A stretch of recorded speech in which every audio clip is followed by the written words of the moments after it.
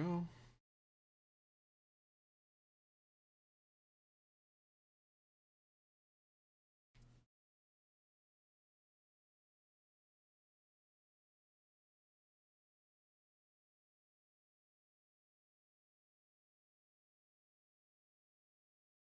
Actually, stand by for now. Here we go.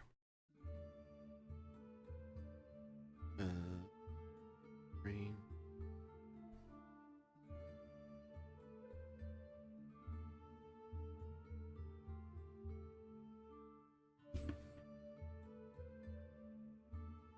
Ah.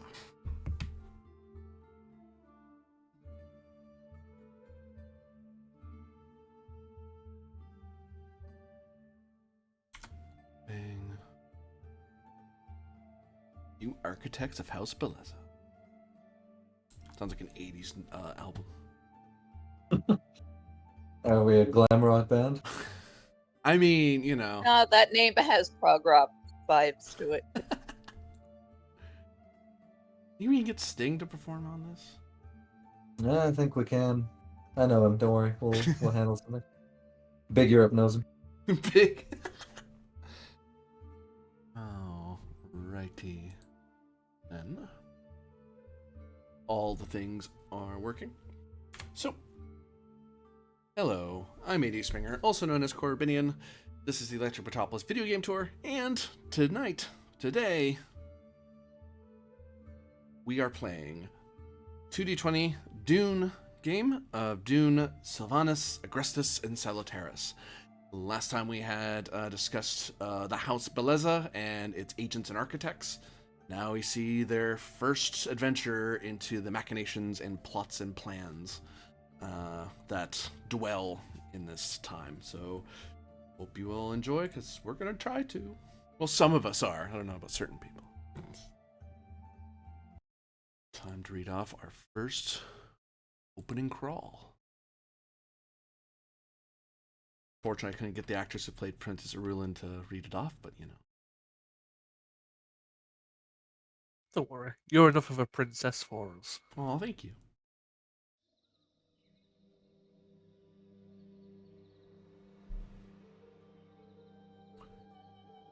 In the delicate tapestry of time, the year 10171 unfolds, dominated by the reign of the Padishah Emperor Shaddam IV. Amidst the vast empire, the planet Silvanus holds a coveted resource, the medicinal sap of the Silvani tree. This sap possesses the miraculous ability to heal mortal wounds and purge illness from the blood. A rare byproduct, the Royal Blue Moon tea, bestows a bluish tint to hair while granting an uncanny sensitivity to rapid movement, even allowing drinkers to evade deadly lasgun fire. The Bene Gesserit, privy to the secrets of Silvani sap, incorporate it into elixirs and drugs, synergizing its effects with the spice melange for unparalleled bodily control. Mastery of the Prenda Bindu, the absolute control of the body, demands the careful balance of sap and spice. As the Bene Gesserit wields influence over the noble houses of the Landsraad, the quest for every advantage, no matter how subtle, is unending. Emperor Shaddam, following a long tradition, manipulates the minor houses of Silvanus, ensuring no single house holds power for more than 3 generations. Yet, a new chapter unfolds as Duke Theron Arconis binds himself as Duke Consort to Duke Eric Valerian, uniting 2 influential houses and toppling the Malevolous reign. The unexpected alliance defies predictions, and even Duke Corvin Malvolus's denouncements fail to halt the transformative union. Reverend Mother Serafina Aurelia, breaking with expectations, approves of the Arconis-Valerian alliance and anticipates a future where House Arconis joins House Valerian in love, family, and companionship. An arranged heir consort further solidifies their bloodlines. The expected order is challenged, heralding a new era for Silvanus and its moons. Silvanus, with its azure trees and strawberry skies, embraces the vision of Arconis and Valerian. Agrestis, moon of burning rage, mirrors House Malvolus' fury. Salutaris, gleaming with potential, hints at the unfolding changes, in this uncertain planetary system. A house emerges with new architects and new agents, setting the destiny of Silvanus and its moons on an unprecedented course.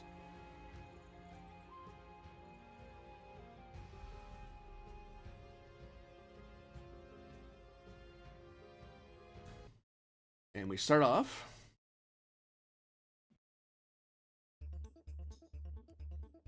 on the moon Salutaris. As the reigning ruler of Salutaris has passed away due to natural causes. The Falsgraf Frederick X, I believe. Yep.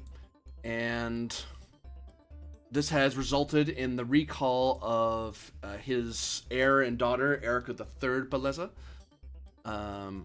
to not only attend to funeral and mourn her father's death, but also to take her place as the Falsgrafen of Salutaris.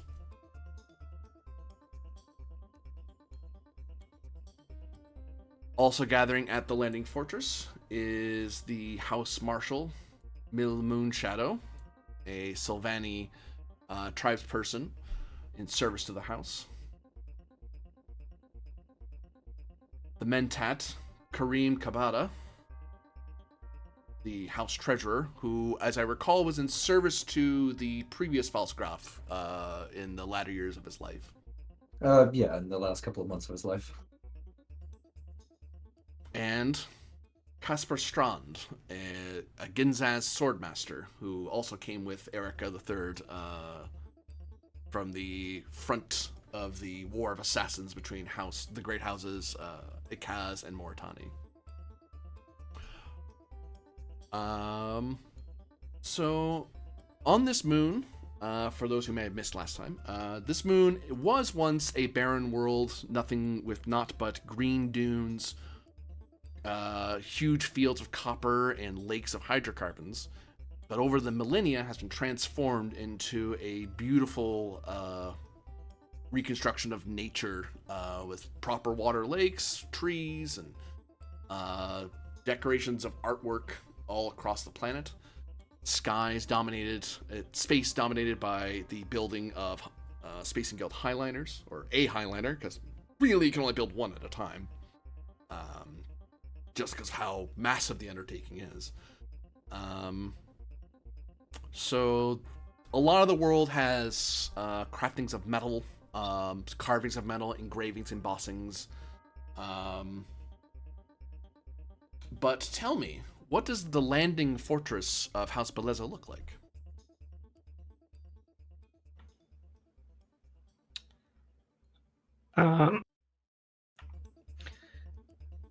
It is an imposing structure in the center of the city. It has modern walls to help defend against incursion from ground level and incursion from the sky.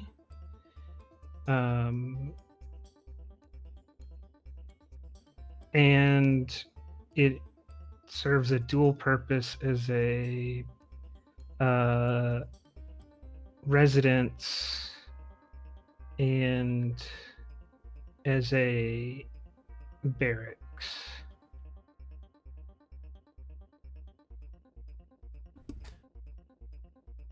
Is Landing Fortress mobile, or did it make its landfall and here it sits for countless millennia?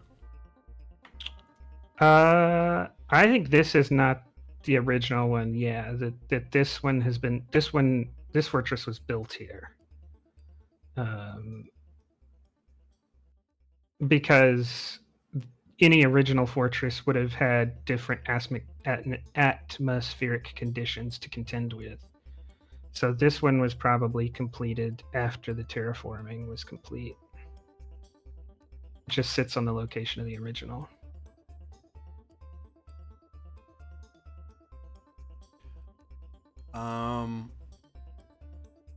inside the landing fortress where the late Frederick X rests, is it a small gathering of those who would be the architects of the house, or is there like a larger gathering of the various staff and family of in service to the house?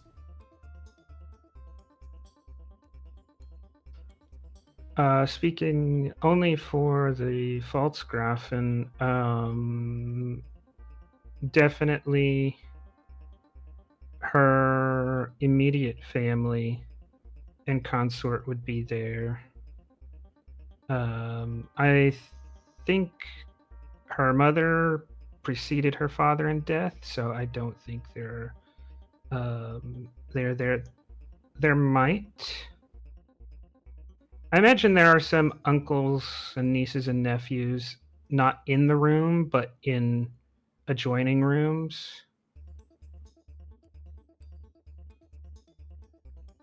And I don't know about anyone else.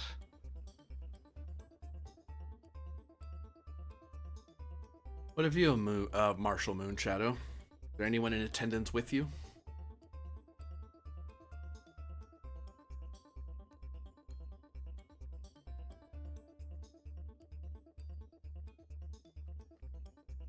Marshall?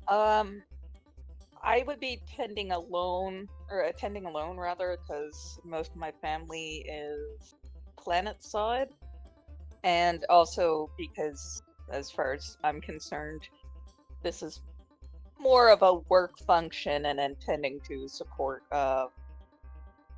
friends and colleagues than something that warrants my immediate family's involvement, if that makes sense. I would have some of my reports, like the deputy marshals and such, with me, mainly because, well, they should be there. He was their boss.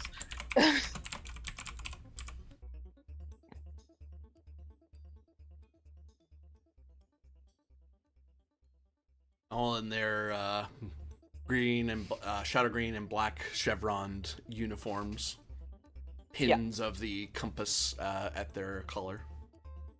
Compass protractor. I want to say compass.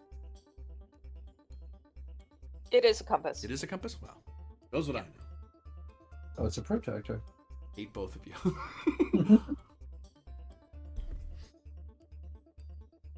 What have you, Mentat? I would surely be alone here. I think most of the colleagues that I work with would be in, the regular citizenry inside the city itself, perhaps. But as I only knew the late Frederick X but a short while, I shall come here on my own and pay my respects to him. And what have you, Swordmaster Strand?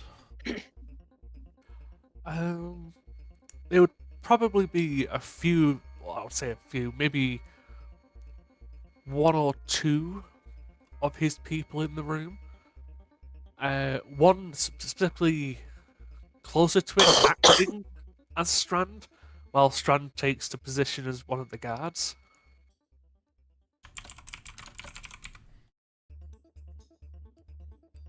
What's the visible difference between the deputy marshals and the elite guard? Like, they both wear the same uniform, but there is an obvious difference between the two forces. Because one's a specialty military, one's an elite guard military. I don't know, maybe like a sash? Like a sash going across? Like a vibrant green sash, like the one you like your jacket sort of thing. Yeah. So, like, Strand would be wearing that as well. So he wears the exact same as his guard, so it's easier for him to swap places with them. Ah.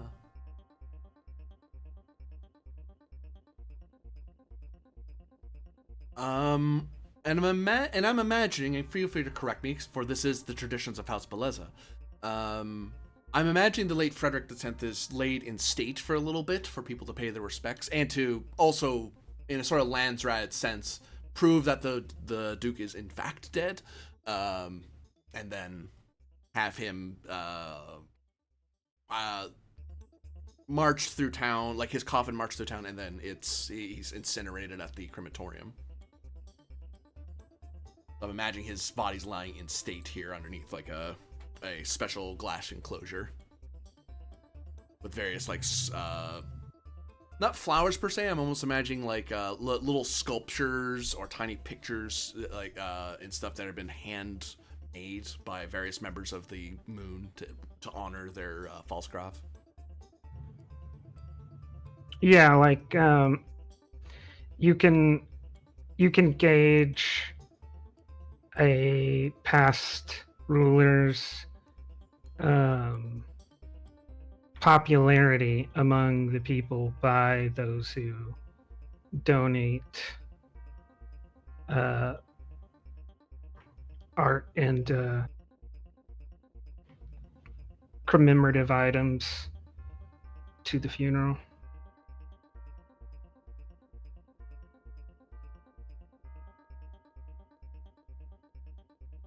And in this chamber, on the day upon which he shall be given up to ashes, this is probably the well, it's the first time we're meeting them. So, the scene is yours, folks. You are standing amidst in this resting chamber within the landing fortress.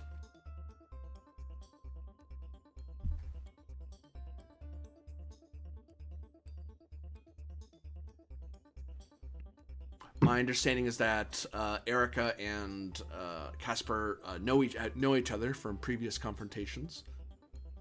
The Marshal Moonshadow before Erica left, had served in the guard before, but made Marshal before she came back. I imagine Kareem might have probably worked with Moonshadow from time to time as well, just because of her ascension to marshalhood, and then because she's the people you have to.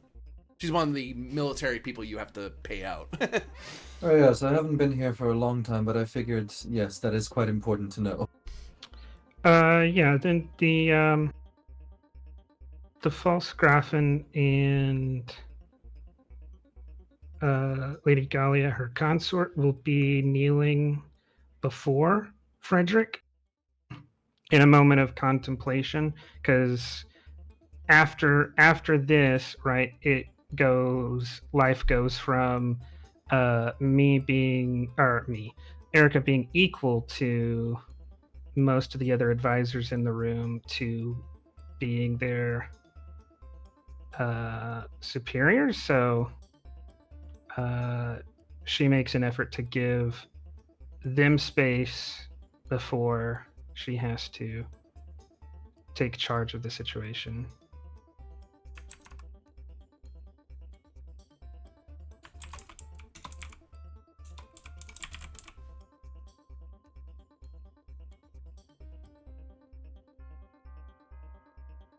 Also, it's good to be seen by your aunts and uncles as being particularly mournful.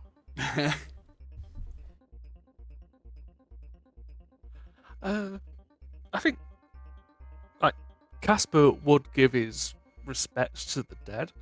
Obviously, didn't know the person, but then he would go around just talking to the courtiers, maybe striking up small talk with other people in the room, like, "Hey, are you the treasurer?" You're asking me? Ah. Yeah. That would be me indeed. I have the pleasure of speaking with?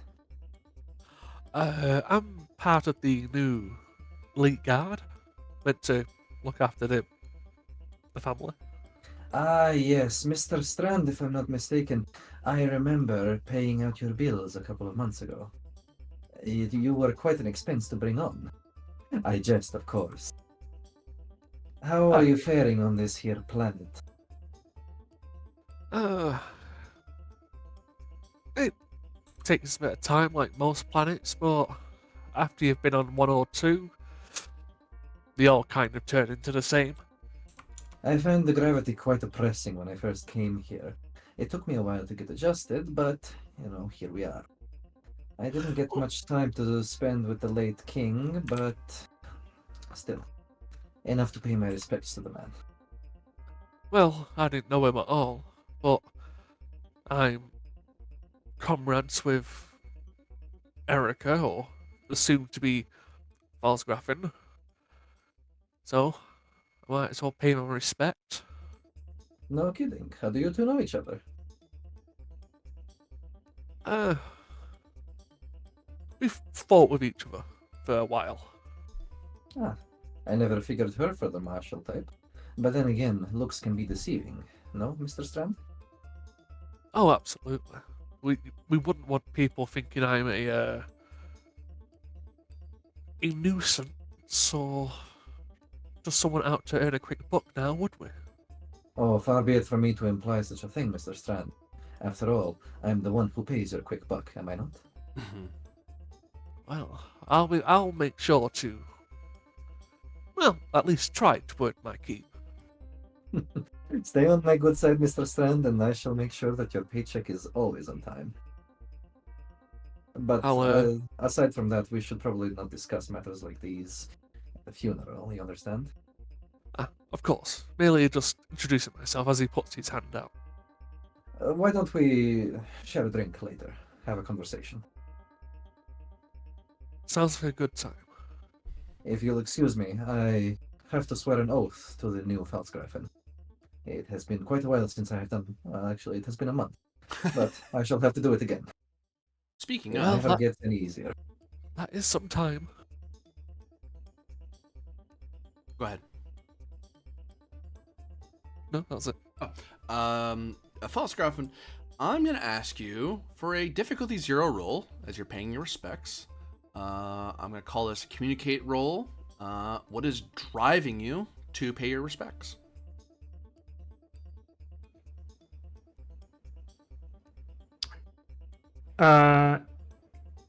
Duty.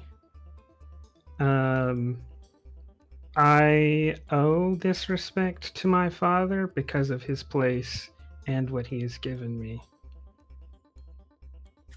And your statement, the house serves me and I them, I think perfectly fits the situation. There's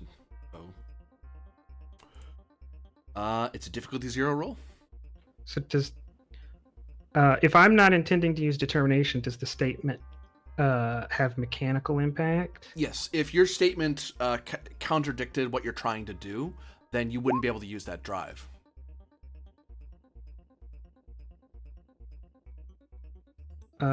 Sorry, I didn't mean to click that in the chat. There's 3 different buttons for each thing. I wanted to read what my talents did because they are communicate focused. Okay, so when I spend 1 or more dice, are we allowed to spin threat? You can, yeah. Okay. In the place of momentum where called out by talents, or only in other circumstances? I'll let you spend straight. Okay. The only exception would be for stuff like the cautious and bold, because those are very specific to those things. But okay, I can create.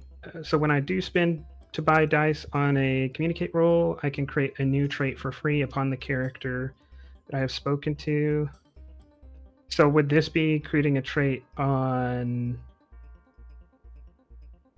everyone in the room? Or is this on one particular person? Because it doesn't say that this is tied to like a persuasion task. It just says it's tied to communication. It's subtle words. Oh, let me put it. Yeah, it's in the chat right now. Yeah, you got it. So yeah, it would either be upon a particular character, or when you have like assets like these that are in the room. Like the courtiers are a sort of neutral asset that no one created. It's just it makes sense that somebody would be here. So in these cases, these are groups of people that you can influence as an asset, but then there's individual characters that you can influence. Am I allowed to use this on other players? You can, yeah, because that can hurt or help them. Sometimes you want to evoke an emotional reaction in someone to get them to be have an easier time to do something. Okay, then not sure how helpful it will end up being, but I think it's appropriate. I'm gonna buy one threat. And it doesn't say I have to succeed or anything. It just says if I spin the dice. Is that your understanding? Yep, as long as you attempt it. All right, then I want to create. Should I word it as like a single word, or can it be a short phrase? It's a trait, so it's a 1 or 2 word thing, yeah. Okay.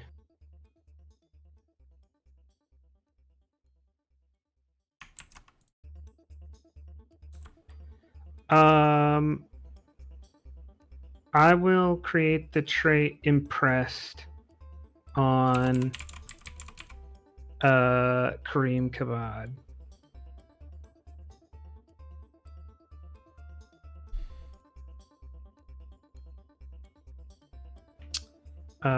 Okay.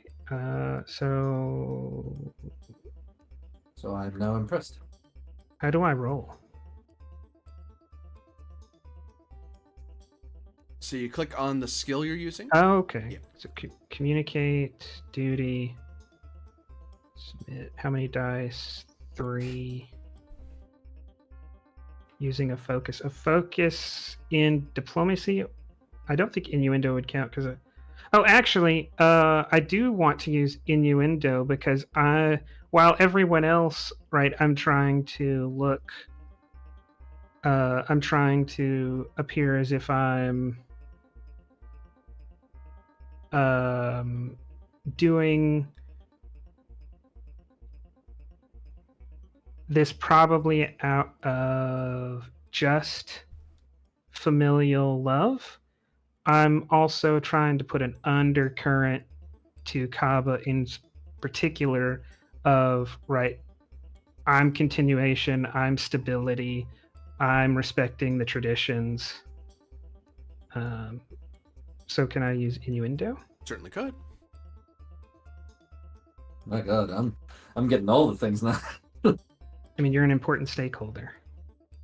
4 momentum generated. This was diff 0. And yeah, you pay your respects. And the momentum kind of represents that fact that it is this very open show of, you know, not only are you respecting Salutaris tradition, you're respecting Bellezza tradition, but also that age-old Imperium Landsrat sort of tradition. The Farfetcher system requires the passing of power and prefers it to be peaceful. This is the most ideal way power is passed, either through abdication or through the natural death of the previous ruler to their rightful heir. So there's a lot of comfort from those in the room that this is a house that didn't go about it that way. It didn't go about it through violence or machination, as far as they're aware. And also Erica's own understanding of who the architects in the room are.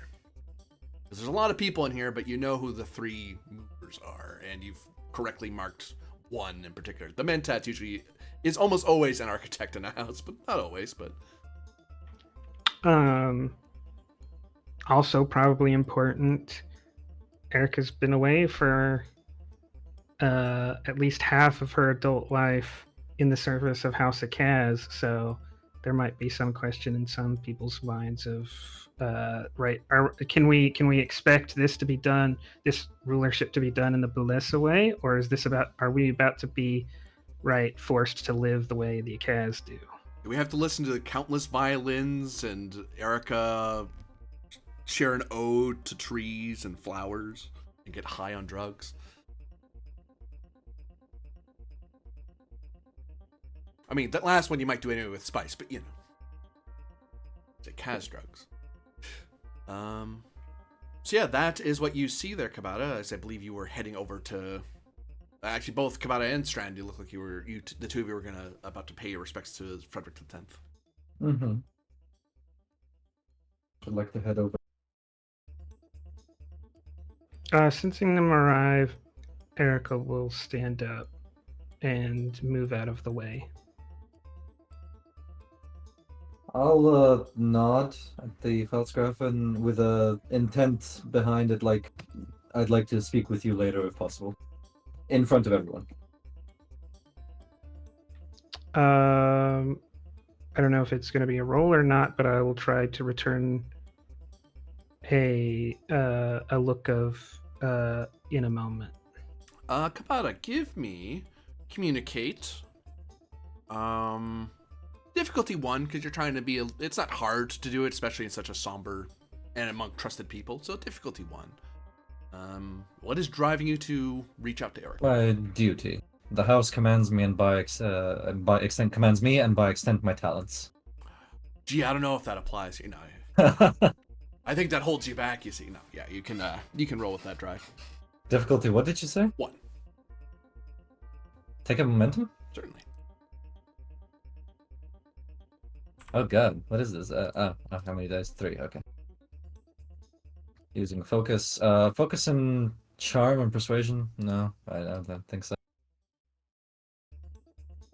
There we go. Generate 1 back. Give me 3 back. No. Oh, 3 back. Generate a lot. You got your max. Nice. Yeah, I'll nod over to, like, I'd like to speak with you later in front of everyone, if possible.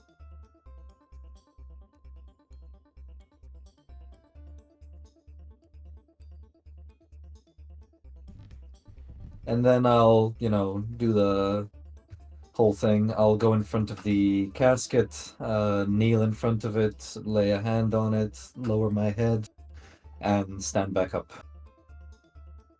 I might put this. Probably march off until I'm called.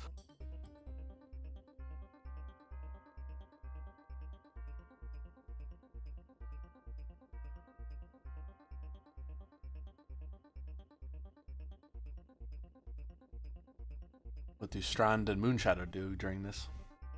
After that, rather, I should say.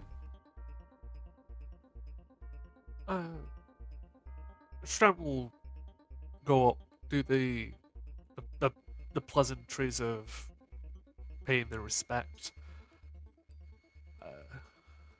then nod to the family, and head off to the side. Moonshadow will move up and pay her respects and then express condolences to the new Falsgrafen and say that she wished she was seeing her under better circumstances before she heads back. Erica only nods in response.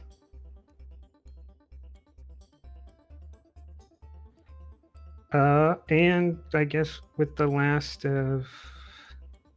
Actually, a question for you Oh, there, go ahead. Falsgrafen. Do you allow for people outside the house to pay the respects, or is that something reserved for the parade through town?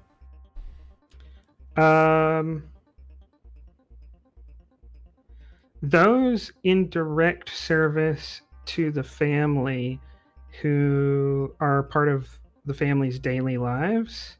So like,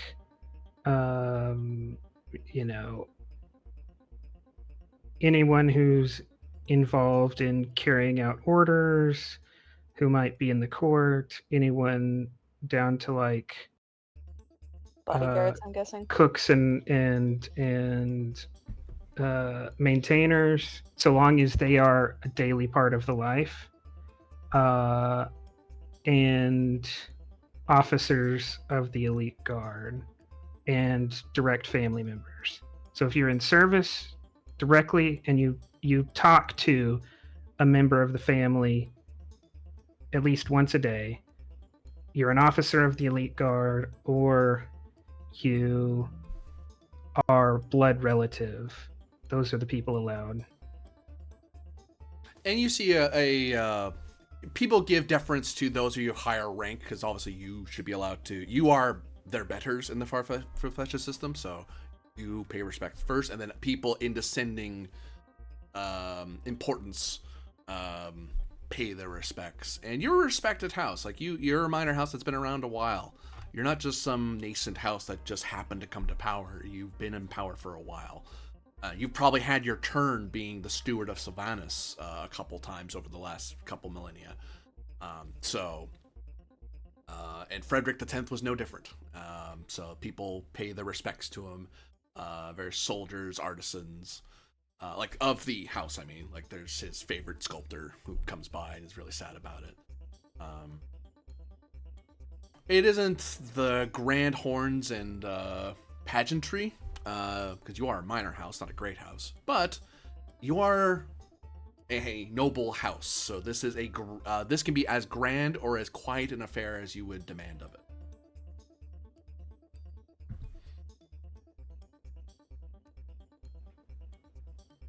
But in time, everyone's gone through and paid their respects. Your family, of course, pays their respects before everyone else, because they are, by relation to you, they are the next most important nobility.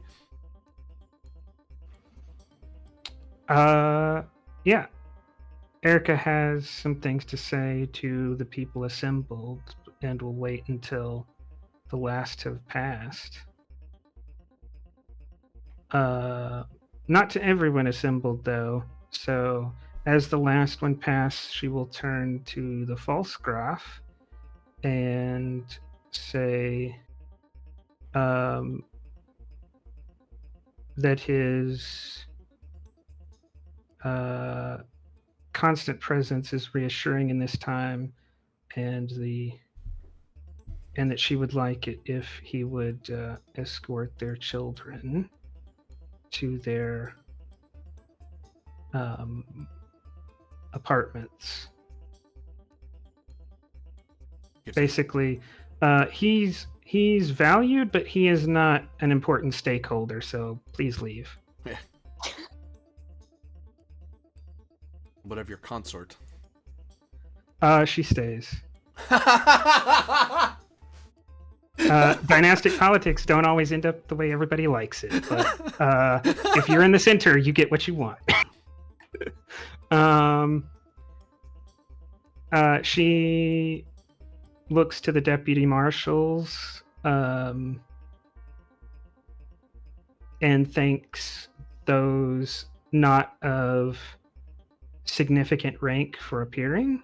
So, like, those directly in service to Moonshadow can stay, but those who are more functionaries are it is indicated to them that their time to be in this room has passed. Yeah, and I would Go ahead. I would make a gesture to the ones that I want to stay versus those I want to leave. I'd be basically keeping like one or two of my most senior lieutenants, and the rest can go. The courtiers stay. Including important family members. I mean, there may be some people who were not in the room initially who are allowed to come in, like Erica's uncles and such. The Lord Mayor of some town. It's like, well, it's nice of you to come all this way, Yes. but frankly, People you're not who- that important. Well, people who hold actual power are allowed in the room. I suppose. So a Lord Mayor would be allowed in the room. Of the elite guard, the senior officers can stay. Actually, all of the officers can stay. And I'll also bring in the highest ranking officers of the Shield Infantry Regiment, so the proper army. And how do they appear different from the elite guard and the deputy marshals? Because they are, yet again, a different breed of your, they all wear the same colors, but they are, and have the same pin, but they are definitely not the same as the other two forces. Yeah, they haven't earned the sash the elite guard wear. And their You're gonna go over here. epaulets mark them as soldiers rather than police.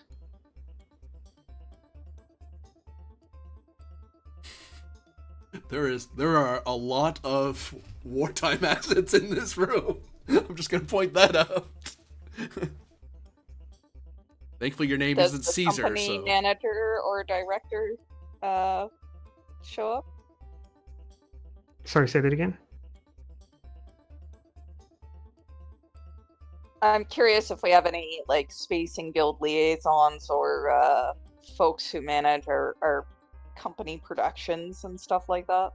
that's primarily that's represented by Kabata as the treasurer. But among the courtiers, there would be Chom functionary, like high-level Chom functionaries that are assigned to you, and a Space and Guild representative would be present because you're one of their biggest clients. So they'd want to pay their respects. But they don't send a full entourage. They send a agent who's Gotcha. important, and he may or may not leave if you tell him to, but you do get the feeling that No. he's the ears of the Space and Guild if you want them to hear things. I want the Space and Guild and Chom to be present.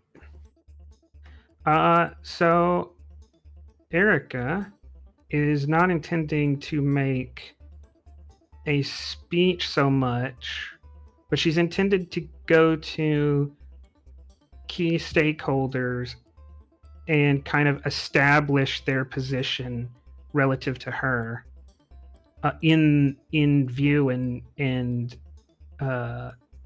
where others can hear. But I wanted to make a show. Can we make a show? Yeah, she's going to come to each of you. She starts off by going to Lady Galia, who she embraces warmly and says she talks to her but does not say aloud anything, merely trying to indicate by her presence Galia's position. Then she makes her way to Strand.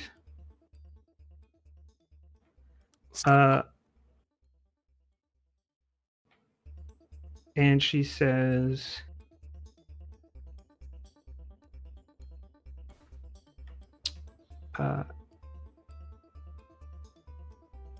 Casper, I have valued your service and your skill since I had first seen you.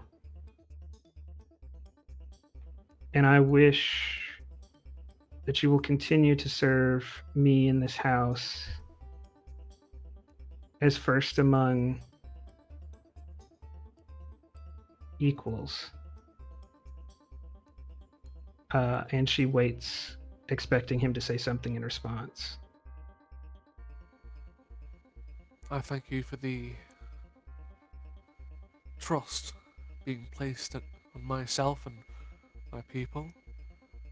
I swear to you that we will give all that we have to take you and your family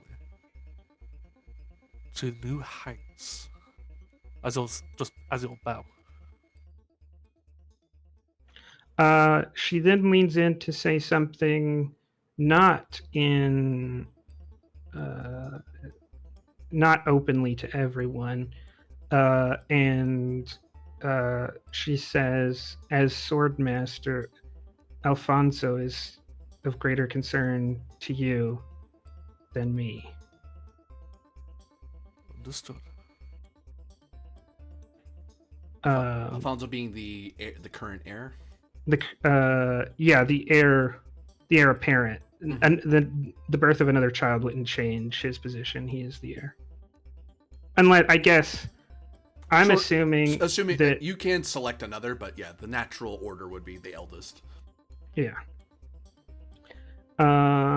Next, she makes her way to Moonshadow.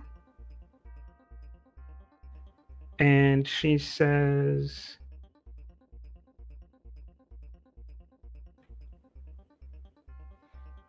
I am the law of this house, but you will be how that law is seen. A good worker wants a fair wage and security, free from corruption. I trust that together you and me can provide that.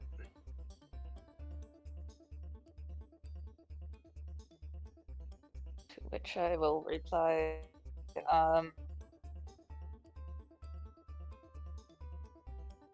thank you for your trust, my lady. It is my dearest duty and honor to ensure the safety and stability of the house for the sake of both the house and my people. I hope we drive the house and by extension the system to greater heights of prosperity and wealth. Volksgrafen nods and then moves to Kabita.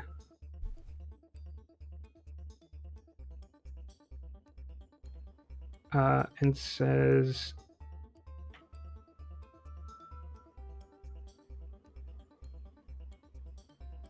much depends on the house's relationships and its contracts. Our word is not to be broken.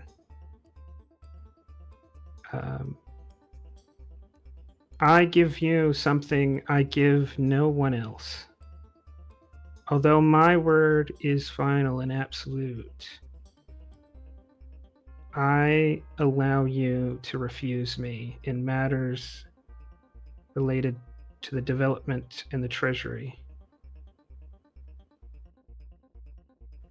I cannot promise you will keep your position if you do so, but you will always have the right to safely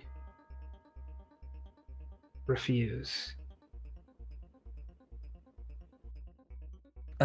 As I have promised myself to your father, so shall I now promise myself to you, Pfalzgrafen. As they teach us in the Mentat school where I come from on Kaitain, it is by will alone that I set my mind in motion. It is by the juice of Sappho that thoughts acquire speed, lips acquire stains, and the stains become a warning. It is by will alone I set my mind in motion. My mind I now pledge to you as I have done to your father, Pfalzgrafen, and I shall serve you so long as you shall have me. She nods in approval.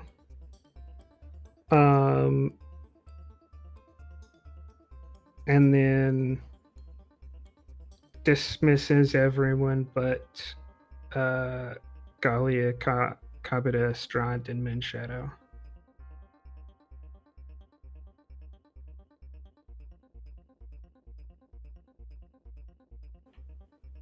She says,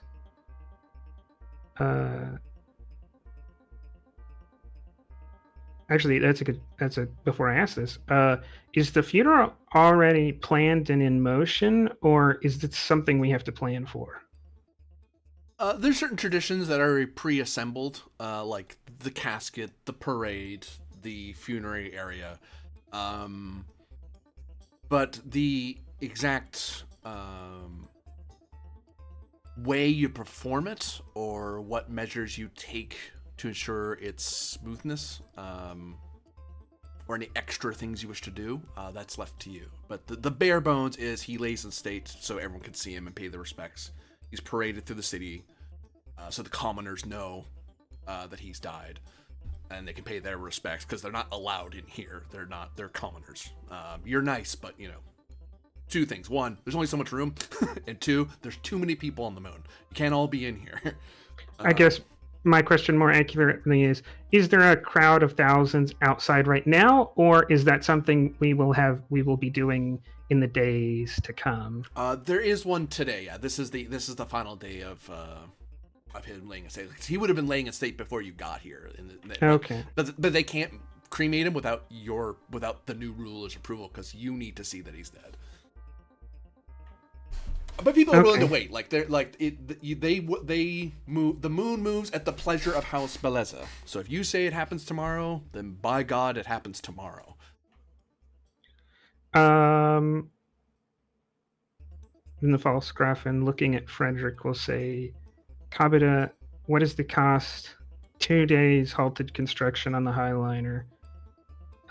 All non-essential personnel to be given a holiday. Oh, Feels like can an I use my mental understand to discipline me. for this one? Yeah.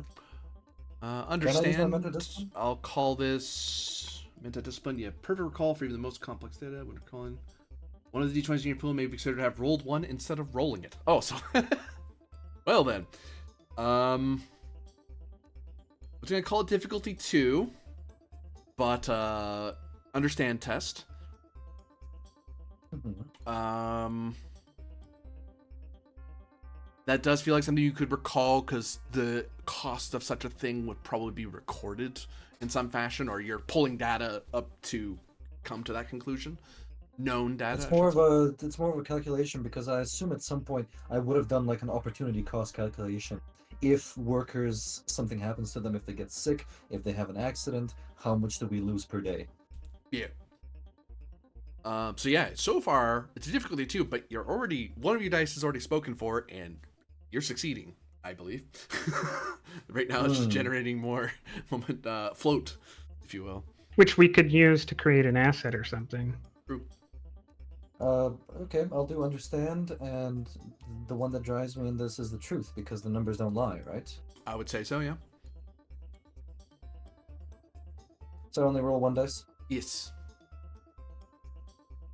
Focus in data analysis. I believe so, yeah. Here's another 2.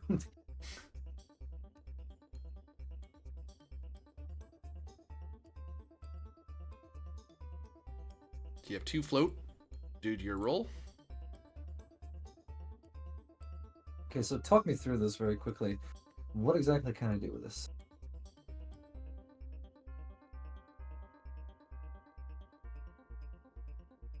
Oh, I was there. It was right in front of me. I scrolled right away from it. I have a cheat sheet in front of me. So you can create a trait with 2 points. You can obtain information for a single point. And the trait would be something like, or even create an asset, which I forget the cost of the. Like a temporary asset. 2. Oh, it's 2. Well, there you go. So it's 2 for trait or asset. Trait is more of a general feeling in the room, or a certain state of affairs that's already established. Whereas an asset is even intangible, would be like intelligence or favor, or even a person that is not statted out, but there's some importance to it. So you could manifest your success in a trait or a temporary asset that's in play. And to highlight further, traits are a single word that changes the situation. Assets have like 2 to 3 words or traits attached to them that kind of float around. I correct myself. Creating an asset, I think, is only 1. But you can spend 2 to make it permanent, I think, but because the only one that calls out how much momentum it costs is create a trait. It doesn't say how much create an asset costs. It only says how much it costs to make that asset permanent and get added to the character sheet. Let's double check. Okay, well, in any case, I don't think I'll be creating any assets right now, so we can maybe check that later if you want. Can I spend these 2 to make because I obviously think the Volksgrafen has maybe a bit of worries if we're going to try and delay production. But let's say, maybe it's not such a big deal, people are allowed time to mourn. It's logical, otherwise they will be underperforming in their duties. So I'd like to create a calm, sort of trait in this room if I can. To, when I pull out the data, that it says, it's not that bad. Don't worry, guys.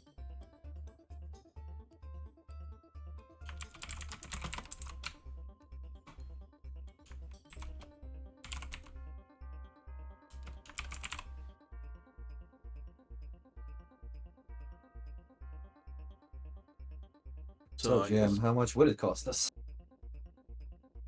For the trade, it is 2. That I knew. It was the asset that I was. Well, no, I think he's asking how much the highlighters cost us. The delays. Oh, a certain. Given that you're a mentat, you're able to calculate down to the singular solari. Yeah. Like you don't have to approximate. You know precisely how much it is. A couple days does cost a significant amount of money, but it's not outside of your budget by any means. Things like there's a reason you run over, and the Frederick X did make a great effort to keep you guys in the black as much as possible. So, especially since he knew he was getting older, he knew he needed to keep you.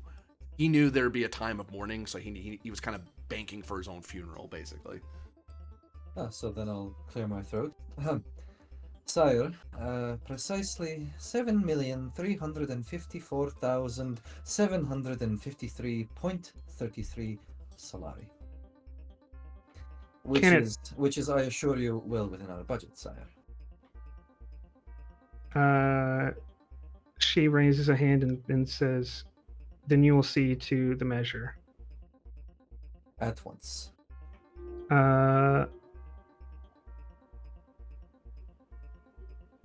Moonshadow, or I guess she'll say, yeah, she does not know Millie that good yet, so she will say Marshal Moonshadow.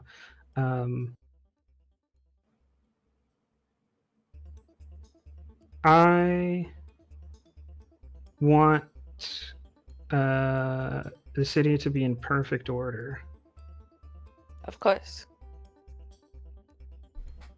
It will be done. And she says, Strond, I, the lady, and my family will be at the resting place. You will lead the procession. Of course. And I ask that you do it in uniform. Of course. She waits in case anyone asks anything.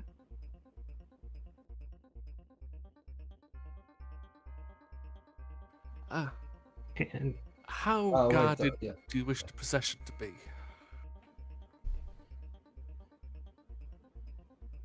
The marshal will handle the security of the city. You may lead the guard and the infantry as part of the procession. Sire, a question, if I may. What news shall we tell Choam should they ask about the delays?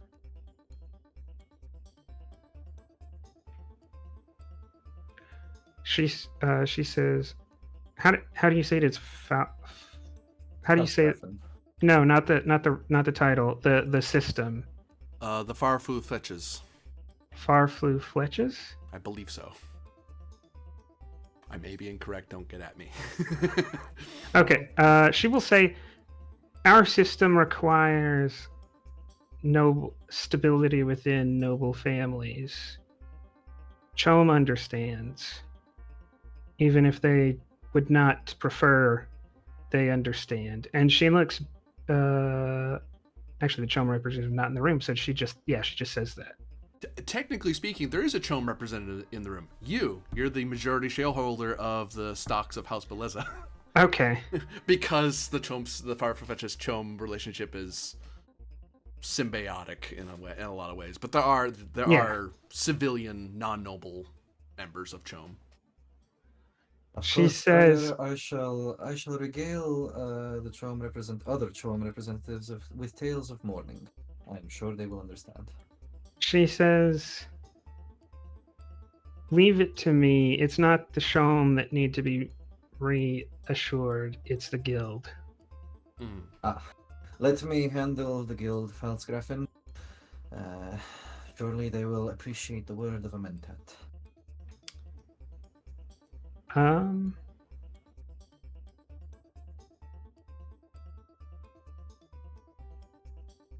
The Falsgrafen does not actually know if you're a good diplomat and hasn't had time to learn yet. So she will say, I will handle it. Of course, sire. Because Actually, that's one thing Erica- she knows she's great at. Okay.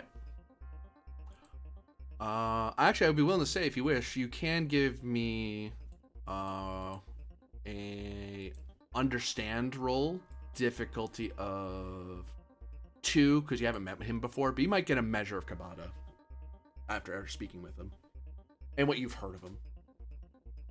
That sounds like understand truth. If truth is what drives you, yeah. Although you don't have a, It doesn't. Truth is low. it's the one that makes the most sense, is another way to put it. Yeah, and the Falsgrafen doesn't actually care about whether or not it's true. She will give him time to prove it, but she's not gonna. She doesn't actually care enough to worry about it at the moment, because her truth is a 4. Hey, the rule is not mandatory. The roll isn't mandatory, I should say. I will just nod, of course, I understand. Draw Small a pistol. She's getting poison in her wine cup later on. Yeah, you'd have to get in line. She returns to Lady Gallia and says, and then Quick query, can takes her- people move their own tokens? Yes, I can. Can you refresh my Token, token? I made and an that's- actual yeah. token. This should be a token for you right there. No, Did no, you I want made one a- with I borders made and a stuff? circular- I made a circular one. Oh, you did? Oh. For your convenience. Or inconvenience. Nope. which is weird. It makes Strahd the only square, but we know he's not a square. I mean, he is the only real outsider here, so it's like. I should have updated it in any case. No? What's your main picture?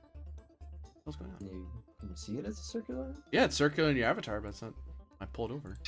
Yeah, but you have to add it to both the token and the avatar on the bio when you edit it. Let me try it again. Hang on. Yeah. You have to add it to both places. Because the thing that shows There up you go, on the screen here is not the avatar; it's the token. Try now. Aha. Ah, There you go.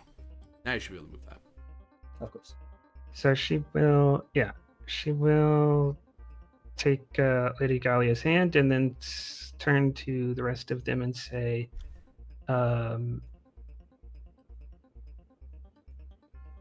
"We will be waiting at the crematorium. Please see to the tasks at hand. We will reconvene in the morning to establish more permanent details of our upcoming tasks." Falsgrafen. And she and Lady Gallia will leave. Ignoring the Swordmaster. Oh, it sounded like he was saying the title in acknowledgement, not as. Oh, was he? Oh. No, I was trying. My lady? Question mark?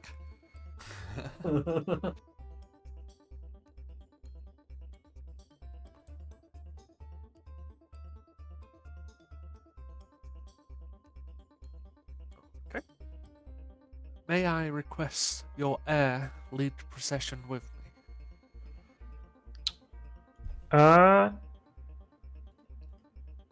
Before you commit to asking that, I will tell you that he's on. As a player, I'll tell you he's only 7 years old. Yeah. Okay. She kind of looks and says,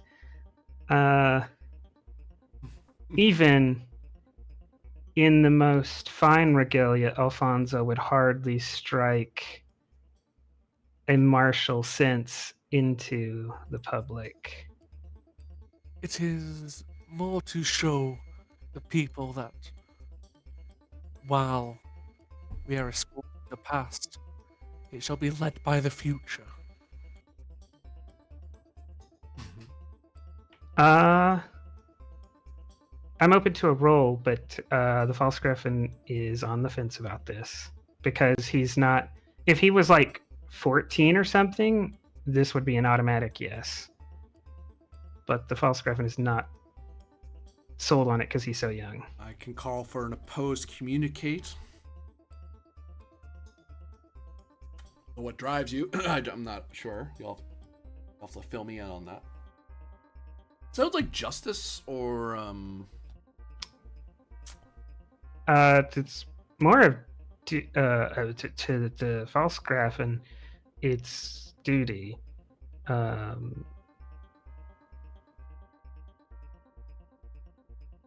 mean, yeah, I'd say. And I'll clarify. It may be automatic. Then I'm not opposing it so much as saying there's a slight hesitation. I can roll, but I wouldn't. It's almost like I don't want to roll anything higher than a 1, right? It's a small road bump, not a me trying to argue him down. I mean, like I don't want to change Casper's mind. I'm opening. Do we just want the to roll door. off? Just get it over. Yeah, just that a straight works. roll, yeah.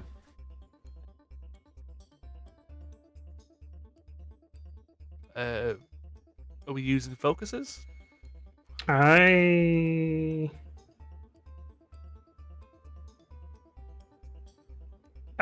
Just because it's there, I'll use innuendo if that's acceptable because You're trying to I say something don't without want saying to something. belittle. Yeah, I don't want to make Alfonso seem weak, but I need Strawn to understand that he's not very strong. Yeah, that's fine. Like I said, I don't have one now, so that's if you want to use one. Which I think means, yeah, you're convincing. Yeah, belatedly, Erica says,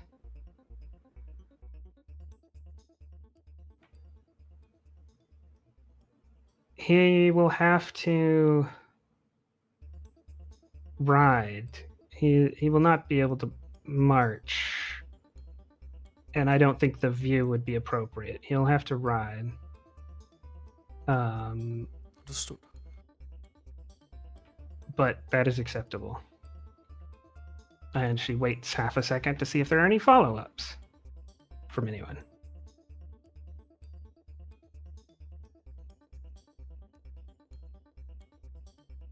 Then she will leave. So you're heading to the resting place? Yes. I will leave to collect my lieutenants and probably enact the plan they already have in place, given that I'm a tactician. I assume that I already had a plan for this exact sort of procession. I would call this a battle roll of sorts. What is driving you to? And I'd call this.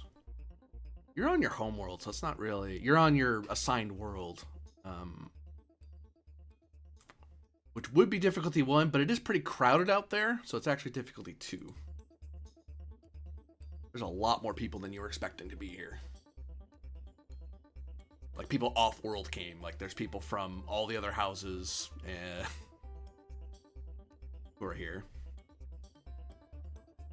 Yeah, so in this case, maintaining order is I could see either power or duty, because the maintenance of order is designed as a show of strength to make sure that outsiders and our people as well both know that the death of the previous Falsgrafen means nothing about our ability to lead our operations smoothly. But it's also in service of the well-being of the people. Like, I don't want this to degenerate into a riot or disorder or a panic. So which statement do you think see applies either. more accurately? Do you have a drive shaft attached to both? Yeah, I would say in this case it's probably that power must be used wisely and cleverly. I'd say it's a power roll more so than a duty roll. Okay, so power battle. Yeah, I would ask if tactics applies. I would say so. Yeah. Just from the thought of using battle and power, I'm seeing people in jackboots with red sticks and sharp uniforms on every street corner. So I forget how do focuses work again. Extra die, I think. No. So when you say yes on the focus, your skill becomes the new crit range instead of just one. Okay. Gotcha. Thank you. You're welcome. On the nose. Nice. You deploy your deputy marshals into the crowds and into the city itself.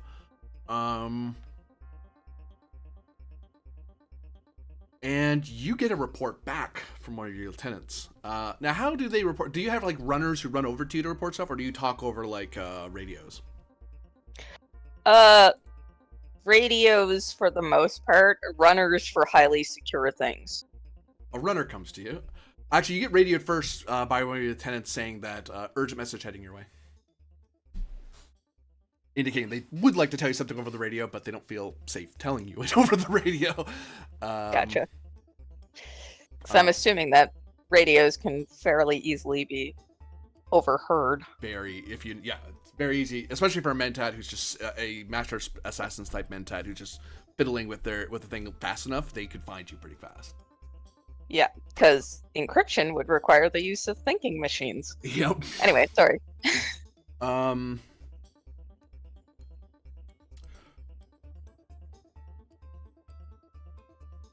Marshal, we found a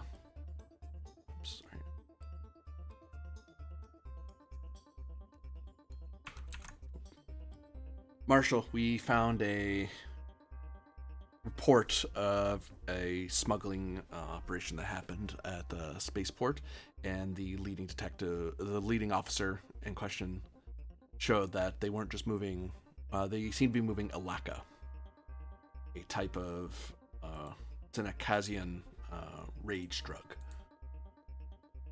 Oh. Any idea who the clients are? Not yet, no. That's what's puzzling. There's not a huge demand for it here. We don't have gladiatorial arenas or rage troops by any means. So, and none of the current power players we're aware of would have need of Alaka unless the Falsgrafen has taken up rage fighting.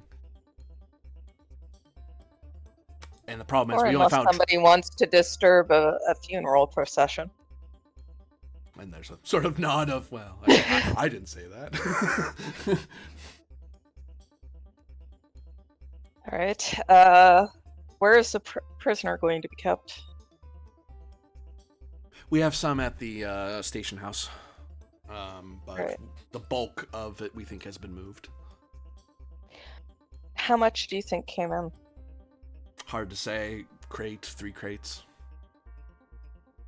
I can't imagine more than 3 though, because that amount I don't think could be moved without attracting attention. Because that would require a special. It would require a chome lift to move that much, whereas 3 or less could be construed as personal effects or someone's favorite flowers they want to donate. They wave, that sort of thing. Very well.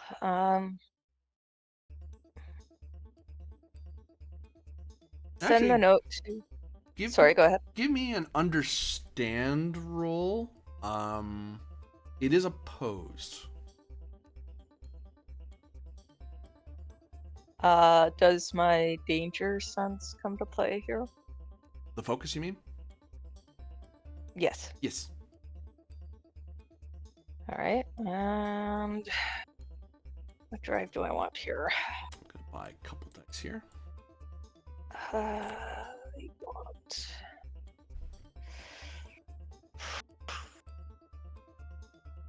I'm gonna go with duty here. I do not want this funeral procession to be messed up for the sake of the house. Mhm.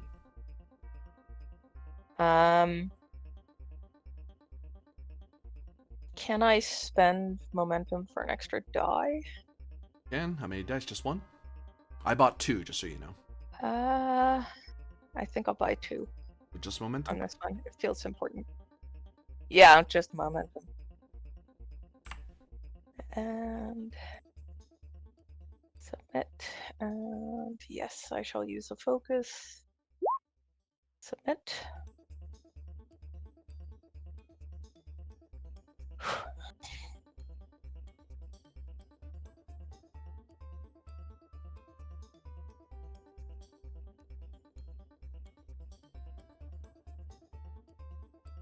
Oh goodness, I don't think they're gonna get this.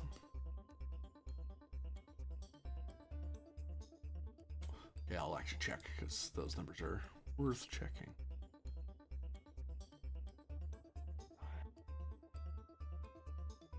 Aha, that's awesome.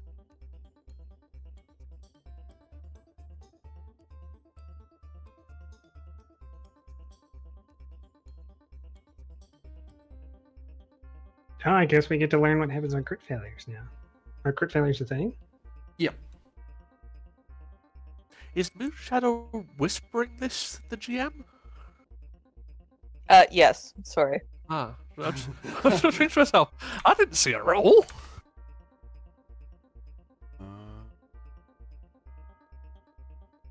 Alright, you rolled back here. Understand duty to figure out what I'm doing. So Alright. I should unclick that unless and until I want to do some intriguey goodness.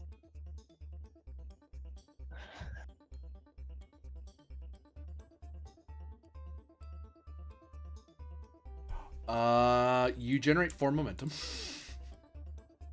Holy crap. I did. Okay. I rolled garbage. Well, actually, is that no?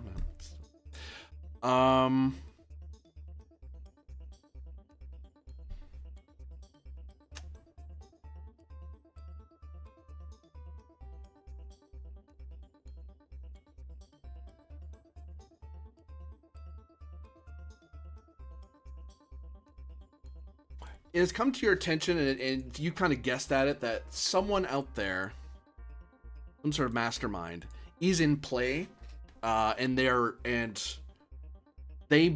has come to your understanding that they must have miscalculated this. They probably assumed there was going to be a wait time, like Erica was going to get here and then like delay for like a week or a couple days or more. Not doing it the day basically she arrived and then she immediately did her rites.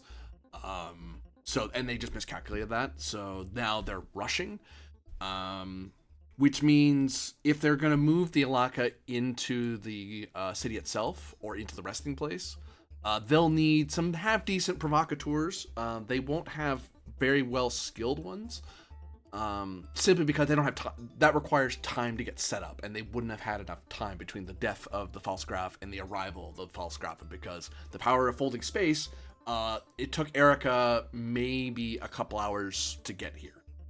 Like, as in, she had to get from the planet to orbit, into a Highlander, and over to here, and then back down to the moon. Like, it hasn't been very long since she got here. Who precisely that is, and I can also tell you that it is there seems to be the currently they would only have time to have these 2 assets in play. they don't have time to set up anything further, given how rapidly you and Strand were deployed. All right. You have a. I will. Oh, go ahead. Sorry. Go ahead. So the first thing that I'm going to do is ask the lieutenant to run a message to Strand. Since I know that the Falsgrafen's child is going to be in the procession, I want to make sure that he is on his toes to act as a bodyguard if needed. Before you send him off, you do have a float. Do you wish to spend it toward a question or it and another to establish a trait or asset? I'll spend 2 to establish a trait. And the trait would be well prepared. We have a lot of plans for this sort of situation.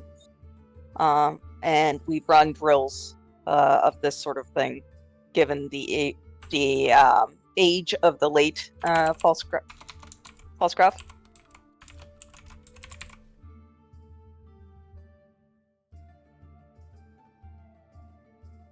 There's a question, GM. Mhm. Is that a trait that applies to the scene, or does that apply to Moonshadow? Does it apply to the troops?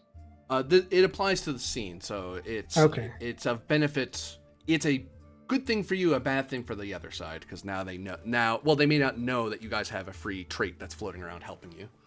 Okay. Yeah. And then the next thing that I am going to do is to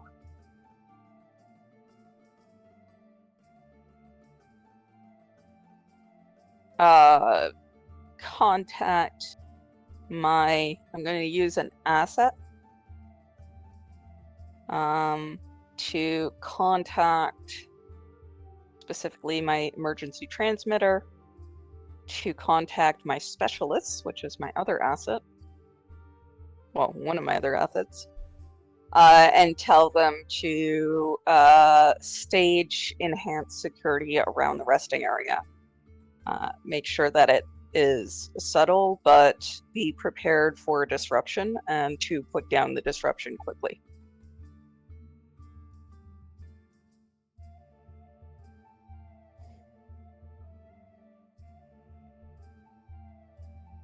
Give me an opposed battle roll. Okay. I think it's either tactics or combat awareness. In terms of focus, would either of those apply?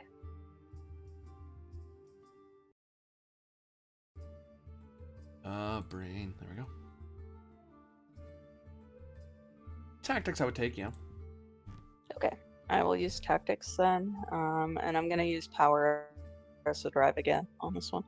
Okay, I'm gonna buy a single die. And they should get the benefit of the trait that was just put in. Yep. Right. So you get a trait would either make it possible, but it's already possible because they exist. So you get +1 hit. The difficulty is 1 easier, Nice. basically. That's good. I will spend a momentum for an extra die in addition to the trait.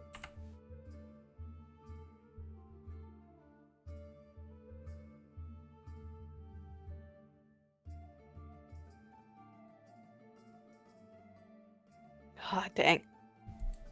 So I get 3 hits. Ooh, you got one more than I did Nice. That's good. because of the trait you created earlier. Nice. So yeah, very subtly, Falsgraf, you and the Lady Gallia, get to the crematorium and stuff, and then there's a normal guards who are ceremonial, the ritual people who are supposed to be there, the specialists who be there, and then just kind of subtly some deputy marshals just kind of join each of the numbers. No big move, no big fuss. They're just kind of there now. But you know that's not normal. That they don't normally need to be at the resting place. Before I address that, a quick question of mechanics. Because the marshals, I think, are a quality 2. Does that do anything? Oh, they are quality 2. My mistake. Sorry, I should have marked them deputy marshals too. That's my mistake. Because I think almost all of our traits, except for Strahn's troops, are 2s. Yeah, Strahn's troops are 4. 3, I think. If you can have them as 4, sure, but I think we agreed on 3. They are actually Sardaukar in disguise. No. Not sure how you managed to hide a bunch of Sardaukar here, but good on you, Strand. So that would actually generate 2 bonus momentum here, I believe, because there's no one you're attacking. So you just kind of. I'm gonna double check that. I feel like that's right. Because you're not attacking anyone in particular. You just have a high. You just have a cool asset. Cool assets give you stuff. I'm just trying to remember. Yeah, because I guess the quality means something specific in like combat, but on just a regular task, what does it mean?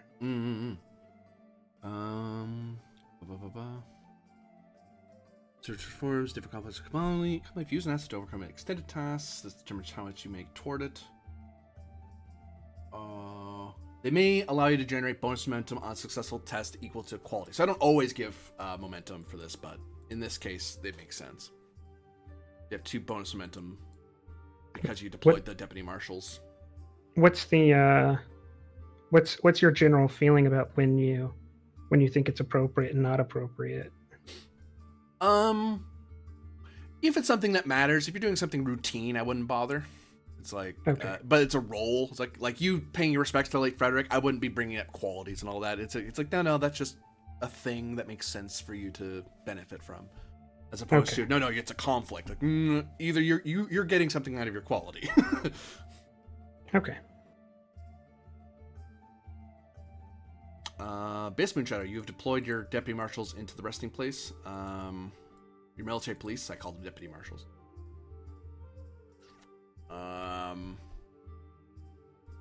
Yeah, do you wish to spend your bonus momentum on anything? The bonus momentum can't go into the pool, it's floating, so it's either spent or it goes away.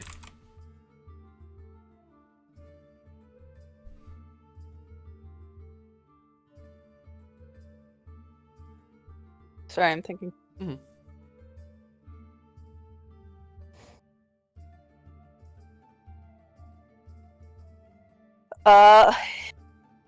I'll spend it. How much extra momentum do I get again? Sorry. 2. 2. I'll spend 1 on a question, and the question would be: do I have an impression of what type of disruption to expect?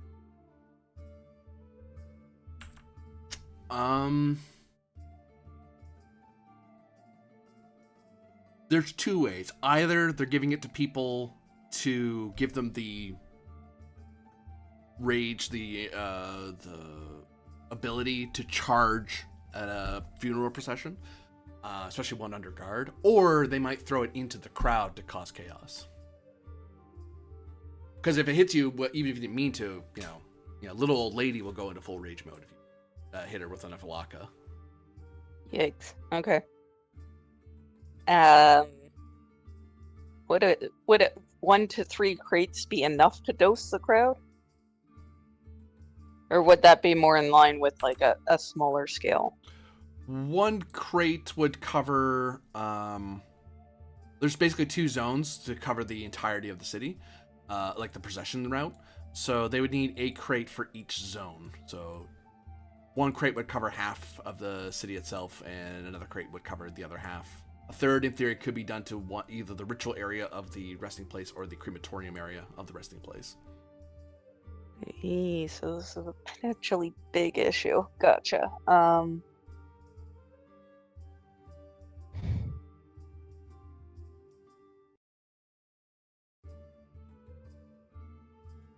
Can I create a crate? Sorry. Firstly, do I know if this drug is dosed through inhalation, through injection? Like, how is a dose contact? It can be. The more concentrated it is. Like if you inject it, or injection's the highest potency. Eating it is the next one, and the lowest one is as a powder thrown into the air. Like if you inject someone into it, they'll go full. They can actually get a little stronger and a little more, and it stays active longer. If it's in the air, it will put you into an uncontrolled rage, but it won't last nearly as long, just because you're not inhaling enough of it. So it can be utilized in a fair variety of ways. Ideally, you would use it as a injection if you're trying to create a rage trooper, because you inject them and then throw them out to a field, and they'll eventually get killed at some point. But if you're trying to just disrupt a ceremony and make a house look weak, a powder would do the job just as well. yeah. So in that case, I will spend the remaining point and another point from the pool to create a trait of watch the skies. I'm going to have people looking for drones and other devices that might be used to dispense.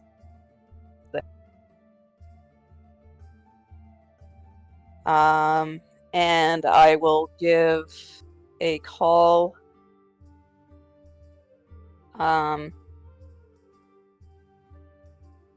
Actually, rather than that, I'm going to get a runner to run, or rather a series of runners to run messages to each of my higher ups, the lieutenants, and one for the Falsgrafen, just because she should know that there is a threat underway, and we think we have it under control, but just be aware that if the guards start ushering you away, please go with them.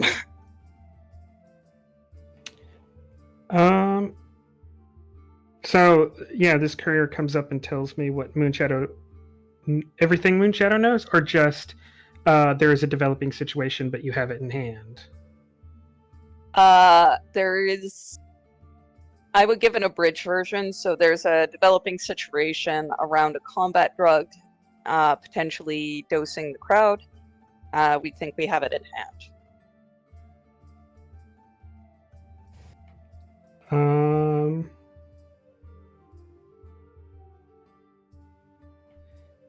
Would it be possible to survey for me to think of the layout of the city to get an understanding of what direction this may come from? Like, if I was going to do it, which direction would I come from? What direction would I be releasing this powder from? I would say understanding difficulty 3.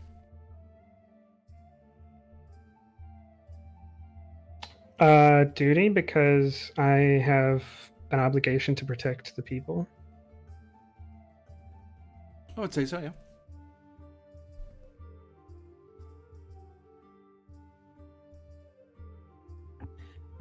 I'll spend I'm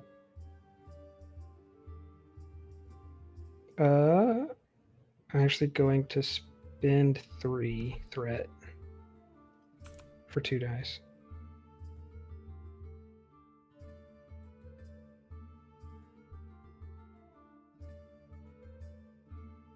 Because I'm not the greatest at this, and I was hoping it would work out, but it did not. So I'm not going to get caught in the sunk cost and just let it go. Oh, wait, there's a crit fail there. Actually, so this might be the time to do some kind of determination to not make this worse than it already was. How does that work? It just occurred to me. Complication isn't a thing. Oh, yes, it is. There it is. Yeah, complications. Okay, I know the game. I promise. Sorry, what was your question again? How does determination work? Is it possible to make rerolls, I guess, with determination? You can reroll, yeah. You would spend your determination point, because you always start with 1, and you would spend it toward the drive that's attached to duty, if it applies. Well, the statement is the house serves me and I them. So like, I consider myself at the service of all of these people who may be dosed. I'll take that, yeah.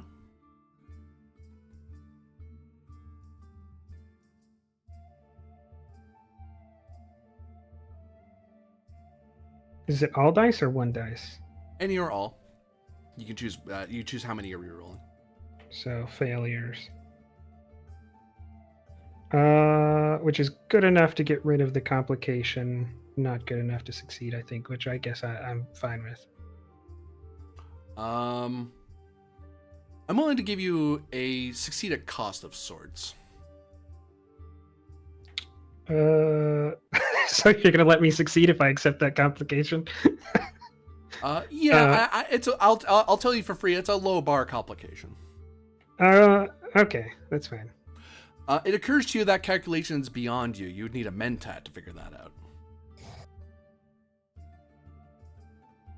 You have a rough guess, but the time it would take you to calculate it would require an abacus and a significant amount of time and studying a map. But it is calculatable, just not by you.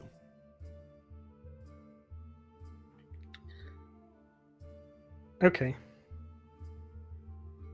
See, my thought was if I could get the answer to create a trait of prevailing winds on the scene to mute their success. But since I don't know, I'm not going to accidentally give them a boost by guessing wrong and making this much worse. So I will acknowledge I'll acknowledge the situation and trust Moonshadow's capacity for success. Although,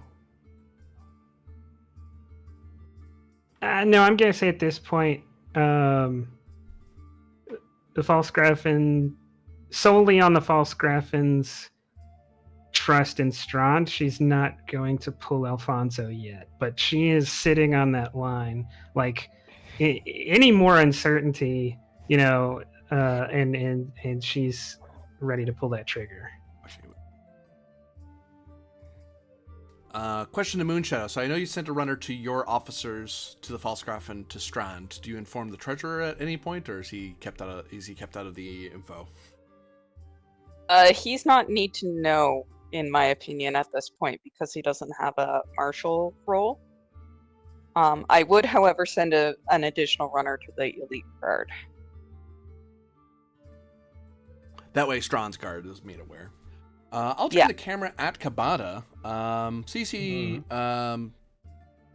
activities going about. The procession's getting underway. Are you going to go with the procession yourself, or do you want to wait within the city itself with the others, or are you going to go all the way to the resting place, or perhaps your private quarters? Is it my duty to go with the procession? Not really, right? You don't need to. You can, as a member of the house staff, like a senior member of the house staff. 'Cause you're the house treasurer, so you're pretty. Even though you yourself aren't a noble, you are important. Like, I respected the previous ruler, but frankly, I didn't know him that well to stand in his procession. No, I just like to. If I have to be somewhere, that's where I'd have to be. So if I have to be at the resting place, that's where I'd be. You make your way to the resting place.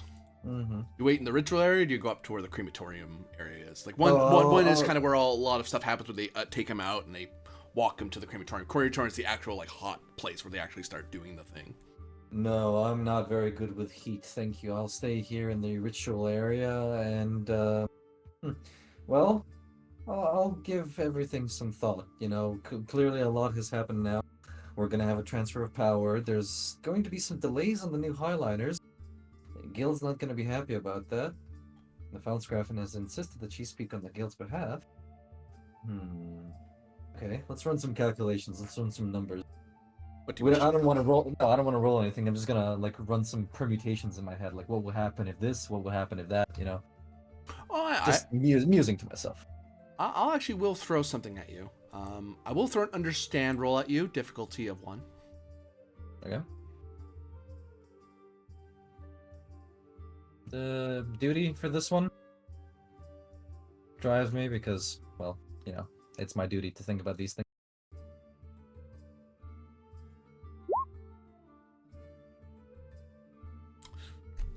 We give it some thought. You do some amusing permutations, and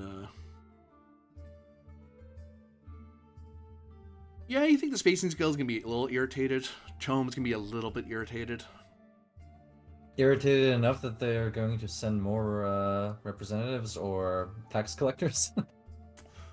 No, you get the feeling that if you give like a 1% discount or 2% discount, I mean, it's money being lost a little bit, but yeah, that should be enough. 1% discount in something that costs 20 billion solari is a lot of money. It is, but it's not 50% or 25%. It's not the emperor's cut, as it were. It's a, if it really comes down to it, you can give yourself a tiny haircut and it'll go away. But right now, until someone starts whining, it's a hinge that doesn't need fixing yet. But if someone does whine about it, you know precisely how much it would take to kind of get them to calm down. It's like, look, here's a 1% discount. You happy? Yes, of course you are. Bye. Okay. I'd like to record these notes that I have in my memo quarter. You start tapping away at the cube, your details. Yeah, like I have several situations in mind. I tap to my memo quarter. Now, situation number 1 is this. Situation number 2 is that. Possibility number 5, and you know, on and on it goes. I'll fill up a little bit of the memo quarter. Very good. Swordmaster Strand. Yeah, well, I've been told there might be some shenanigans during the possession. Oh, when the military police, the deputy marshals. Yeah, so I've not named a second in command yet, but I assume I'll have one for ease of access. And I'll get them to designate a person from the guard to each of the royal, or to the family. Mm-hmm. That's non-negotiable, so they can kick up a fuss however they like. And I'm essentially going to come up with how the procession is going to go, with the knowledge that something is likely going to happen.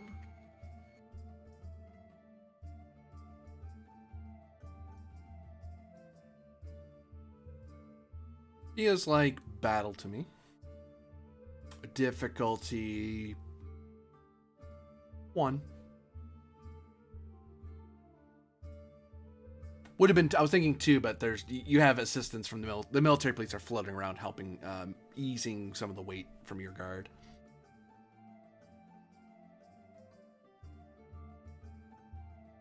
What drives you to it?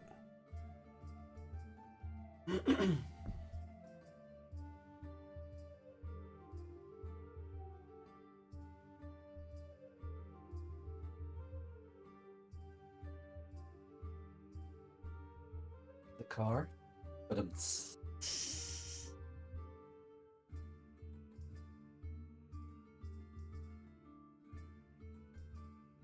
Oh, if you're saying anything, we're not hearing it. Yeah, Bob, are you here? Hearing nothing but sounds. We're seeing your thing light up, but not hearing you.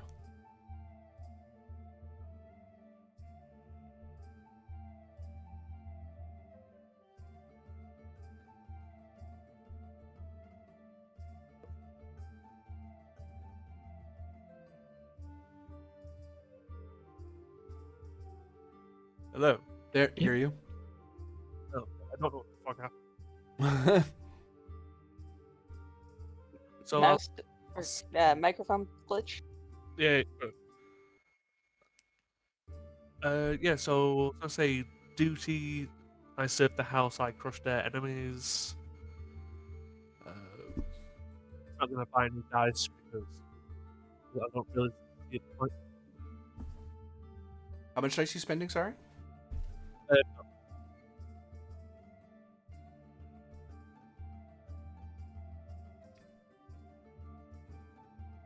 Apologies. Did One you- more time. You cut out at the end there. Sorry, none. None. Okay. Did you say this was battle or understanding? Battle.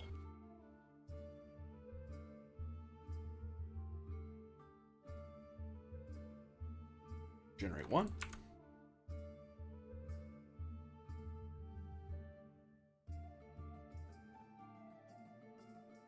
And I'll have 3 float out there as you get your elite guard into position to watch after the Falsgrafen family. Yeah. So essentially, I was gonna The Bellezzian family, I should say. make the procession as the shield infantry, which is the army, correct?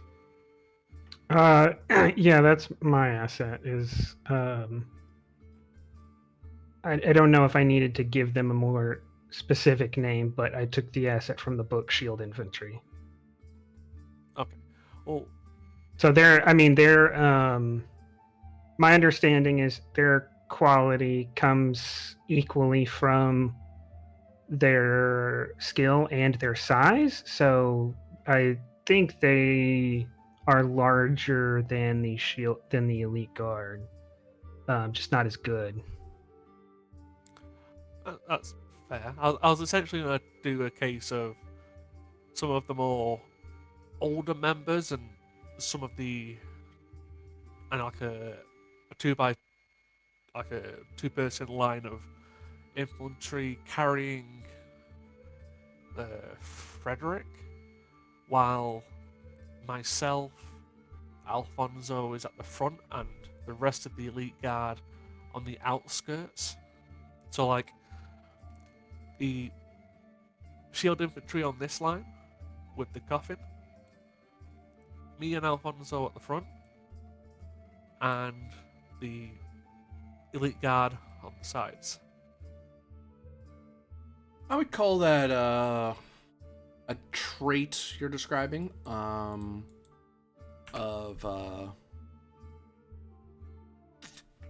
Organized procession. yeah. Yeah, because it's a case of I also want like people to see their own people there, their future ruler, and the new guards to help assist as well.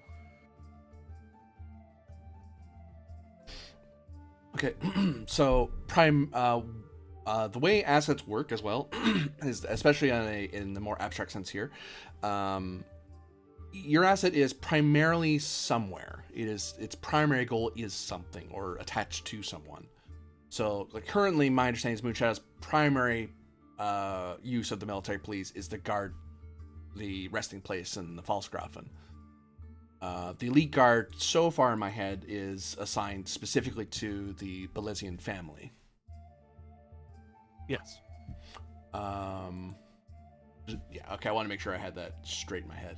It's but these more traits like are still a- there, so like the organized perception yeah. is a trait that means even if I wanted to roll against it, that's a trait that I have to worry about now, because that's made what I want to do harder. And what you're doing easier. The procession, like how I described it, is more just of how it looks. So Right. I wouldn't have the guard taking part. It's just on the grand scheme of things, they would be there, but not being used. Very good. Anything with this bonus, last bonus momentum? Could I spend that and one more on a trait?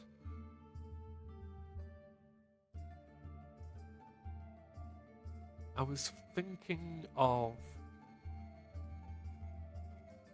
with Alfonso with the procession and knowing that it's well looked after with people behind the scenes, that there's an air of confidence.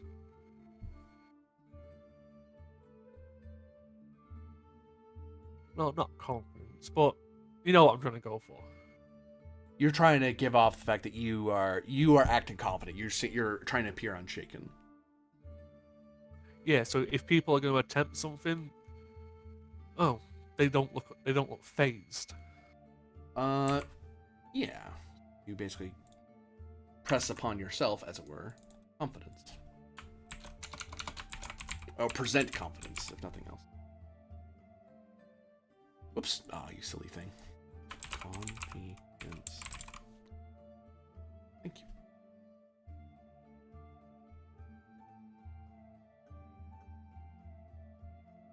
But yeah, apart from going over like Alfonso being on a horse and talking him through what's required of him for this and how he'll be looked after. Yeah, just ready to go when it's needed. And as the procession leaves the landing fortress, where's Moonshadow going to be?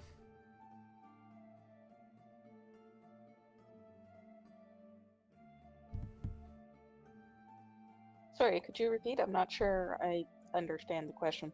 The funeral procession is about to enter the city itself. Where is Moonshadow going to be? Oh, sorry.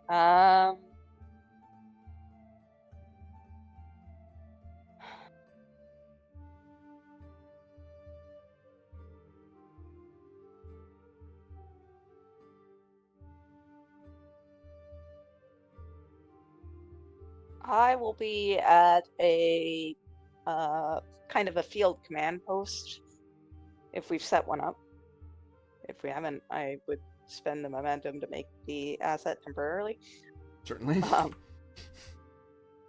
So yeah, I'd be at a field command post in the city, basically coordinating movements, fielding reports, those sorts of things, to try to make sure everything goes off without a hitch, if possible. If not, as close to without a hitch as possible.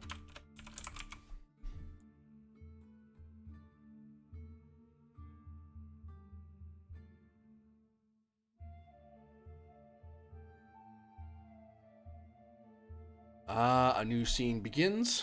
You lose momentum, but you had 0 to begin with. As everyone moves into their places, the procession continues through the city itself. The organized procession, the well-planned guard, few people on rooftops or in windows who are kind of looking up into the skies. Whereas the general bulk of people are in attendance, are watching the procession go by. The confidence of Strand. You're a vampire lord now, just so you know. Strand and the heir Alphonse. And with Moonshadow up in her field command post somewhere in the city itself. There is fairly crowded. People are mourning the late ruler. Although the people who are actually lining the streets are the sort that would bother to want to mourn. Some people just, it's another day of work. Like, they get a day off or they get time and a half, you know. Like, to some people, it's just another day in the life. Who cares? But to people here, this is important to them. They want to, especially people who live near the landing fortress. Like, they're the kind of people who want to be near this person. In attendance, of course, are various members from Silvanus and Agrestis.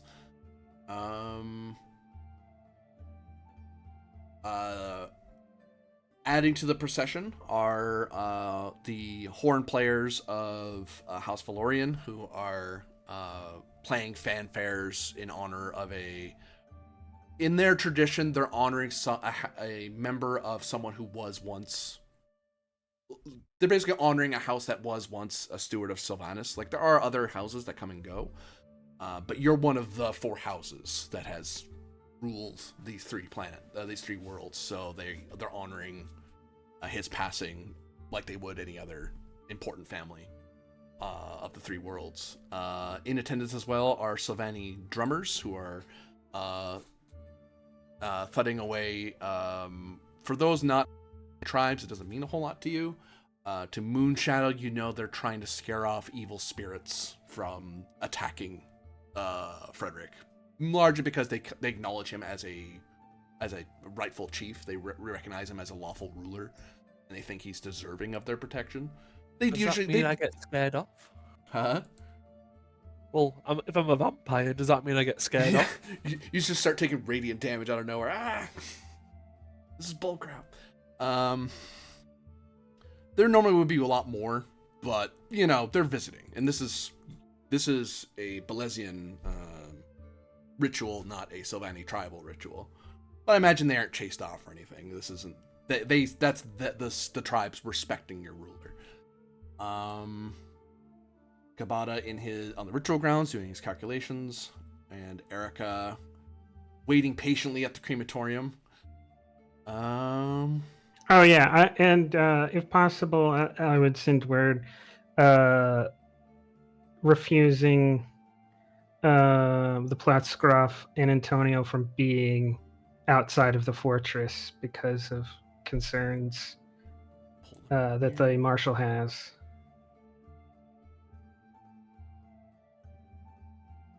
Very good. Easily done.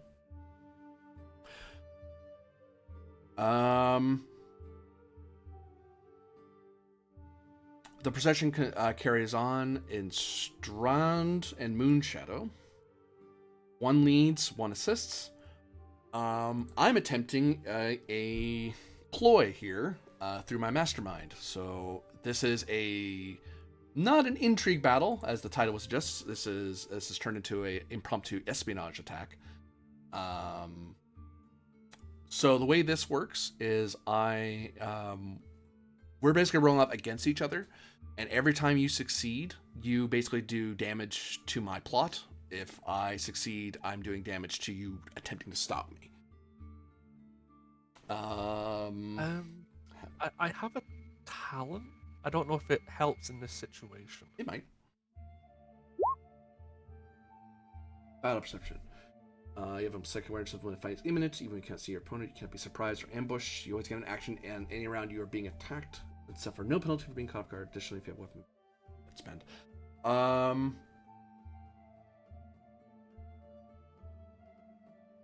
Yes. So if what that would have done is say Moonshadow does nothing. Like we would rewind the clock and Moonshadow did nothing about this or didn't get the roll, didn't understand what I was hinting at, and then we there's no prep of any kind, and you just walk into the city itself, ignorant of the threat, and then I'd be like, aha, I got you. You'd be like, aha, battle perception. I still get to act. Like, oh, okay.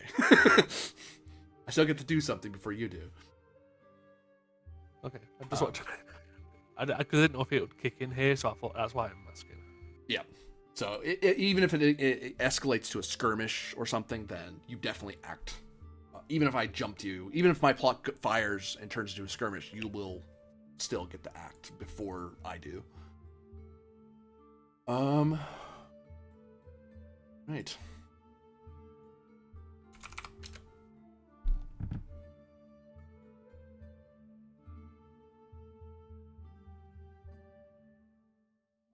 So, let's see how much.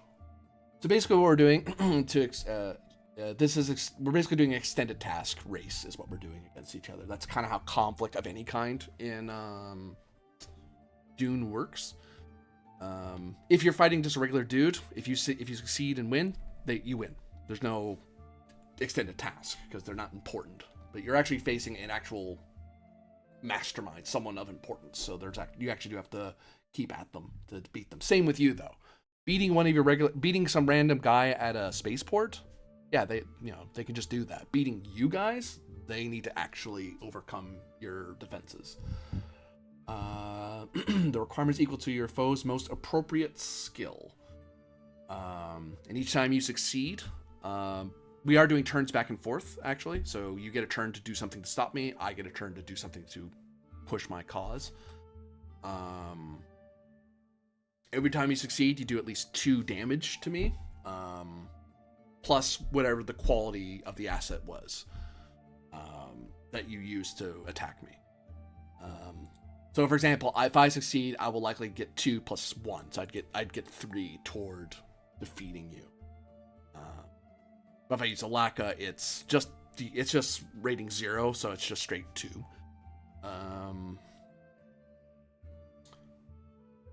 For now, Kabata and Erica are not involved unless you guys move into the city itself. Right now, you're not. I can't attack you or your assets, but you can't return fire either. So you're kind of out of the line of the attack. Yep. So I levy the question to Strand and Moonshadow, who is the primary defender here? Actually, no, no, that's not. I actually know. I got this backwards. So, annoyingly for them, for the bad guys, there are two major characters I have to defeat. Like, I can attack all these traits you created. So I can attack I can make your procession as organized. I can make the Watch the Skies asset go away, well planned. Or I can attack one of you directly. Or I can, like, try to destroy your field command post or something. But if I want you guys to lose, I actually have to make both of you go away. Because I imagine neither of you are going to let me get away with my ploy. Probably not. Now, your attack can be aimed at trying to get at the assets that the mastermind has, or you directly try to counter what the mastermind's doing. Because even if you get rid of the provocateurs that they're using or the Alaka that they're using, the mastermind's probably going to do something else. Obviously, they're not just going to give up. They might give up, but they might not. If you just destroy their assets, they might just run away, or they might continue to try to disrupt it, just not with Alaka.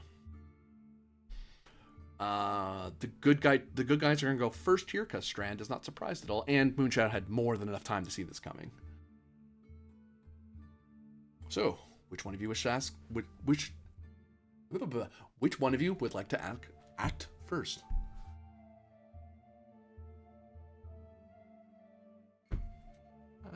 I have an idea. Does Moonshadow have something she would like to lead off with? Go ahead. I was thinking maybe understanding and duty. So as we're going along, I'm assuming like the field command post and Moonshadow has eyes on the procession at all times. So Strand from his position would be looking out among the crowd, the buildings, and maybe giving like hand signals to whoever's watching him to inform Moonshadow of like someone building third floor, second window, like calling out targets essentially. All right, so understand duty. I follow you. I am going to buy 2 dice.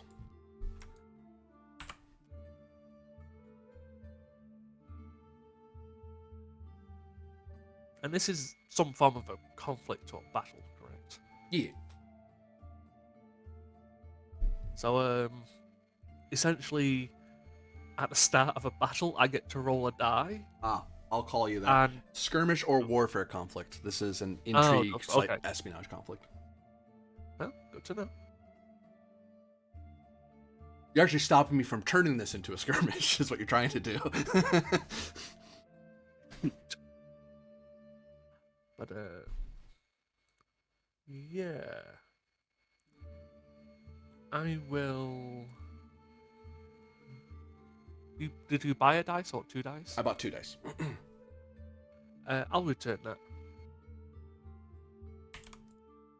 I'm going to use a focus in strategy.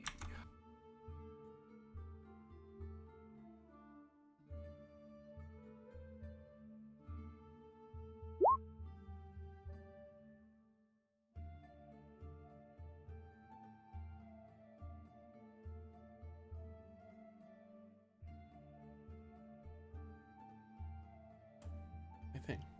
Oh, wrong sheet. No wonder I'm confused.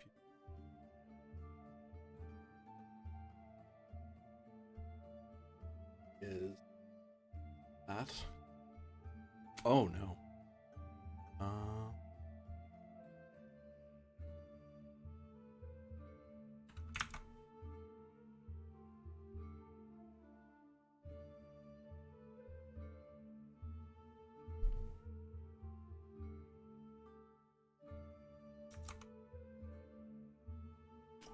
I got 2 versus your 3. Yay! Generate a momentum. Are you swinging at one of my assets, or are you swinging at me?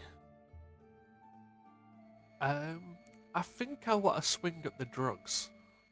Like, say if I point out a specific location and it turns out when Moonshadow sends her people there, we find the drugs.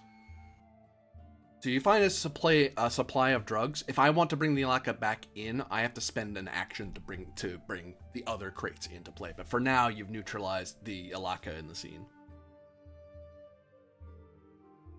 I mean, if we confiscate it, we can also sell it. The treasurer will be happy we can sell it.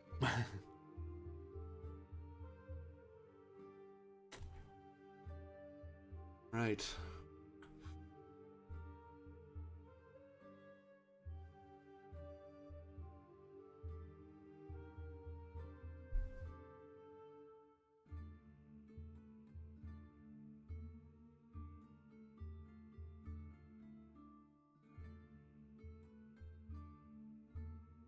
Oh, I forgot. Oh, well. Double checking how keeping works.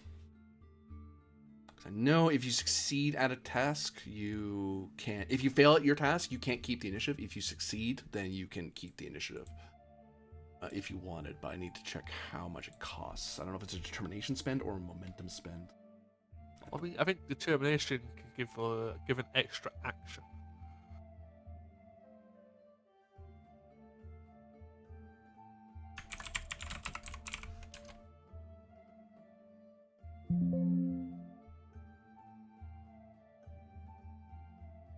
It's probably not determination. It's probably momentum spend if you wanted it. I mean, I could maybe take a swipe at the mastermind. Well, keep moves it to keeps on your side because it's the same way. It's your turn, my turn. Good guy, bad guy. Good guy, bad guy. You're saying spending determination to take an extra action to swing at him. Yeah. Yeah, I think I'll spend my determination and I'll try it again. And does your duty statement apply to this? I serve the house. I crushed enemies. I think so. Yeah. Yeah, I think this guy is specifically an enemy of the house, so I'm gonna crush him. Maybe they're just viral marketing. Yeah, I'm buying 2 dice by the way. I'll give you 1 and 2, please. 2.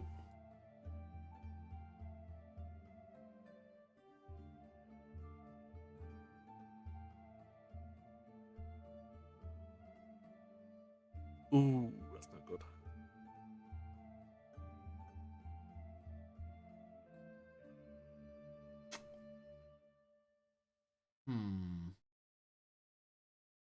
I got 2.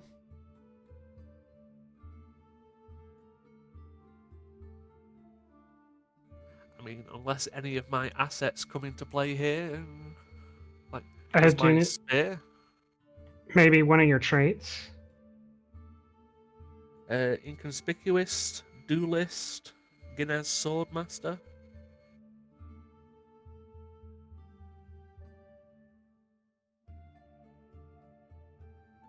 Or one of the traits in the scene that's on your side.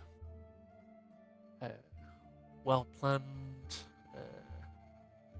orderly procession, confidence, watch the skies.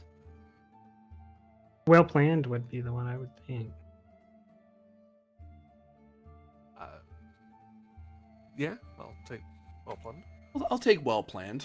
That at least ties. That means neither of us progress, but neither of us do damage to the other, basically. My complication, in this case, I'm going to give you free information because I complicated. This is a sellsword type person. This is a spy for hire. Someone's paying a lot of money for this person to act as proxy for someone else. So they're not a dedicated house spy, they're a mercenary type spy. Okay, then yeah, I don't think unless we want to keep for Moonshadow to go, I'm happy. I'm good to pass over initiative.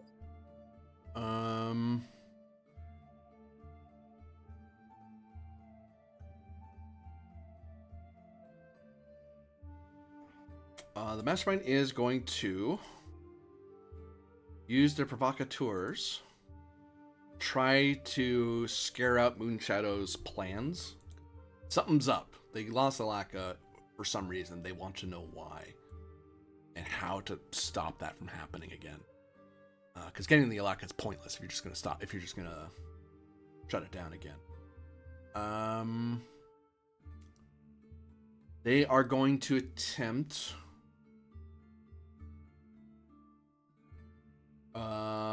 communicate power. Trying to make maneuver. They're trying to make their provocateurs act out in certain ways to try to get your people to give away information. Okay. Right. You've probably told your people, don't talk to people, don't say nothing, maintain order. I'll attempt to buy 2 dice. Do I get to oppose it, or is it just a single-sided? It's an opposed roll. Okay. Battle power. Communicate power. What did I say? I'm saying all the wrong things. Yes, communicate power. So I have to use the same drive? Same skill, not necessarily same drive.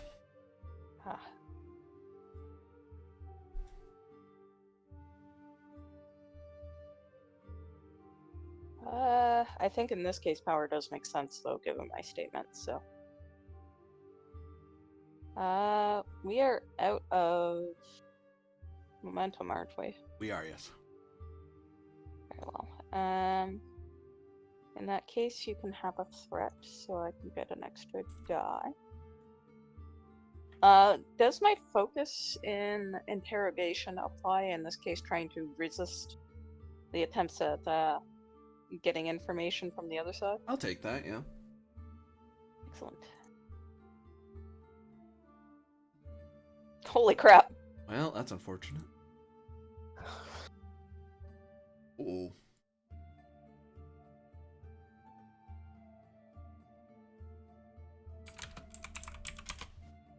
I got exactly 5. So that's a tie with my Saigon complication. That's unfortunate. So neither of us do damage to each other. I don't achieve what I was trying to do, but you don't counter, but I do give you free info.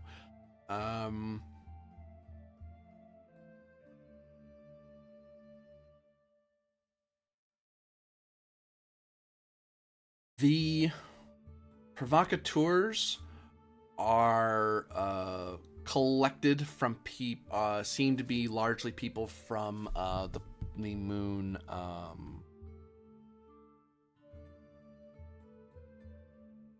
Agrestis.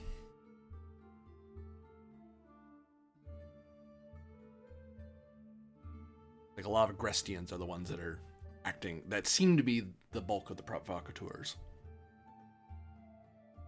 Okay. Turn goes to you.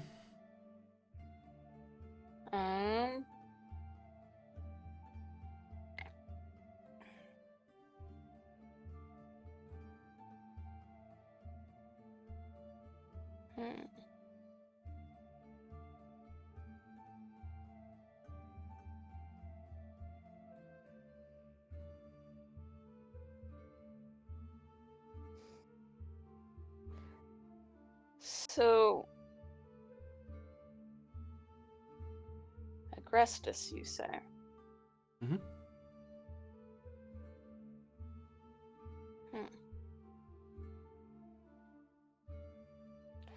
Do I know any groups that are involved?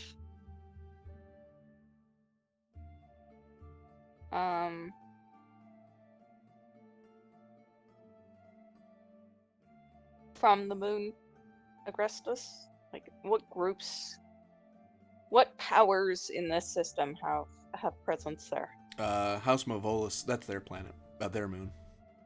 Ah, okay. And I won't charge you for that because that's just common knowledge.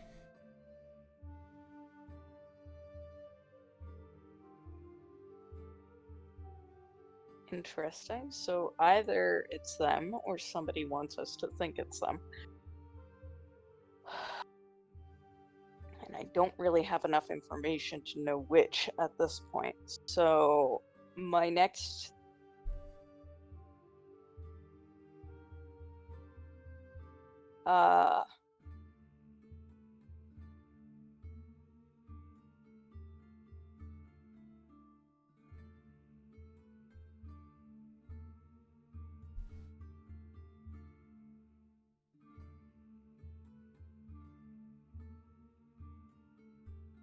my next goal then is going to be that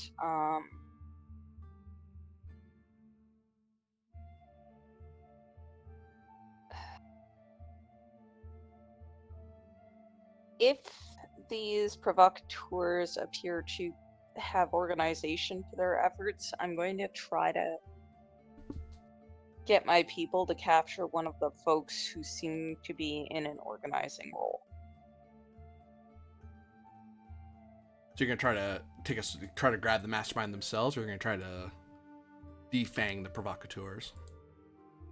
Trying to grab the mastermind Yep. is an attempt. Whether or not it shall succeed, I don't know. But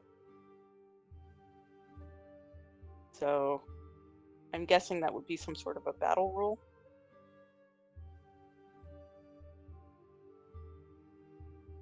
Battle or understand, I would say. In this case, I'll go with battle. What'd you drive?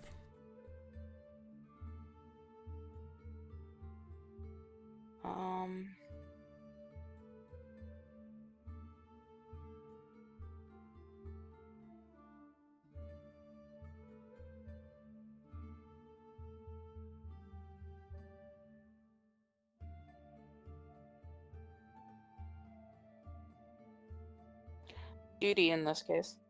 Okay. As much as I don't want to, you can go ahead and have another threat. I'll spend it back at you.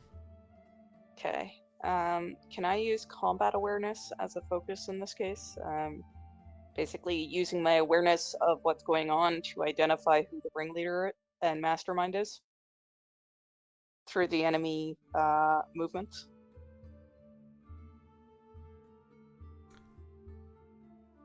I'll take it, yeah. Excellent. All right.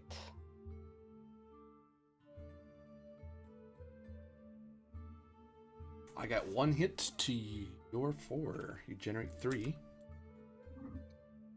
Excellent. And you deal... You've gotten 2 progress to stopping my plot as you start trying to figure out who the mastermind is. You learn through this role that the mastermind is no slouch. They are a skilled spy who is making effort. You get a couple of false leads at first, but you know you're on their trail. They're making efforts to hide their involvement. I wish the family's spy master was here. Oh well.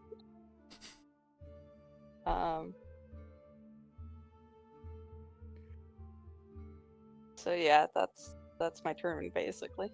As the first round progresses, we look over at the resting place. Are Kabata and Erica staying in safety, or do they join in the counter offensive? Do we know that there's a counteroffensive going on? Erica, It's not. Erica does, but it's Kabata hasn't been informed yet.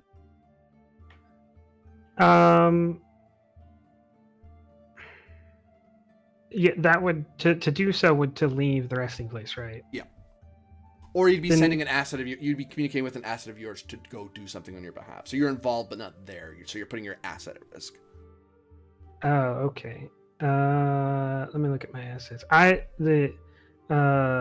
Erica has to stay here as a sign of normality, right? But maybe an asset could. And alternatively, either of you could create a supporting character that's present in the city itself that's helping Strand and Moonshadow. Oh, I already have one.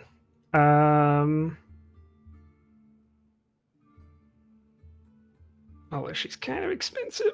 I'll spend 3 momentum and 2 threat to send Lady Galia.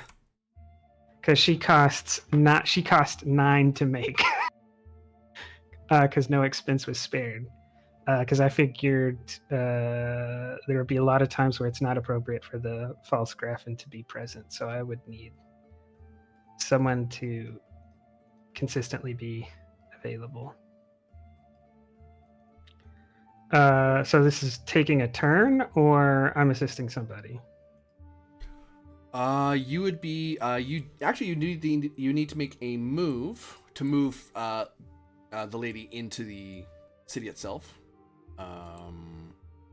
And that's still a roll. So your action as a player is to get her to do something. And she is. There's 2 ways to move. You can either move an asset subtly, which means if you pass, keeping initiative, not that it matters here, would cost 0. If you move boldly, you can force me to move one of my assets somewhere, because you're moving in such a way that throws off the enemy and they have to move. Which right now there's the only active asset right now is the provocateurs. A move subtly. Move subtly. It is a move test, difficulty 2. All right.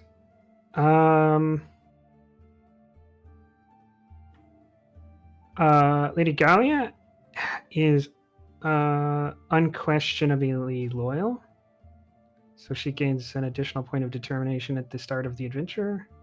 Very good.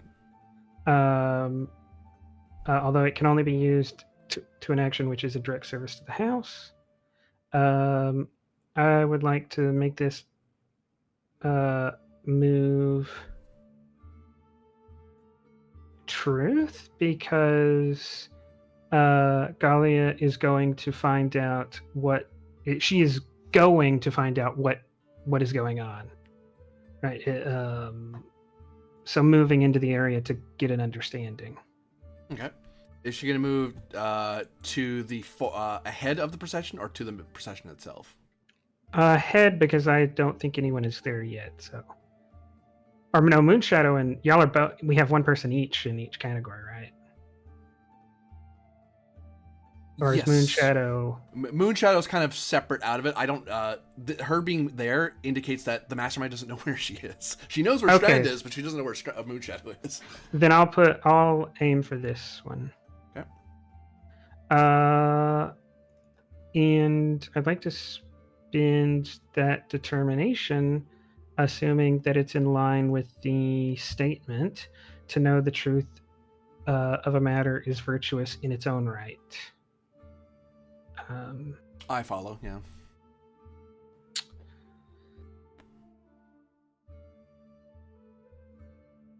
And it's just a diff 2. I don't oppose that. That's just your character effectively moving. And I don't know if the personality trait consort would matter, but the personality trait inquisitive. I wouldn't take inquisitive at this point, just her moving. Okay.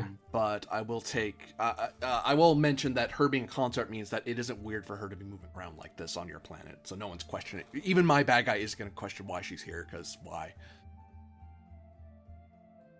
Like the consort's going to head of the procession. That's normal. Focus and stealth. Mm-hmm. You generate 2. And from all those focuses, you can see why she was so expensive.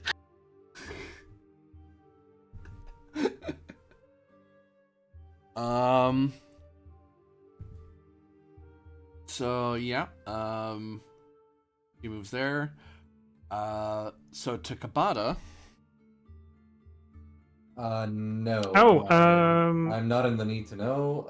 I'm gonna take a Rubik's Cube and play with it while I wait for the corpse to be brought up.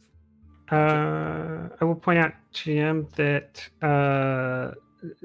despite being a supporting character, she's also a quality 2 asset, because that's how she's here. Oh, so yeah, so boop boop. 2 bonus momentum are generated from her movement. And you've already taken the 2 momentum.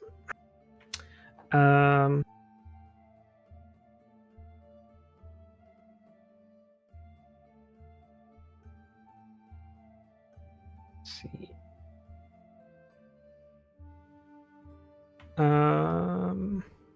Oh, and to answer our question from earlier, whether or not how much it costs to create an asset, it's 2. It's the same as a trait. Okay. If you wanted to be asset of more than 0, like creating a field command post, like that's just 2. If you wanted to be a command post, but it's like really nice, it would cost more. It's like 1 per extra quality or something like that. Extra quality, extra equality. I was right the first time. Never mind.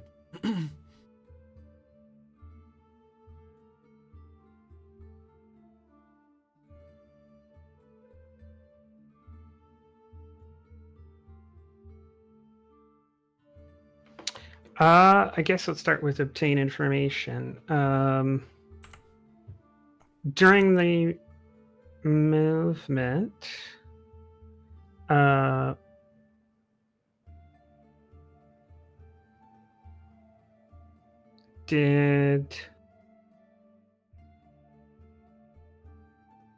actually, I'm not sure of a good question to ask, because it has to be related to how she got here. Yeah.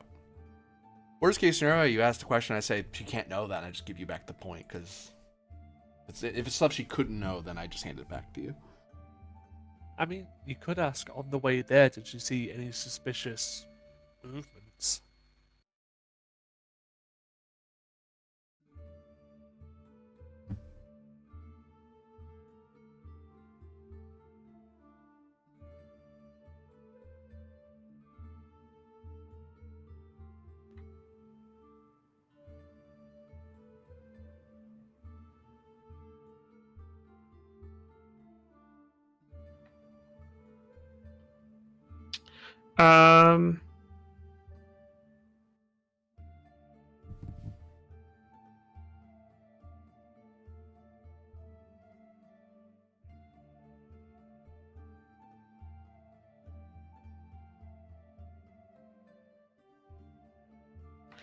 I'm not sure if this might be a trait or an asset, but 2 spent on alternate route, like Lady Galia gets in contact with the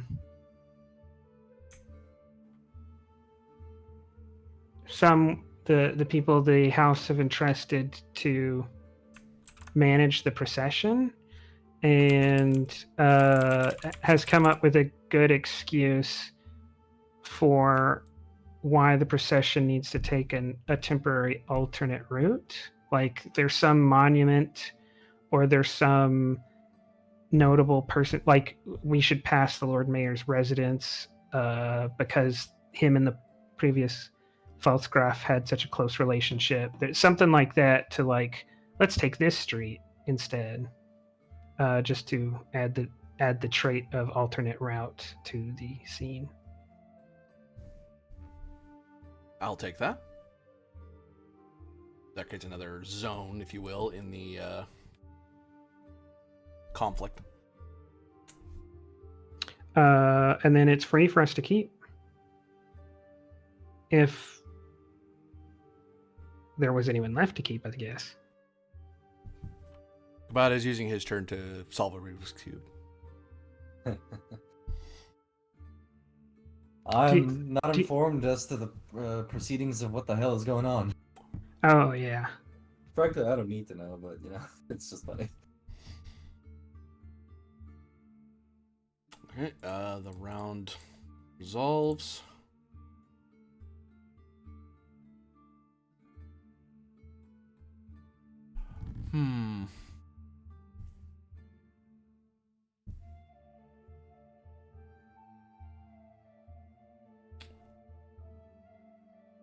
I am attempting a move. Spending my 3 threat. Please succeed, or you're in a lot of trouble, friend.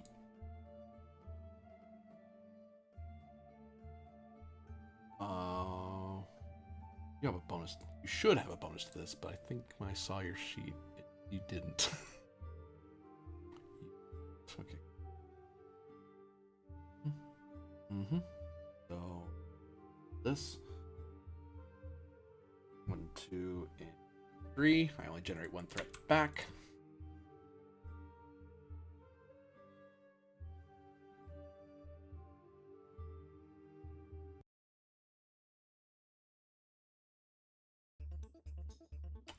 The conflict ends as the enemy mastermind has fled, and their plans are left to flounder.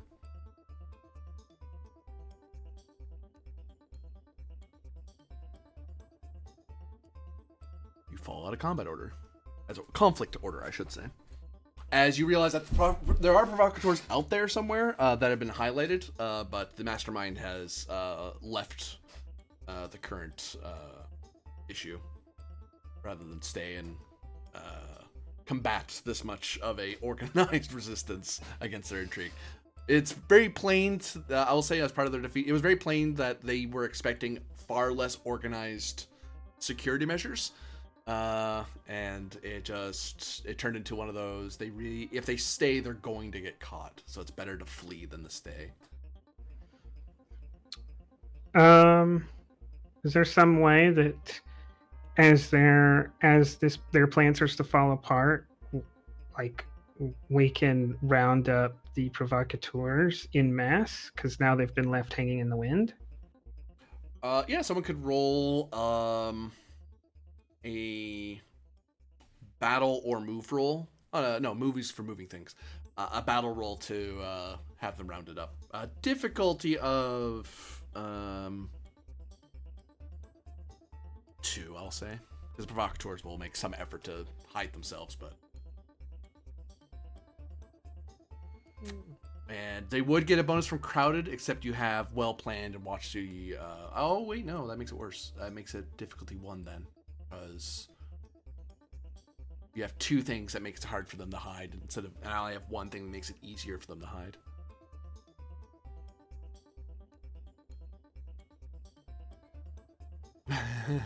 Yeah, if Moonshadow doesn't want to take it, I could give a quick roll.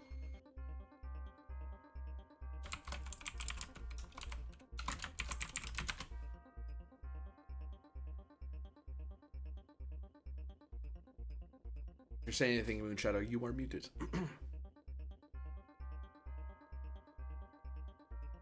Sorry about that.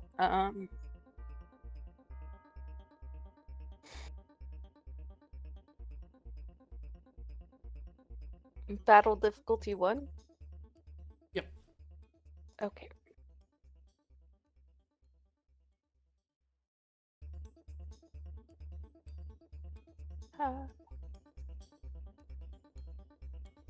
I'll go with power in this case. Does my tactics come in play? Because you mentioned those 2 traits previously setting it up. I'd say so. Okay. Submit.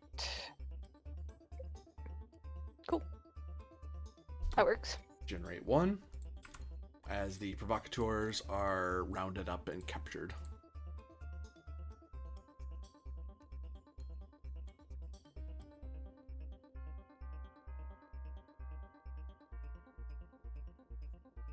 But yeah, so once we round them up, I'm going to try to get information out of them on who it was that hired them, basically.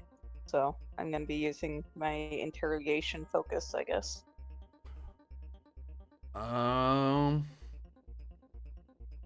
That will be a new conflict we'll resolve after the crematorium, because you have to... You can ask basic questions, but if you want to actually catch the mastermind, you'd have to chase them down through espionage. Counter-espionage, basically. Gotcha.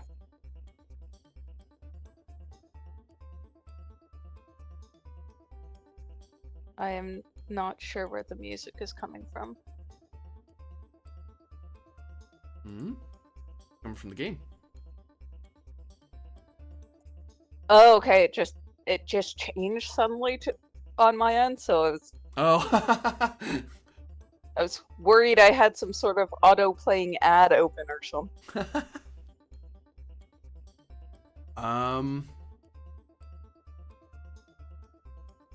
Yeah, Strand is free to continue the procession to the resting place, or hide away into the alternate route real quick, or. I'll follow the main route, so as many people as possible can see Alfonso.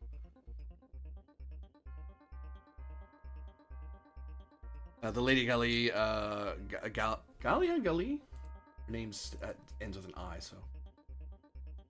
Oh, you're probably right. So I'll just go ahead and add an A to be consistent. So now it's Galia. Gallia. Oh. He has a slight accent from old Terra. I wouldn't worry about it too much. Really into a particular novel series, Hornblower, I think. Anyway, yeah, the Lady Galia comments upon Strand and the Alphonse as the procession continues.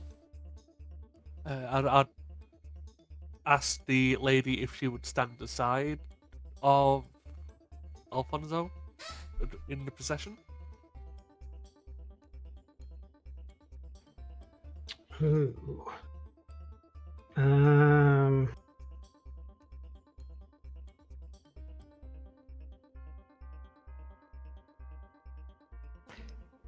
She might have done something different, but I don't know that she's convinced that you have a higher place in court that she does. I mean, Strand doesn't think he's got a high place in court.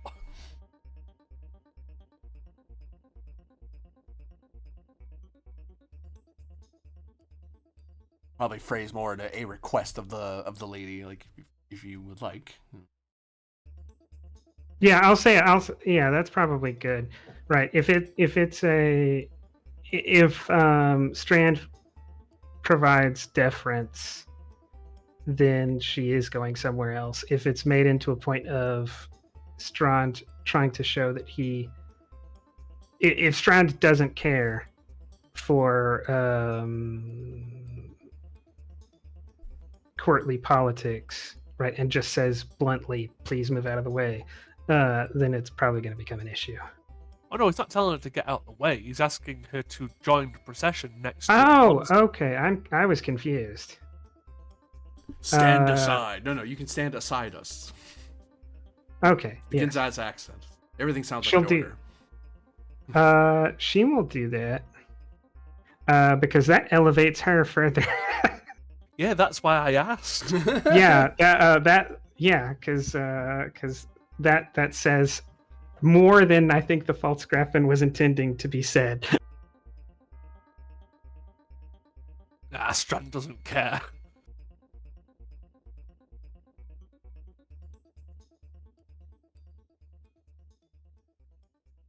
I'll just look back at Alfonso when I step aside. Are you ready to lead him to the Falgriffin?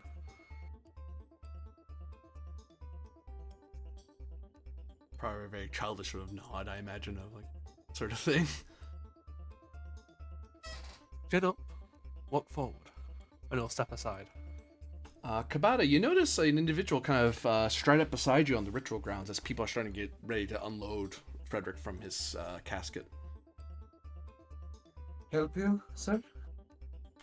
You look over at the gentleman and you see he's in vibrant blues and greens, and his hair is adorned in various feathers. You may give me an understand roll, difficulty 1, to know who this is. I don't know if it's my duty to know who this is. Well, I'll say yeah. I guess it's my duty to know who this is, maybe.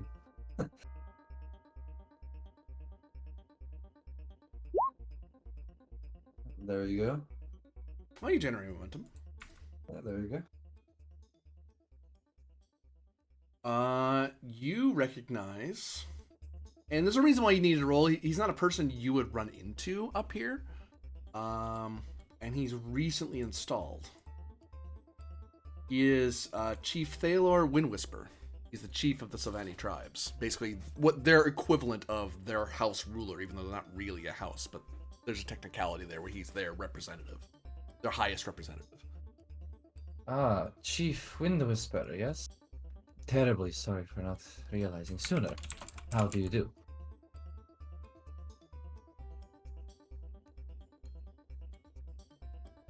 Oh, it is a pleasure to meet you, sir. I'm afraid I'm not acquainted with who you are. I am Karim Kabada, treasurer of House Bellezza and Mentat. I have heard of you through a mutual acquaintance, so to speak, and your name often pops up on our payment lists.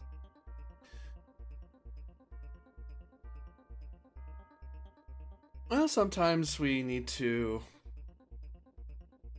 The new Reverend Mother is of Salutaris, so I thought it only respectful to, since you're without, to see that Salutaris has someone in addition. I noticed there was a bit of trouble in the city itself, but it seemed kind of went away almost the moment it culminated. Truly. Then it must seem that we are doing something right if we are paying the Swordmaster and the Marshal such exorbitant amounts, wouldn't you agree? It seems they are good at their job, yes. I barely noticed they did anything. Lots of... Actually, I don't think I saw the Marshal at any point. I think that one is the point. Chief Wind Whisper is your title Chief, sir? Oh, you can just you can just call me Chief or Wind Whisper. Either's fine. You don't need the full title. Very well. Did you know the previous Felsgraf well? Falsgraf Frederick was a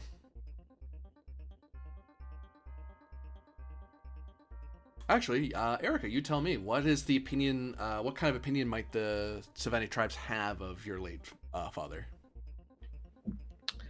Other than pointing out he's an industrious and man concerned with beauty, but that could be said of anyone of House Bellezza.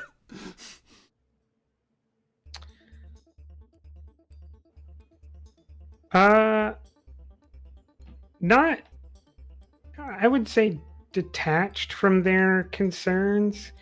We own land on the planet, but I imagine that Erica is probably the first, major member of the house in several generations to actually go there. So, if anything, Wind Whisper might have seen or met Erica, but probably never met Frederick. A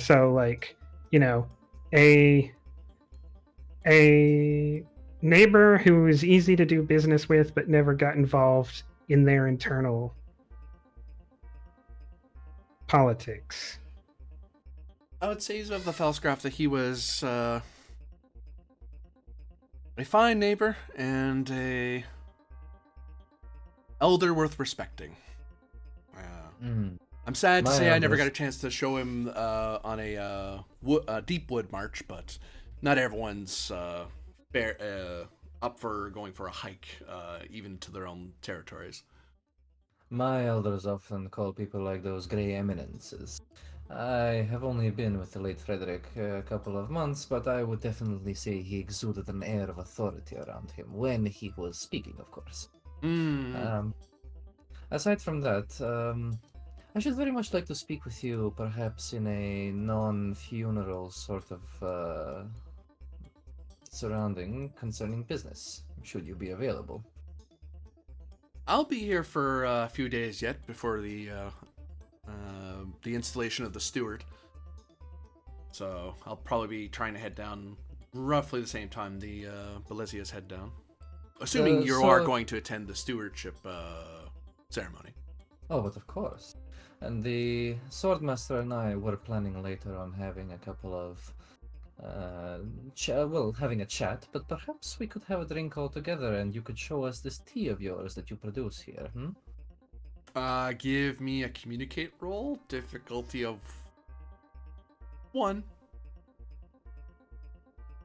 Okay. I don't know what drives me here. Well, how about justice? That we are all equal under the auspices of the Emperor. I think that makes sense, given your character, yeah.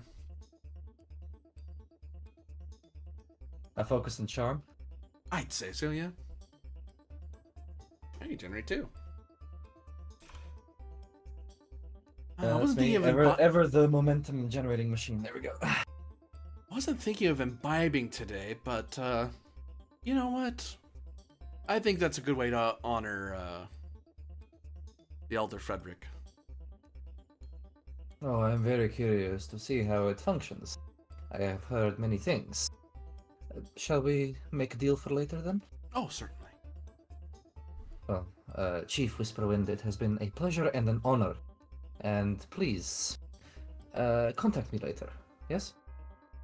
Certainly, and it's Wind Whisper, good Mentat.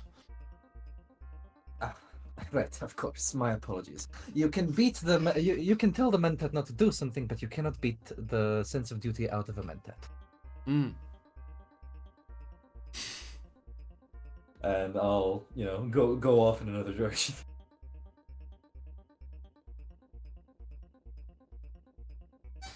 Trying to move aside. The late Frederick X's body is carried across the threshold of the ritual grounds, his body prepared appropriately.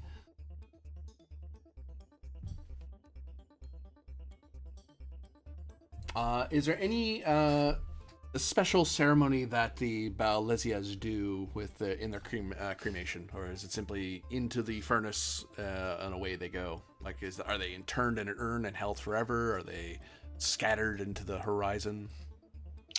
I was thinking that since cremation is not something just the house does, cremation is kind of almost a law that had existed because of terraforming. That maybe like there's a mountain somewhere nearby with carved out caves with rooms for these urns.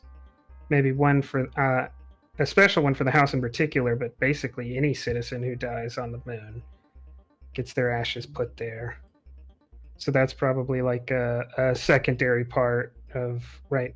Once the fire's finished, then some trusted priest or official has the duty to transport the ashes to the vault or to the caves. Thus it is, and thus it shall be. As the ceremony goes on without interruption. In the ritual grounds, there are very few people come up here. Because usually if you're going to be part of the procession, you would have done it already. There are like a smattering of religious figures here or there. Some people just, but the ground that they won't walk in is the actual like crematorium ground. That's the personal, that's the last moment you'll see them sort of thing. But yeah, the once that's all done, Alphonse I imagine makes an effort to look, trying to stay stiff upper lip and appreciate the ceremony. But that was his grandfather sort of thing, I imagine. Yeah. So he's not terribly thrilled at the moment, but it's an important thing to do. Volksgrafen will kneel and basically try to instill in Alfonso everything that was good about Frederick, like what he succeeded at. Also, using innuendo to make sure that being at the head of that procession did not go to his head, right? Because she knows how corrupting the adjuration of a crowd can be. Give me communicate or understand difficulty 1. Communicate.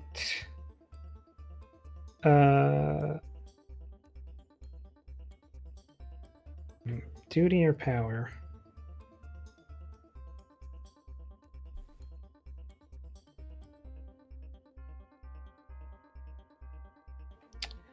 I think power.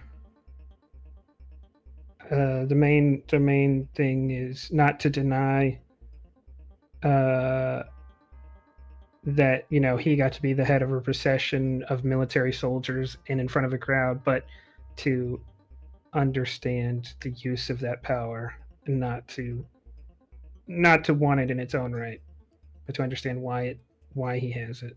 And also probably, I imagine, with your drive, kind of hammering home that tiny bit, not maybe it blatantly, but like, as important as that was, you are the Falsgrafen and he is not. He's the heir, you're the ruler. Yes. You understand that they respect him because of what he will be, but I hold all authority, and not to surpass that before he's ready. I'll take it.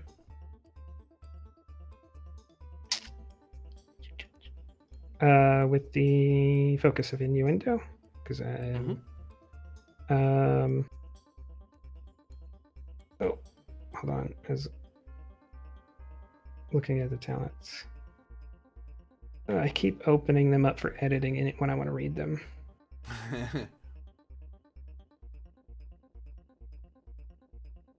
Would you consider this a communicate some test to persuade someone to agree to a promise or an agreement? Like I'm trying to teach him how to act? You could, yeah. Okay, because that'll come up if I succeed.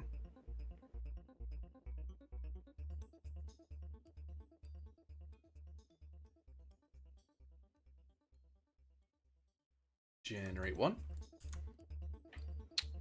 You have 1 float. Which I will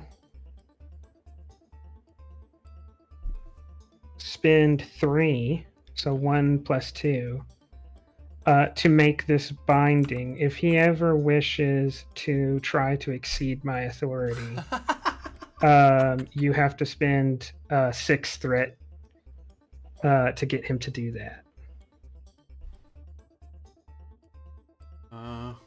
So I can write that. I don't know if you want to write that on his sheet or you want me to. Write that either in his personality traits or in his bio and info, so we know that that's. Oh, right. It is, yeah. Because that's gonna be a standing issue until I try to break that binding.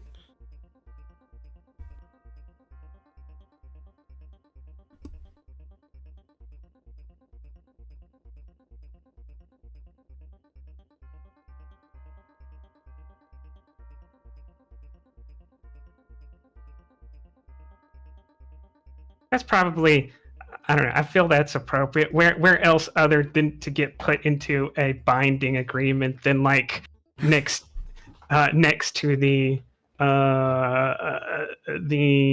ongoing process of your grandfather's cremation, right? His ashes aren't even cold yet. It's like, by the way. Yes, with him burning up, you and me have changed into new positions, and this is how it's gonna be.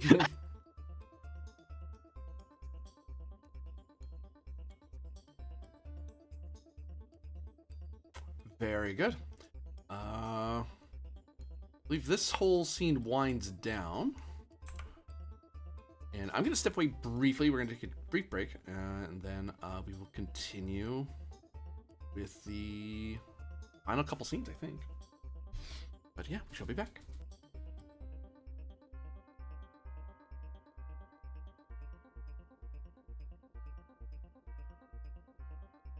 Oh.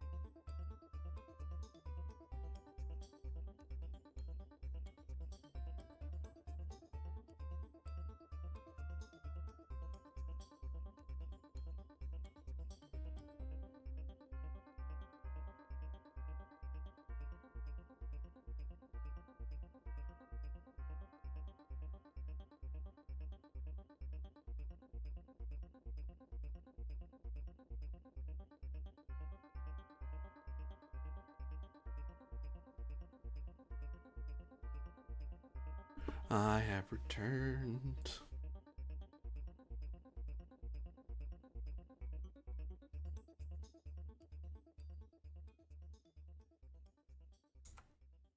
Question is, has everyone else? Yes, I never left. Yep. Yeah, I don't think we left. Yes. Uh,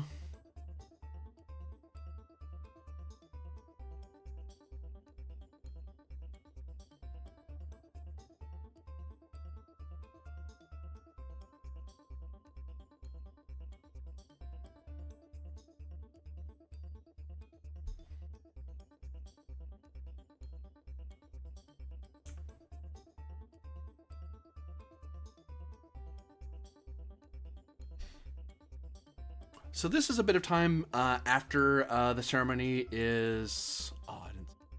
Well, you know who each other are. This is sometime after the procession is done and the funerary rites have been completed.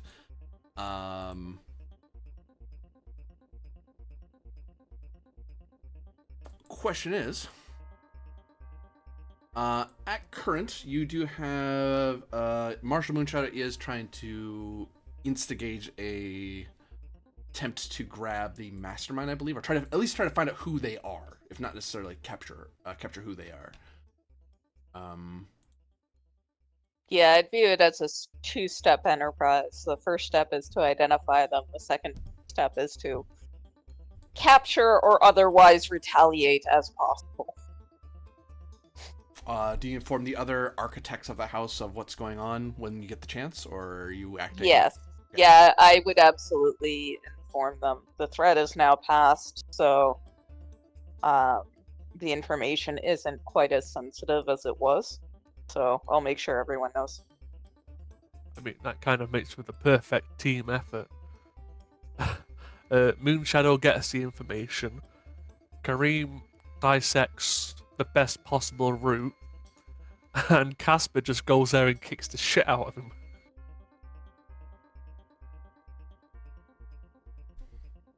Oops.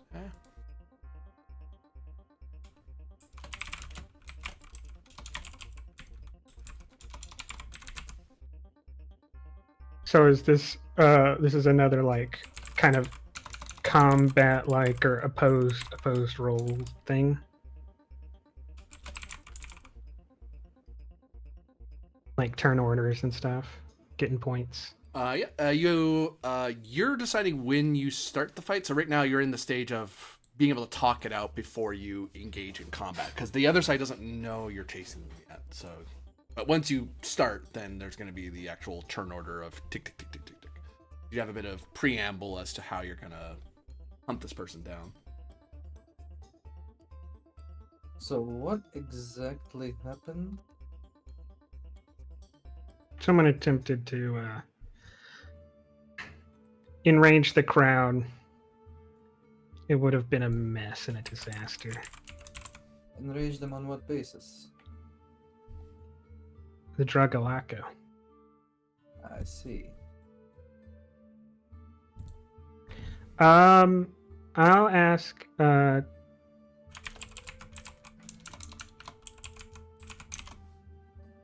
Kareem, knowing the details the marshal has provided, what kind of resources would one need to muster to have attempted this? Basically, trying to get at like, are we dealing with something like a baron could throw together? Is this person would have had to be in a major house? Or could like some like criminal organization have afforded this? Well, I can tell you one thing for certain. Before we start anything, if this was a major house, I think their plan would have already succeeded by now, so I think we're safe on that point. However, it could be someone with the patronage of a great house, perhaps. Although I am not a spy master, nor do I aspire to be one, perhaps I can run a couple of calculations and see how much resources they might need for something like this to be pulled off. So, GM, I'd like to run some numbers. Any other preamble before we engage in the espionage? Yes. When I run the numbers, what exactly do you plan to do with these people? Anyone we capture? Yes. Anyone who acted as an agent of this mastermind can throw themselves at the mercy of the law and will be judged according to our laws and traditions, and those traditions will not, or those laws won't be exceeded. Right? They will receive the appropriate punishment for what has been attempted. If they are cooperative, I will take that into account, especially since I assume, this is me assuming as a player, that attempted regicide is probably a life imprisonment or executable offense. So, like, these provocateurs are probably, if judged just on what their actions were, probably you're going to get the book thrown at them, but I'm willing to take their cooperation into consideration. If I may, sire, this whole hubbub that has been caused here may cause the investment value of our industry and planet to tank slightly, considering investors won't want to invest into risky businesses. And risky businesses fall under those that have provocateurs going around every corner, trying to stir up trouble, as it were. May I humbly ask the Marshal and the Swordmaster if they could possibly keep this under the rags as much as possible, as perhaps we do not want Chorm to find out, along with the guild, that there is trouble here, as they will stop investing so much. That is why I tried to be as subtle as possible with my team during the procession. Great. And I think at this stage, Strand is probably in civvies and not his actual uniform. Don't I look stealthy? Anything but, my friend. But perhaps that is a skill you swordmasters must practice more often, I suppose. Would you like to create a asset that... Oh, wait, you are inconspicuous. Never mind, you don't need to. You're already inconspicuous. I was going to say having inconspicuous clothing. I'm like, no, that's just the way your character is. Right, sire, I shall calculate the proper route that you must follow to find these people. And then after that, what you do with them is your prerogative, of course. My only request is that you keep it on the down low as much as you can.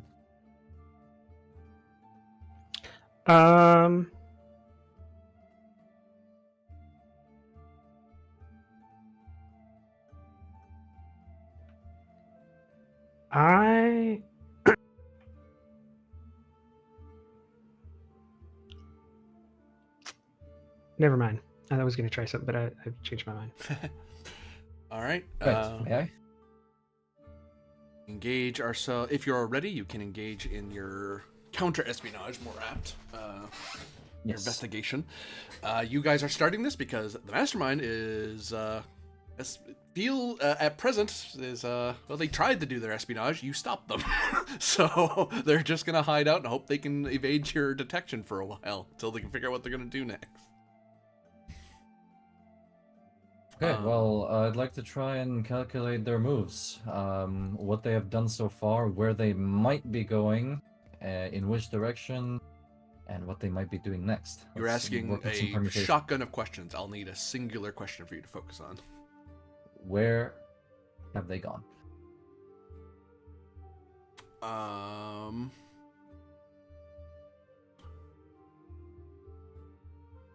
It's not opposed yet, so just a matter. How hard is it?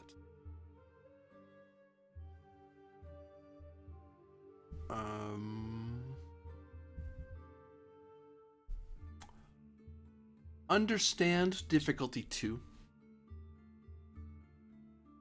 Mm-hmm.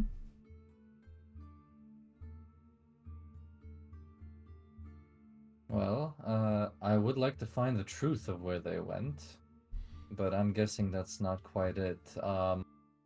This is an act of justice that we are doing. We're Okay. bringing these troublemakers to bear. Data analysis as a focus. I would say so. 1 momentum for 1 more dice. Oh, oh man. That's a couple of comps on top of it too, friend. 2 of them, in fact. Damn. Oh.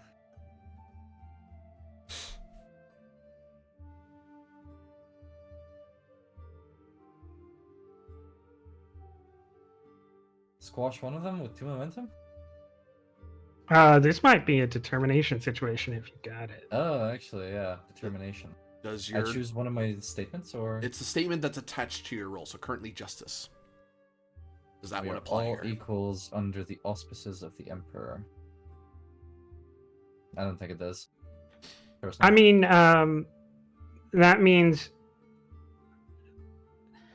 if they're, they don't, whoever this is, unless they're the Emperor himself, only has access to the kinds of transportation you have access to, right? You know the ways they could get off the planet. I mean, that, and they're hunted down just like every other criminal under the Emperor's watchful eye, right? I'll take that. Here goes nothing again. 3 Reroll 20s everything, instead or- of 2. God damn it.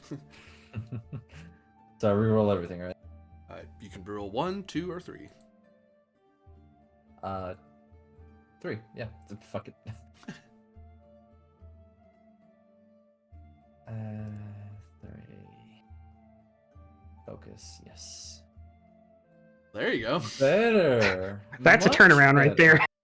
Much, much better. Here you go, fellas. Some momentum. Very That's nice. me. Momentum generator. That's me. All right, so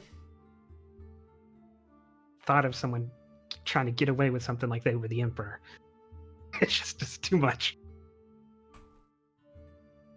there are a couple of new zones. Whoops, I didn't mean to do that. Oh well, it's all text anyway. So.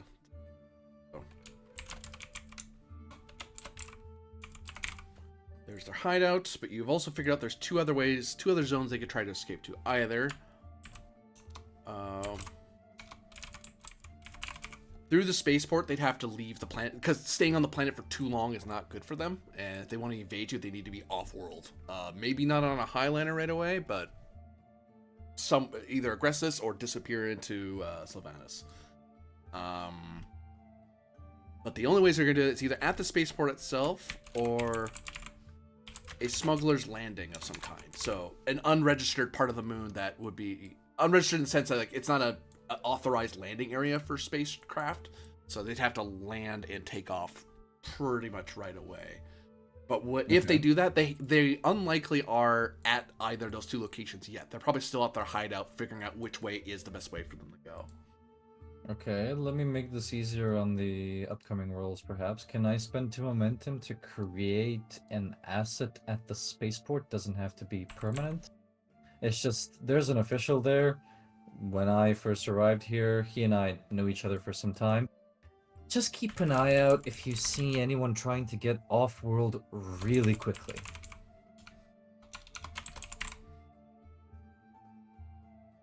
So you're creating there. Is a way to make them more than 0. I'm trying to figure out how much that is. Because 0 is so good, that means I have to deal with that. I have to figure out how to get around him. Rather than just do it for free. Not free, I have to do a move. It's diff 2 anyway.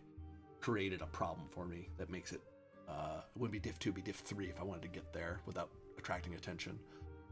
Um, I think I'm fine with it being a Div 3. I'd like to leave some momentum for the others, but this at least covers off this part, so I would like to inform. Marshall. There are two possible locations they may head to, one being the spaceport, and one being the smuggler's land. They will try to make it off planet anyway as soon as they can, at least according to my calculations. But at the spaceport, I know a certain clerk who might alert us if somebody is trying to flee very quickly. May I suggest then that you turn your attention to the smuggler's land?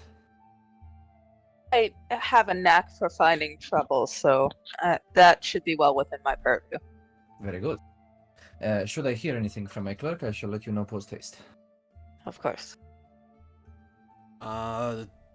it will cost 2 momentum to hang on to the initiative for now. Otherwise, it's going to me.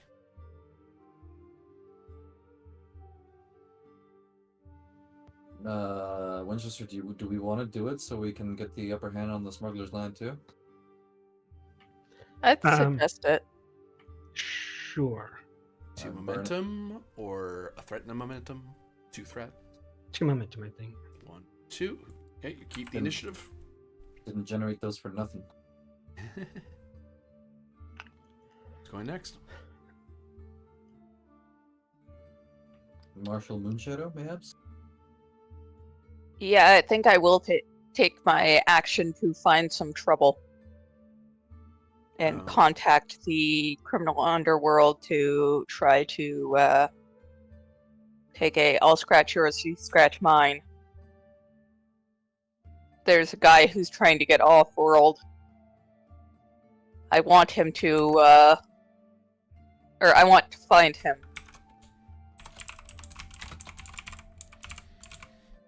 Okay, so you want to make contact with the people there.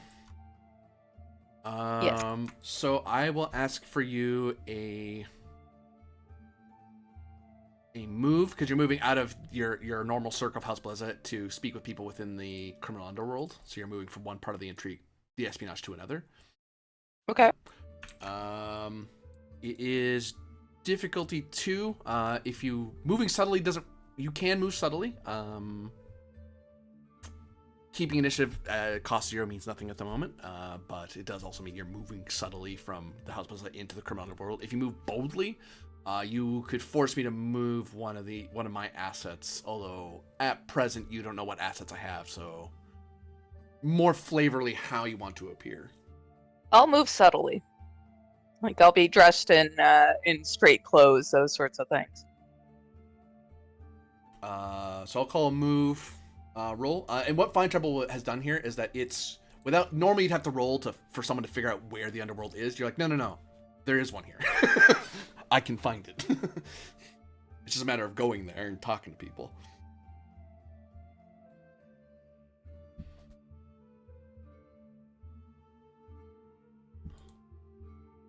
Okay, so what type of roll do I need to make? Sorry, I had to step away for a moment, so. Might have Move missed- difficulty 2.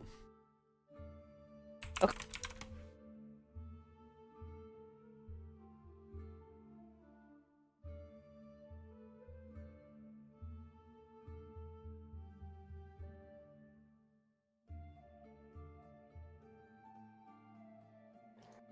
I will spend a momentum to gain an extra die. What is driving you? My duty. This must be done to protect the well-being of the house. Very good. And I shall do what must be done to protect the house and my people. Or, sorry, in service of my house and people.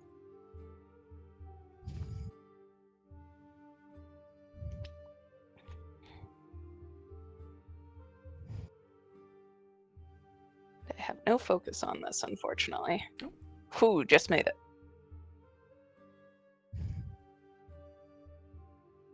You subtly move outside of your normal circle of associates and find yourself in another circle of associates. Query for you: What does the criminal underworld look like here on Salutaris? Is it the good old-fashioned CD bar somewhere? Is it hidden in a mountain? Or is it like a nice mansion veranda where everyone looks nice and respectable, but actually everyone here is a crook? You know. I'm thinking it's more the latter case, given that our previous discussions suggested that most of the crime on the moon is white collar type of crime. So, you know, I'm talking with business people and such who are inclined to bend the rules, let's say.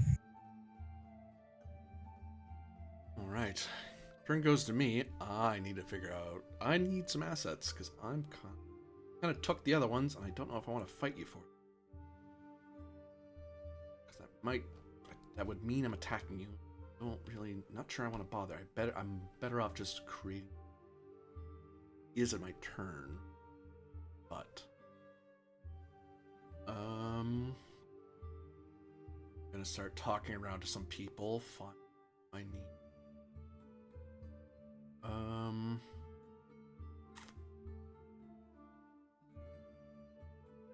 I need to get at least 2 hits for this to work. Buying a die.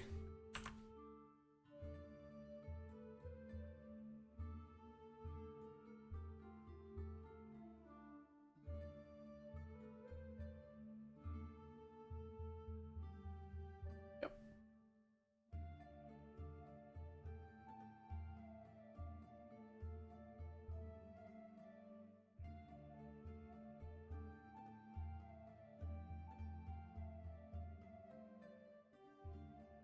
So I'm gonna round up some thugs. I'll at least get me some idea what I'm gonna do here, because I just go places, I don't know what you have ready for me. I can't keep. But I'll note the thugs are another. Oh no, that's. Yeah. Turn goes back to you guys. I'll go. In the courtyard of the fortress with the house shield infantry, like you've probably seen like a trooping of the color, where they're like, you have that kind of cleared field, everyone's there in uniform, and they're like in column. I have that, and these provocateurs in the center, and I'm going to try them for what they did and pass judgment. Giving them as half interrogation, half. Actually, it's mostly interrogation, right? It's mostly like, I'm going to show you just how screwed you are. Now try to convince me not to do the worst I can. What do you want? Of course, I will clarify. The worst that Erica would ever do is the full force of the law. Like, she's not going to do something barbaric that's outside of the law. Yeah, and my understanding of Salutarian law, as you've established, is that it's, you know, prison time, fines, forced labor sort of stuff, but not like being spaced or something, or being set on fire, or having your heart plug pulled. Yeah, I don't think it's brutal, but I would say that regicide might still be capital. It might still be a executable offense, because it's not like you just killed the ruler. It's you killed the center of the government. You imperiled the system upon which society rests. It's like, one thing to steal from me, it's a whole other thing to try to kill me. What are you trying to get out of these provocateurs?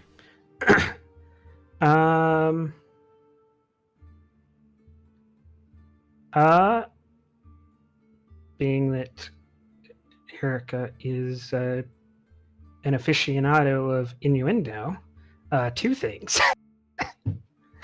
The first is I want them to give me everything they can about the mastermind. The second is I want them to be willing to accept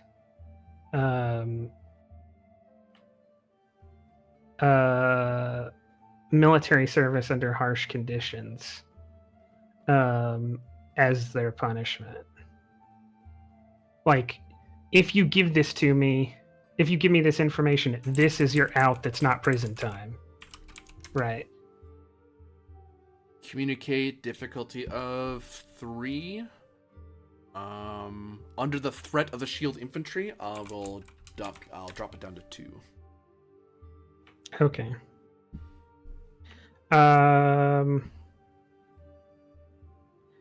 A personality traits of impulsive and just.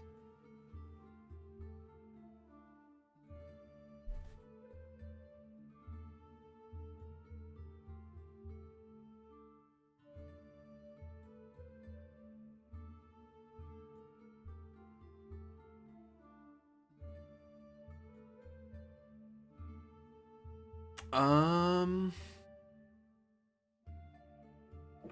going With to the- say it doesn't hurt or help you here. Okay.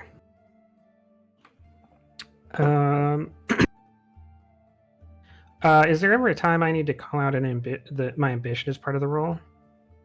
Oh no, when we get to the Okay. end of the session, we do a recap to see what applied, what didn't. Okay. Communicate.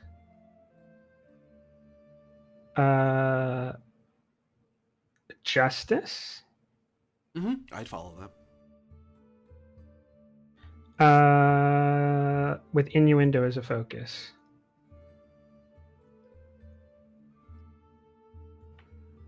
Because of the double message.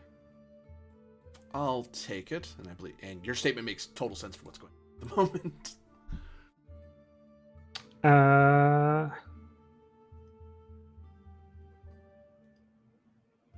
Hold on. Okay, I'm going to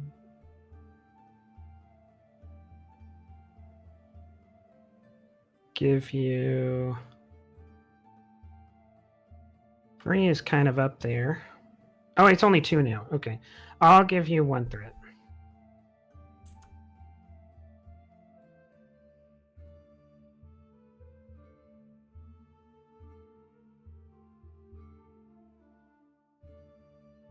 Generate 2.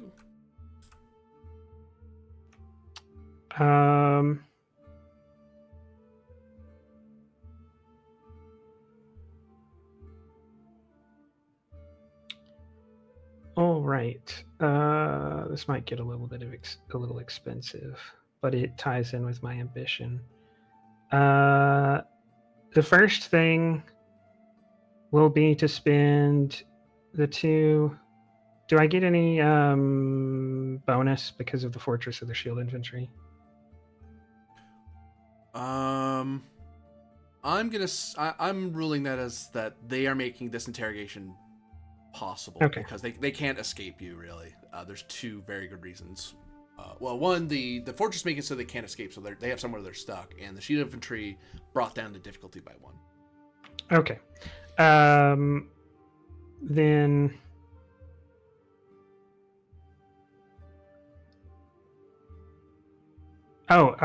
so this costs nothing because I bought a die. I'm going to create a new trait upon the provocateurs. That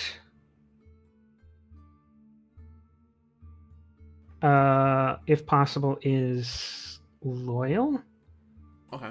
Like the chance at not getting killed here or being thrown in prison forever is a mercy they could not have imagined. Like it's like, oh no, you're not just. It's like you're in trouble, but if you give me the info I want, you can have a job, like a real legal, you get paid job. Well, what authority does this person have? They're the false graph of the moon. They can totally do that. It's their moon. And what was the query of them again? Sorry. The query is to tell me everything they know about the mastermind. But there's also some spins that I haven't finished yet. I don't know if you want me to do that first or. Oh, you can spend after the result of this, because Okay, you might have you may have different questions based on what I tell you. So they were paid a significant amount. These guys are like they're not organized in a guild of any sense. But these folk are union buster, trouble shooter type people, but they also are the same people who cause those problems. So if you want a union to suddenly appear, it can. If you want trouble to happen, it can. It's one of the corrupting parts of Agrestis' society. That's one of the problems they have. So they're good at causing a disturbance. Industrial disturbances mainly. They're not like war spies or anything like that. They're for riling up crowds. And they are paid to come over to Salutaris, and given a drug, they're supposed to get to rooftops and spread it around and shout mean things about the ruler. The standard fare, just, it didn't have to be anything true, it just had to be something to get people angry. The mastermind paid them a significant amount of solari, and they had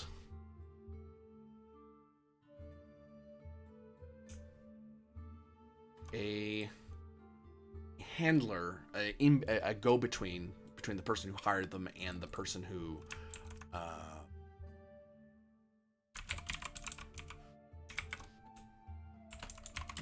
Agrestis. On the moon Agrestis, there is a go-between that they talk to. So they don't know who they know that someone hired them through this person. They don't know who their ultimate benefactor was. That's usually how it works for them. So they can't give that up. But they tell you who the person is who set them up, because they don't care about that person, especially since they're on the hook for something that got a lot more serious between here and then. Okay, so that tells us the fixer? Yep. There's a fixer on the moon Agrestis. And where they that there is one there, and you can find them. Or have them found, either way.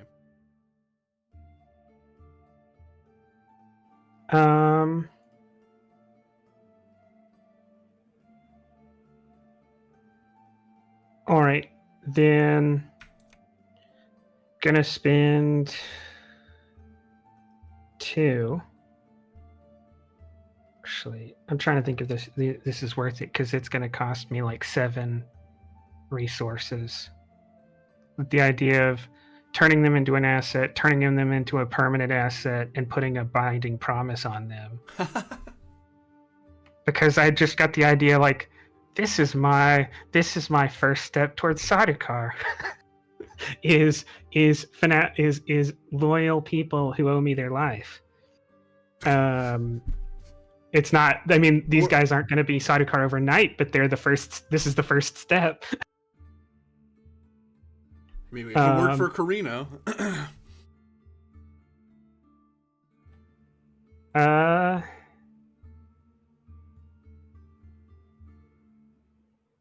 Nothing ventured, nothing gained. I'll do it. The 2 on the table to turn the provocateurs into an asset. I guess it's probably like conscripts or something, because they don't have any military skill at the moment. If you're turning them into a warfare asset, yeah. As a warfare asset, they're 0. As an intrigue asset or espionage asset, they're 1.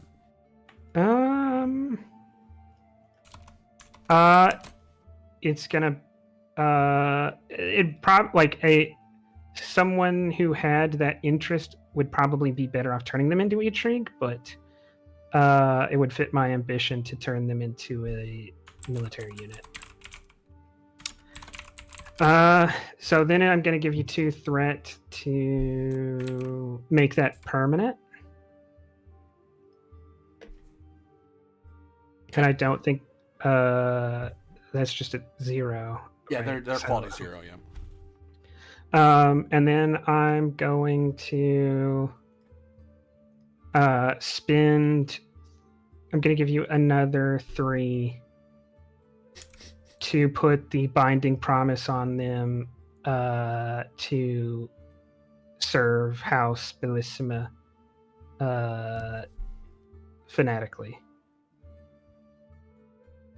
Okay. Just note that in their asset thing. In their asset description. Yeah, I gotta write them up. I'll do that in a second.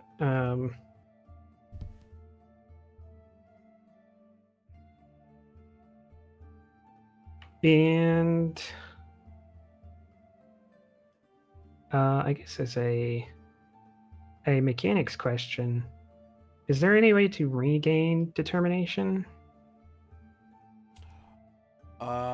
By challenging drives. So if a drive is what's either I say the reason you should do a thing is because this drive says you should, and you say I agree, then it either stops you from doing something or forces you to do something you wouldn't normally do. So you're complying with my drive or my drive suggestion, or you challenge it in the similar way. It's like this drive is actually I would use this drive, but because of the statement I can't, so I'm gonna challenge it. I'm gonna strike it out. All right, then then that's not relevant at this time.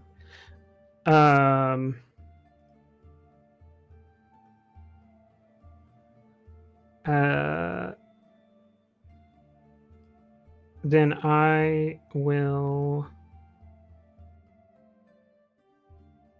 let it go. And I will tell.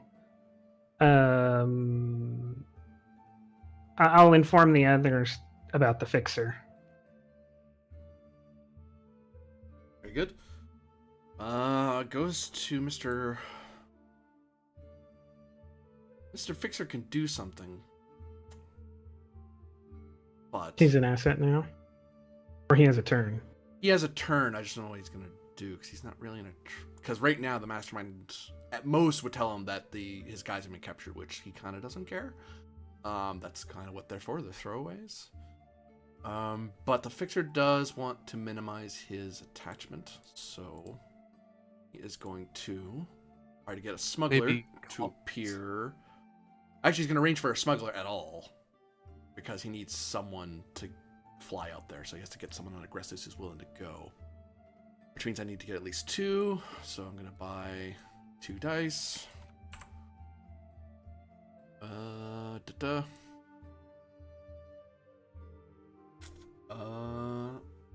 Might have a focus on this. I don't think I do though.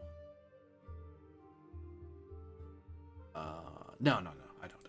So just get it. So I do create a new asset of a small asset with a ship with like a. Well, ship's a strong word. Small craft, not a highliner. Hiring out the spicing guild is a whole other problem. That's a me problem for later. But one step at a time. I have to get you off that stupid planet.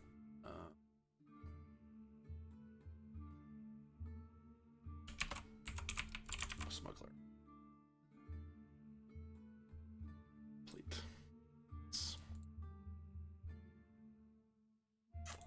Goes back to you guys, so it falls to the Swordmaster.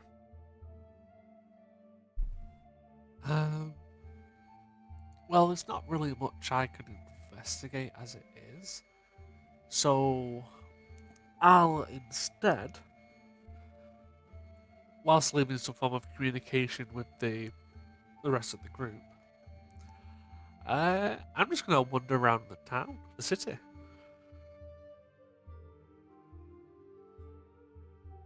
In furtherance of what? Well, I know this person's probably going to want to escape. People have been saying, oh, you can't go to the spaceport, we're covering this, covering that. He's essentially just going to walk around looking for, like, drop sites. Doesn't mean he's going to be successful, but... Like drop sites, how do you mean? Like for a smuggler. places where you can land. Oh, you're trying to find out where the... Well, you already know that there's a smuggler's land that you need to find... landing you need to find. Yeah, that's essentially what I'm looking for. I just don't know where I'm Oh. looking for it. So I'm going out into the capital to just look for it.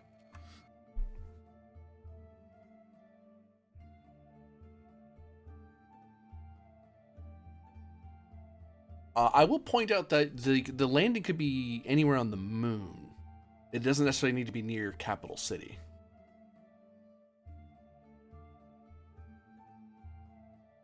So you could possibly ask around, but it wouldn't be like in the... I doubt there'd be a landing area that would be very secure within the capital itself. Sure, I'll ask around if people know any off the beat landing ports outside of the capital. Let's communicate for sure.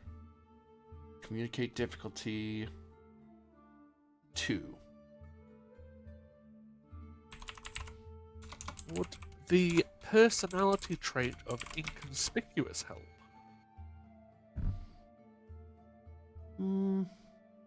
Doesn't hurt or hinder. Hurt or help, sorry, I should say.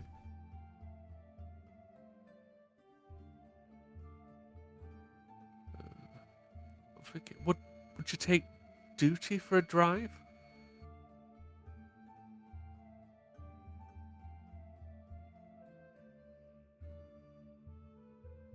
I would, yeah.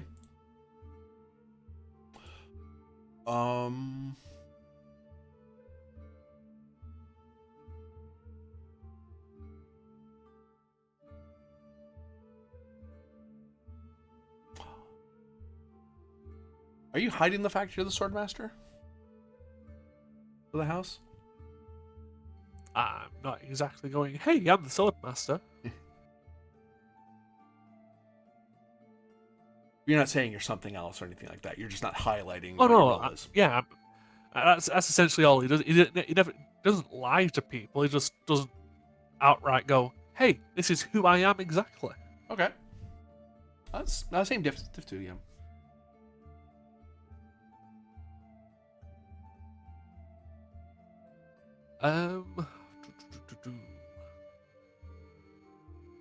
I'm gonna buy 2.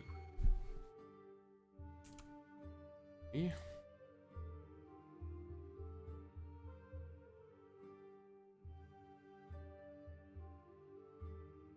Generate 1.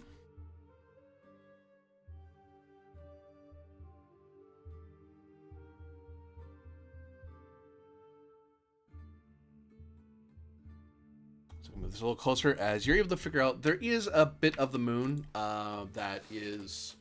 You figure out there are various areas. I mean, your moon is fairly active. Like if we flip back to the power map, every available plot that can be used in Salutaris has a purpose of some kind. It's either part of one of the towns, or it's an artisan area, or it's a place where people work for the Highlanders, for building Highlanders. So it is difficult to find somewhere to land that doesn't draw attention compared to like Silvanus, where there is like undeveloped area. But in a way that actually makes it easier because it narrows down how many places there are, like nice open plains and groves and stuff. So if someone lands down for a very short amount of time, they can take off. And asking around, there's some people who kind of tell you that, you know, if someone were to do that, you figure out, you're able to narrow down which area is most likely going to be, because it sounds like it's an area where the landing area is small, because they only need to move one person as far as you're aware. So it's not like they need a massive ship. They just need a tiny little dink, land, and get out of here. So you do know the way to the smuggler landing. I'd let people know, and I'd just casually start heading there, because, you know, I need to remain inconspicuous. That will be a move action when you're on your next turn. Yeah. And just to add to complications, spend a threat. And the Kareem Kabata learns that there is a disturbance at the spaceport. It would seem Yes. that there are some Redeemer cultists who are trying to come through, who want to go onto the planet, but yeah, my understanding is that since you guys aren't exactly they want to come here and proselytize and preach all across the planet. They got as far as the passport, as the spaceport, and got stopped by the clerks because I imagine they're not welcome to come onto the moon. They got as far as the spaceport and are stopped. So there's a bit of a. They are there, but it will take something to get them to go away. Falsgrafen, may I have your attention for a second? Yeah. We have some cultists who wish to dock at the spaceport to proselytize their faith. I presume with my previous contacts with your father that these men are not welcome. Shall I scare them off? Not physically, of course, Valsgrafen. I was merely thinking of imposing such a hefty tax on their being there that they should leave on their own accord. It is something that needs to be done. I also need someone to go to Agrestis and see to the extradition of a fixer. I see no better person than your swordmaster for that one. Unless you're... Yeah, if it doesn't seem as a task that is designed for you, then go see to the cultists. Mr. Swordmaster. Yeah? There is a choice between us. The fixer on the moon of Agrestis or the cultists in the spaceport. Which one would you like to handle? Oh, no. He has to go to the hideout, so it's me or you. Ah. You mean? And I personally won't be going to Agrestis. I'd be sending an asset. Well, if you want me to go to Agrestis, that is completely fine. Then I should rely on you and your infinite wisdom to take care of the men in the spaceport. You would be able to So you don't necessarily have to arrest this fixer if he's willing to divulge info about the mastermind, and you are the one who has the purse strings. So, of course, I shall will do my best. Yeah, I'll handle the spaceport. Very good, sire. I shall leave at once to the moon. So you're gonna move to the moon, Agrestis? I'm gonna move to the moon. Are you doing it subtly or boldly? I mean... The people who rule the planet are not our enemies. Boldly, then I'm not hiding, you know? Move difficulty 2. Okay, 1 second. Move with duty, because Makes this sense. is my duty. Can I have 1 momentum, 2 threats? 1 momentum, 2 threat. Alright. So that's for 4 dice.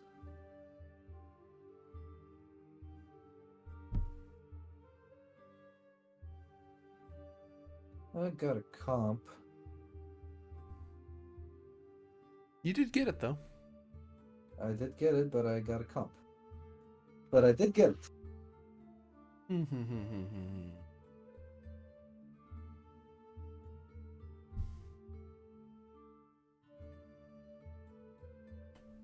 I am going to say, as part of the complication, you do get to the moon Agrestis after a short little jaunt in a personal craft. However, you are faced with having to explain yourself to the to one of the guards, as there seems to be a security alert on the moon at the moment, and they want to know your purpose. So they're not refusing you, but you'll have to spend another turn to speak to the fixer. You'll have to talk around this guy to get him to let you continue. Okay, sure. That works for me.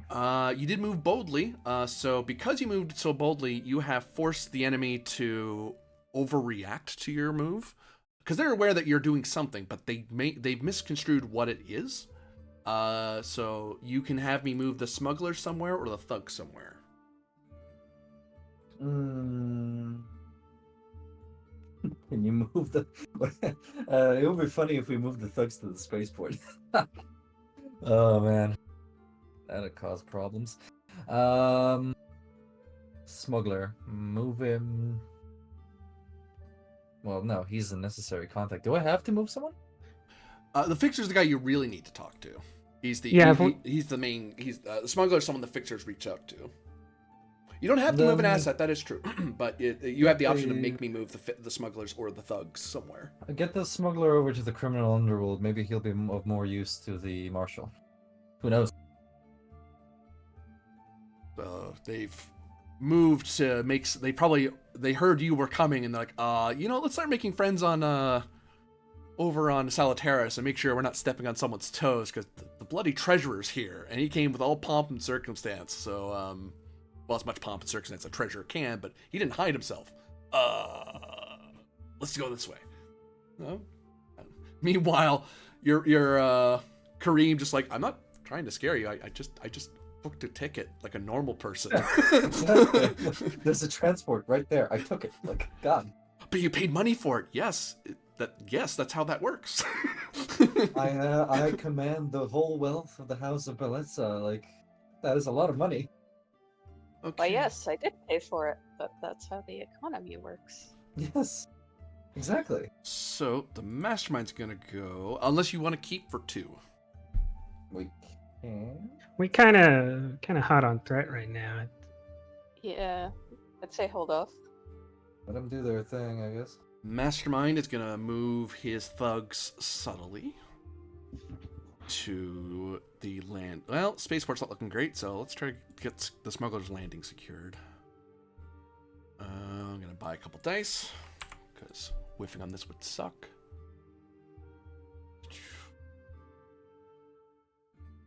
I don't like that comp. I really don't. I mean, I got it, but like, darn. Darn.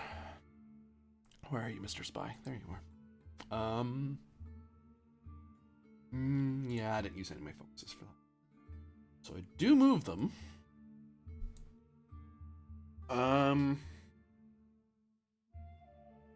Complication-wise, the thugs, they're still quality 0 because he just kind of assembled them rather quickly.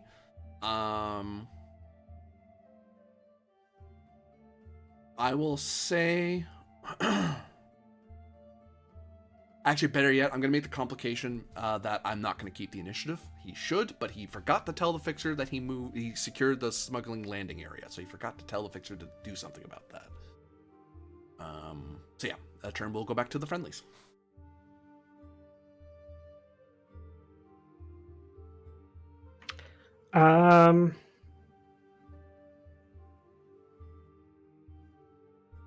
Kind of my thought is that we need to take the landing and try to find out from the thugs where the hideout is. Yeah, that's So, where Casper was going. yeah, because if you take out the thugs and you're in control of the landing, then you can tell Moonstone where the hideout is, and she has her own people to go take care of that. Yes, it all just adds up into the mastermind. Yeah. So, GM. Yeah. You're going to move to the smuggling landing? I'd like to, yes. Okay, subtly or boldly? Subtly. Okay, move diff 2. Would you take the focus of Swift? I would say so, yeah.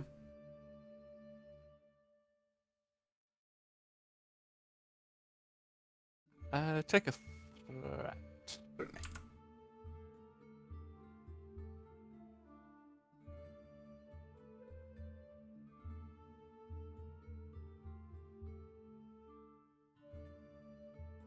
Oh, is it swiftly or boldly? Sorry, subtly or boldly? Sorry. I'll say swiftly. Swiftly. Subtly. Subtly, right?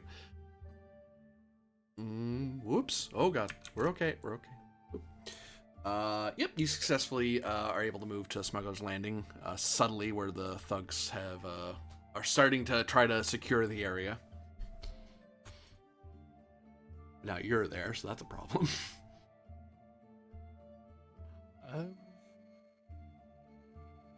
I spent my determination for an extra action, didn't You know what I'll do for you? I will offer you a comply. I'll give you determination if, upon your arrival, you actually break your subtlety and announce yourself to the thugs, under the auspice of only the weak need lie. So you're kind of going above and beyond to go, no, just so there's no confusion, I am the sword master of this house, and whoever's here is in trouble. Oh, hell yeah. Which will alert the mastermind in the fixture that you're there and that something's wrong, but you do get a determination for that. I'll spend that for an extra action. You were on... What does it need to be if it's an extra action? Does it need to be a drive statement? Ow. I'm okay. I bet the answer is no, because you may call for a different test than whatever that drive is.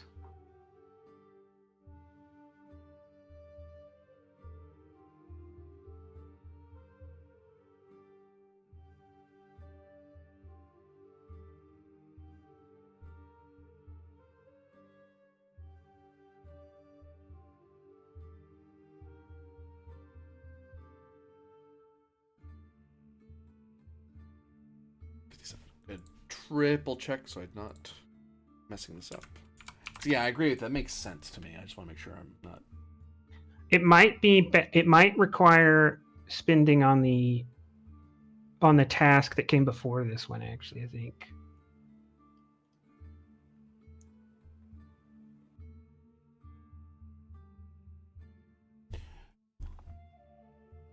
It's 157. Yeah.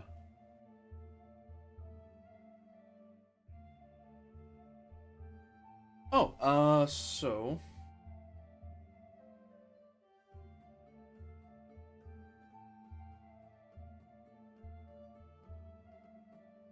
Look at the wrong thing. I believe your statement of "I serve the house, I crush their enemies" applies. So yes, you can have an extra turn if you like with the determination. Yeah, I'll I was looking at move and I was confusing myself. Like, oh my god, he doesn't have a move statement. You're right. Why would he have a move statement? That's not how that works. But yeah, I'll go with the fact of, hello, my name is Ineo Mintoya. but no, my name is Casper Strand, Guinness Sword Master, and I would like for you to tell me where your employer is. If you do so, you can leave. Communicate. Roll a difficulty of...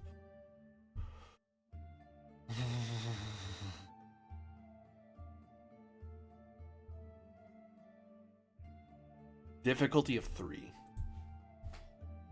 Would the personality trait of Guinness Swordmaster come into play? I'll take it because they are rather well respected, and it's one of those. The alternative is they'll probably have to fight you, and they're not terribly thrilled to do. I mean, they will since there's more of them than you, but at the same time, they'd rather not. Yeah, we might win, but some of us are going to die. Would you take a focus in intimidation? Yeah, I would. I'd also suggest that the house guard are the perfect asset to use here. Well, that I went with, say, the elite guard.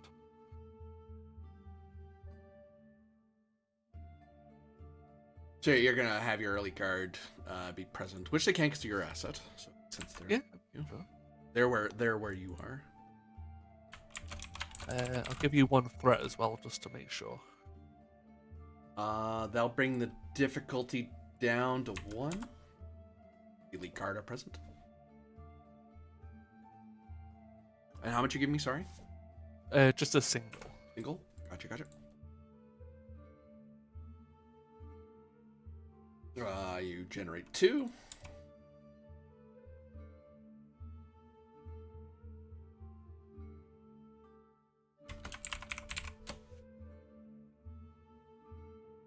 You now know where the hideout is, as the thugs inform you where on the moon he's hiding. And because you went subtly, the marshal can just go right now for free. No, I had to give that up. Oh, to you're get right. the- You had to get that up. But I can just spend 2. Hey, Marshal Moonshadow, would you care to go to this location and acquire our shopping?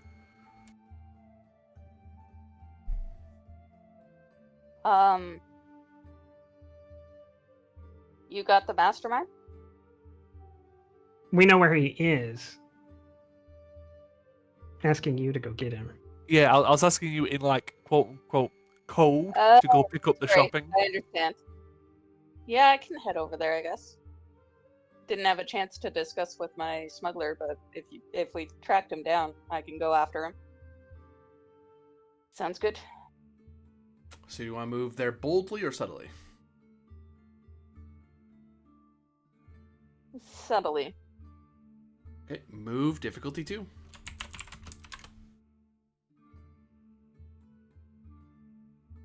And actually, I will bring it down to 1 because of your criminal underworld. You're kind of already in the same circles he already would be moving in. You're a lot closer than other people are to where he is. Okay. I will go with duty on this one.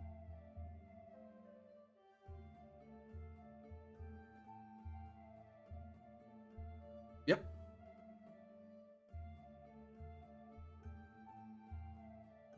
I will not be using a focus since I don't have a focus for this. Whew, made it. Barely.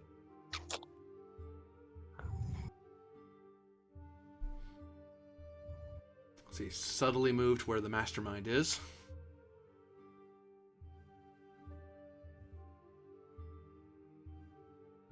Oh, I'm in trouble. This isn't good. Okay, well, it goes to me.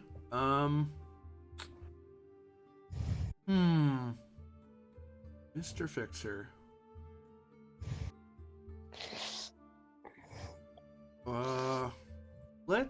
You need to move your smugglers back to where you are because you could move.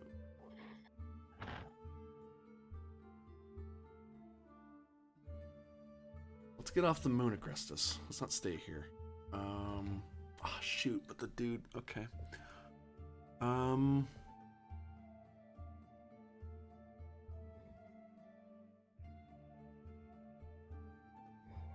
Yeah, because smugglers would have to go to the spaceport, wouldn't they?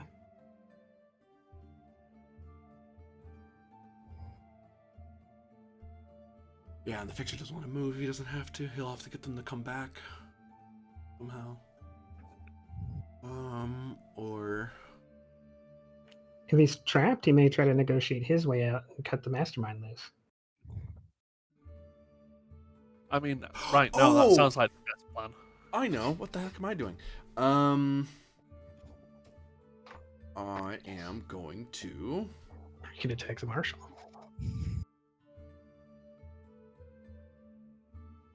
double check what I can do with my threat. I do.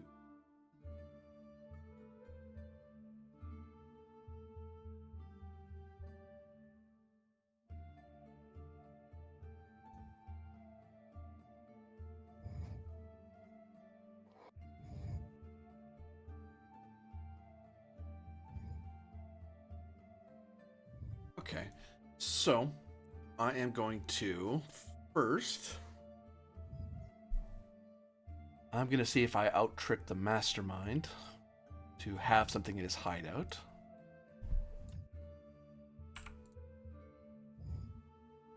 I do need to hit a difficulty 3 because this would be pretty hard to hide from him. Actually, no, it'd be opposed. I have to oppose myself. Which means the mastermind would roll pretty high as well because he doesn't want to lose either. Because what else do you put in a hideout it's not exactly a birthday cake, is it? The fixer's trying to eliminate the mastermind. Yeah. That's one way to handle this.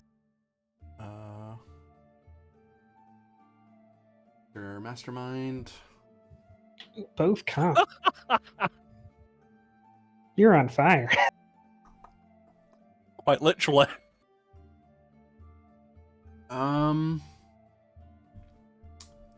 Victor was unable to... Whatever plan he had for the mastermind, it doesn't go off. But at the same... And complication, they're both... it seems the mastermind is also plotting for the Fixer's death as well, so he doesn't give up information. So they're both trying to kill each other.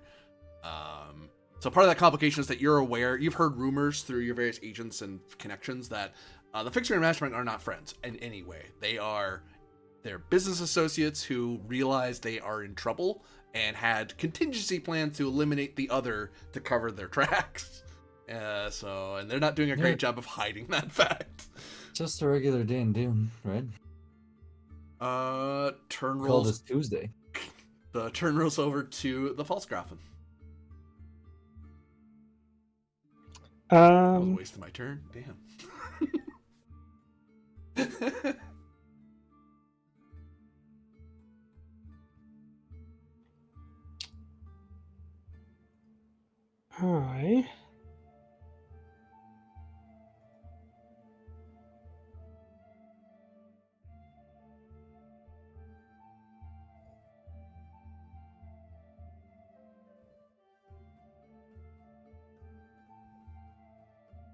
I am going to send. I guess let me double check if this is legal. I want to send Lady Galia to talk to the cultists, not as a supporting character who rolls on their own, but as an asset who will modify my rolls. Oh, you're using it as your agent, not as a supporting character. Yeah, because I have her as an asset. So moving her there, subtly or boldly, because you're moving an asset rather than yourself, so it's still a move roll. Oh, okay.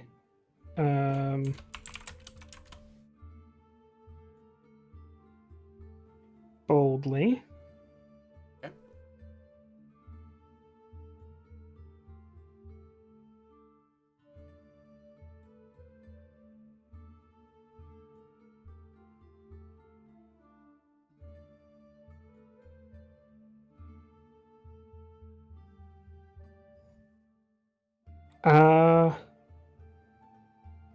Move power. There's nothing.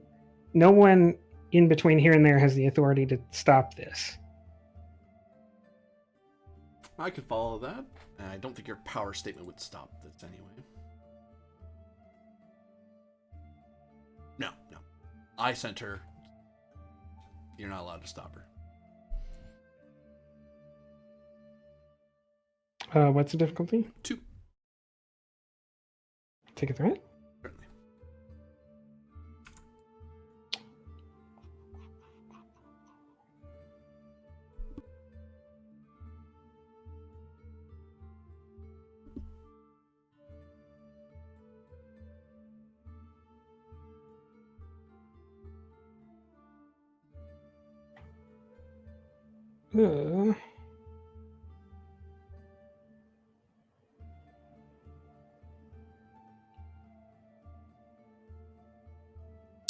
Any help from the trait impulsive?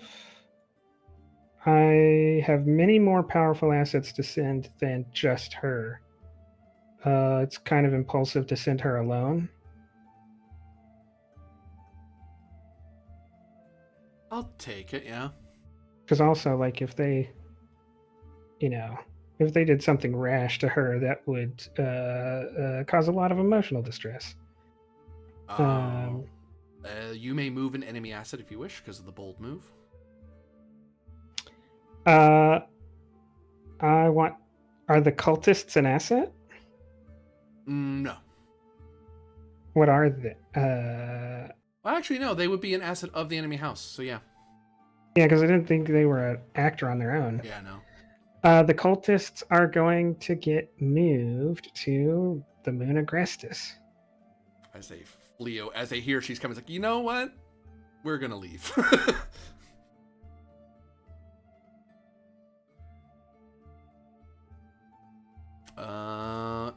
Do I get any bonus momentum from her? You would, yep. What's your quality? 2. 2 float. Um,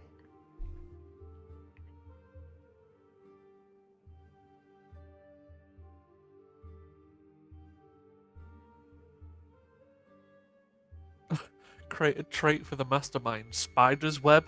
He's completely surrounded and can't get out.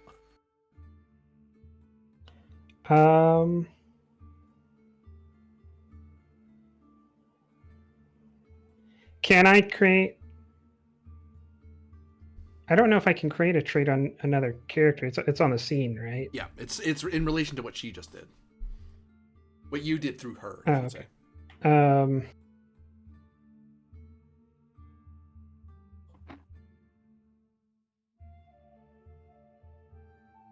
Can I add the trait diplomatic mood? So far, no one's shot at another person or tried to kill anyone on our side. So the fixer and the mastermind and some other people in who are involved in this are getting the understanding that there's a way out of this that's not death. I'll take that, yeah. Because you could have. What some houses would have done is like, oh no, I'm sending the shield infantry there. Leave. Like, no, I sent a single person there. Along with a clerk to very politely ask you to leave, and before she got there, you left, and we're like, we didn't stop you, just go away. We just don't want you here. Yeah. All right. The round resets.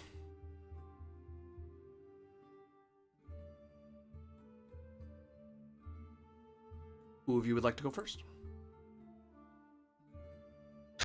I vote the marshal. Yeah, since I'm at his location, I'm just gonna go ahead and try to capture him. How are you gonna try to capture him?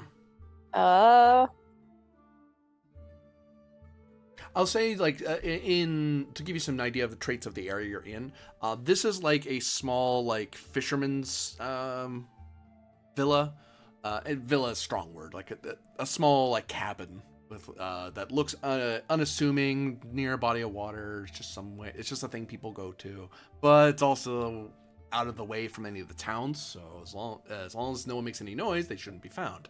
Except they've been pointed out at the cabin, and you're able to get there. Well, I can use my emergency transmitter, my personnel transport asset, and my specialist asset, and just bring a flippin' SWAT team to the location. So I think that's what I'm gonna do. Okay. What would you like to use? Yes. Exactly. If it's a roll, I think it would be a battle roll. I'm guessing. You're just straight up just having them kick in the doors, batons out, and just rush the guy. Yeah, basically. Normally this would break out into a skirmish or a duel. But because of diplomatic, this show of force may be enough to force the mastermind to think, you know what, if I just surrender, I might be able to talk my way from the noose. So you can give me a battle roll. Sure. I'm gonna say they don't really want to get caught. I mean, they can figure out a way out of this. I don't think it's dire. I think.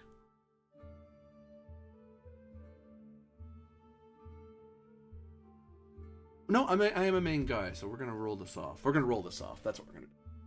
We roll off. All right. I'm buying at least one die because I don't want to get caught. Makes sense. Does my focus in tactics apply? Mm-hmm. Unfortunate, Alright. Mr. Spy. This is exactly what we didn't want to happen. You're in a lot of Uh, trouble. I'm gonna use duty on this one. And your spy can have a threat, I think. Thanks. You sounded so happy then. What am I gonna do with one threat? I already used the one for the one die.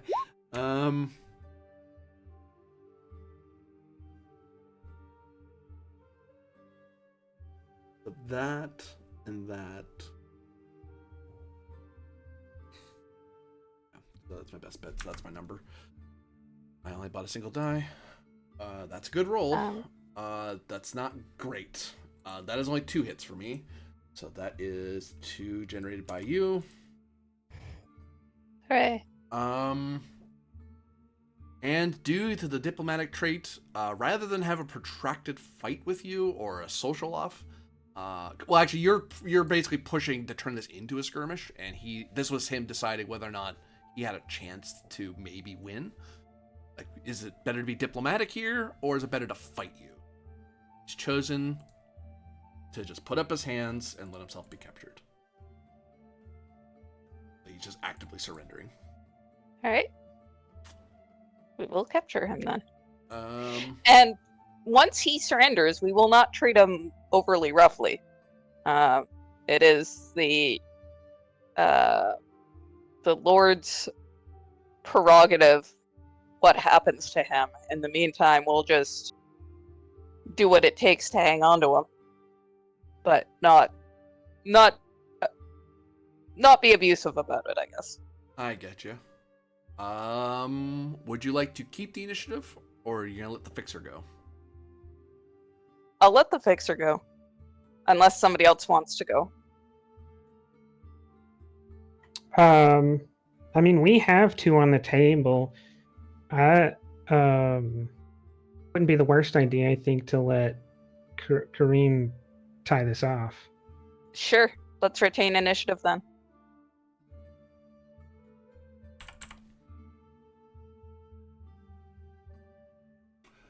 All right, Kareem. You have a officious bureaucrat of a soldier who's kind of slowing you down from meeting the fixer on the moon. How do you want to get around him or get rid of him? Nice and easy. We're here to converse, nothing more. Let me explain to him that I am here on official business of House Bellezza with the local merchants. I am a treasurer. I bring with me some money to trade, and it is all for the benefit of both of our houses.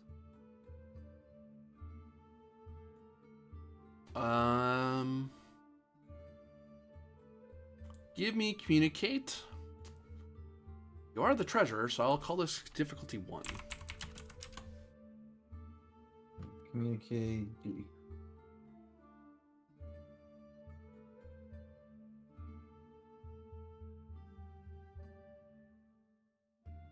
There you go. Just the 1.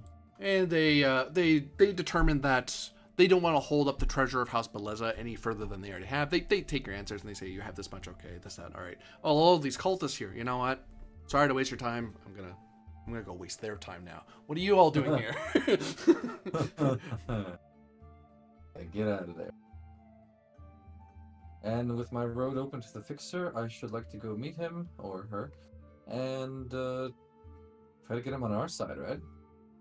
Do you have a determination left? No. Spent it on that god-awful roll that I did, so I can roll really well. Yeah, so you won't be able to act right away, but I'll save you all a bit of trouble, because you got rid of the one thing. Mr. Fixer approaches you as his turn, and whether this is a roll or not, it's up to you. So, Mr. Fixer, as you're waiting no, it's not a true spaceport. It's more of a place. It's not a fancy spaceport like the one you guys have. It's more of a, It's an open field with a small little hut next to it. yeah, like there's a bunch of guards and guns. It's like It's not a spaceport, but if you're gonna land anywhere, land here. Right. Or we're gonna Okay. shoot you. And so you're inside. It's these big enclosures of this climate controlled area. Lots of military guys moving around, lots of alarms and noise, and miserable looking people. And you're kind of getting the guard leaves you alone. An individual walks up to you, dressed in rather pleasant blues and greens. Definitely looks like someone who does a lot better than the average dock worker or landing worker. He says, "Greetings, Mr. Kabata. I am led to believe you are the treasurer of House Bellezza, yes?" House Bellezza, and yes, that would be correct. Whom do I have the pleasure of speaking with? Or are names not important in your line of business? I am convinced that you and I can work together. I am Zenver. I am a fixer of problems. And I'm led to believe that you might have a problem that needs some fixing, and I also have a problem that needs fixing. So for our mutual benefit, I would ask that I come unto your care, and we speak in the safety and sanctuary of House Bellezza, preferably not near any bars, narrow alleyways, or under any bridges, or temperature-controlled enclosures, because... May I direct your attention to the chat real quick? When a negotiating opponent makes an initial statement, you may obtain information about their true intentions and needs once for no cost. Anything in particular you want to know, or do you want a general answer? Well, he's clearly looking to get away. Is he looking to get away because he's really wanted here and the situation got kind of hot? He wants to get out of here because he knows that the mastermind is is trying to kill him, and he's trying to get somewhere where he can't be assassinated easily. Ah, good. Now we have some negotiation leverage. Alright, Mr. Zenver, I think we can arrange for something.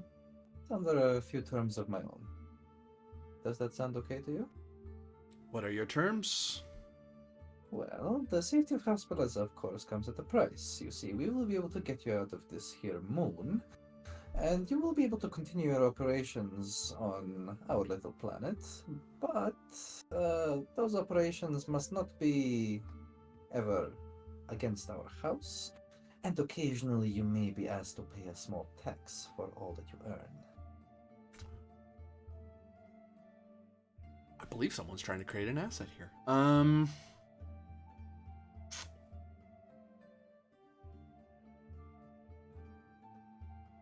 So,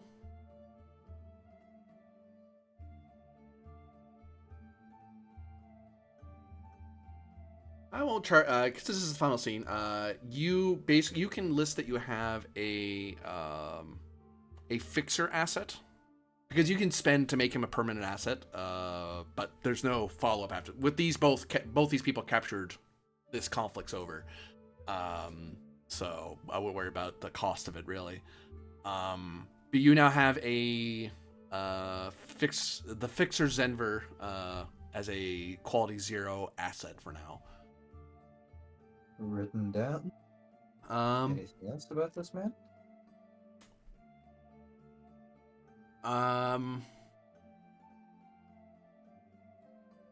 Note his 3 traits are: he's a fixer, he's industrial, as in he's an industrial fixer, that's his specialty. And third thing, I'm trying to think of personality thing from how he interacted with you. Cowardly. We'll go with cowardly, yeah, cowardly.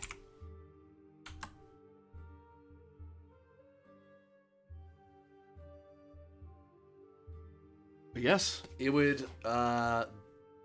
seem that you have not only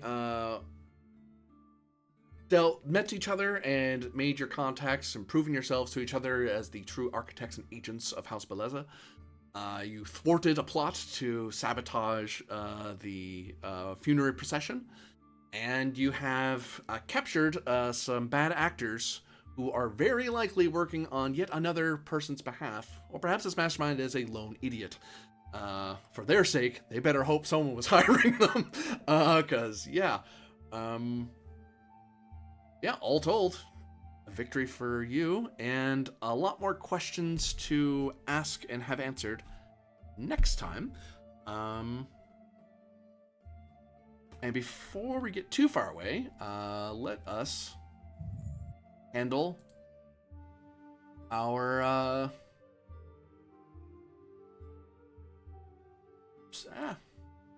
advancement. Yay, victory! You stopped my plot and captured my mastermind. I was gonna have you have a skirmish or warfare, perhaps, of a bunch of people just randomly attacking the thing. It's like, no, we're gonna do some quick checks. I'm like, okay. No. So, firstly, I should go to the correct page, which is 139 of the book, I believe. Yep. I will admit, managing those two conflicts was a bit of a mind bender for me, because it is 2d20, and I've run 2d20 games. DUNE is its own animal sometimes. Feels like it, actually. Yeah. Yeah. Yeah, I would not want, if I had to choose to learn STA or DUNE first and then use the knowledge to play the other one, we've done it the right way. Agreed. No, yeah, knowing STA is much more helpful in playing DUNE than knowing DUNE would be to help play STA. Oh god. Yeah. Absolutely.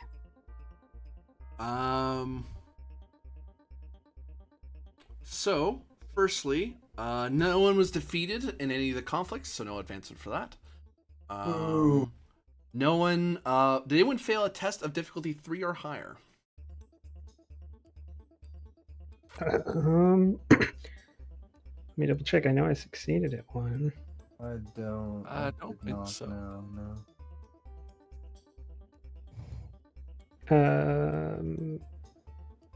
Actually, I think I did.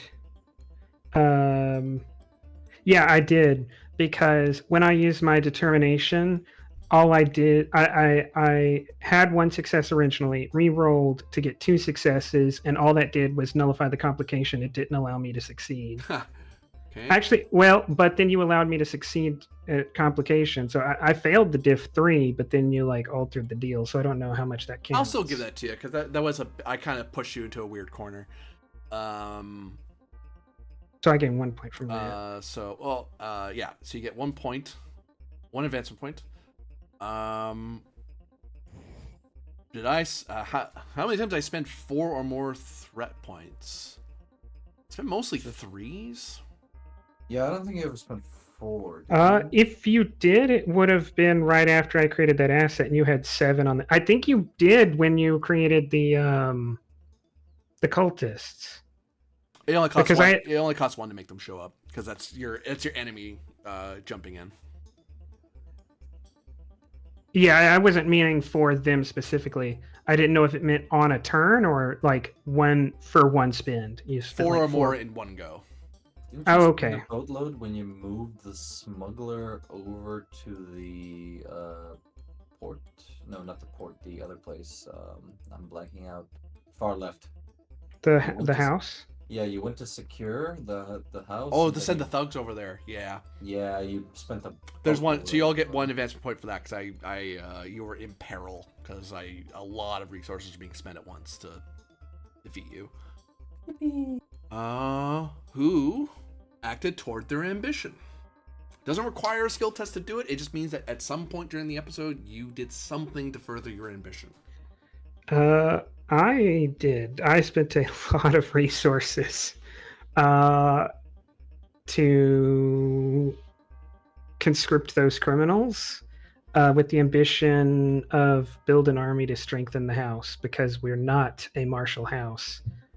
So if we ever want to be a great house, someone has to build that side of the family up. So I was trying to put together more military assets. I will call that 2 action points. You've established a military unit, but it's just conscripts. Not on my end.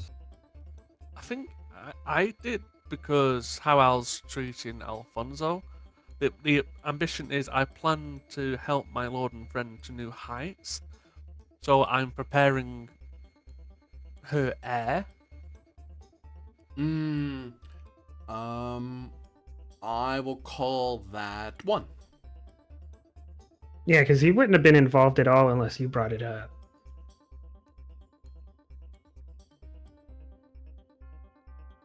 It's like the main reason you brought me here.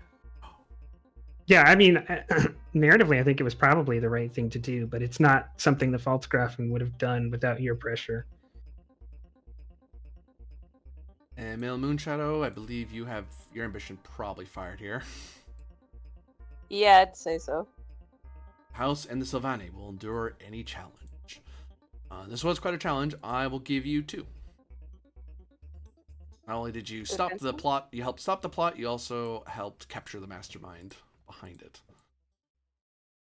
And I'm going to give all of you 1 point for... It's impressed the group, but that's no fun. It impressed me. Plus, it turns into a popularity contest, and I hate mechanics that do that.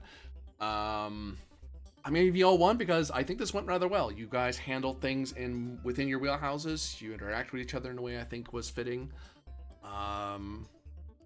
And yeah. All right. How do advancement points work? So to advance a skill, you need to have at least 10, plus 1 each time you advanced it. If you want a focus, it costs equal to number of focuses you already have to get another one. If you want a talent, it's equal to 3 times the number of talents you already have. For assets,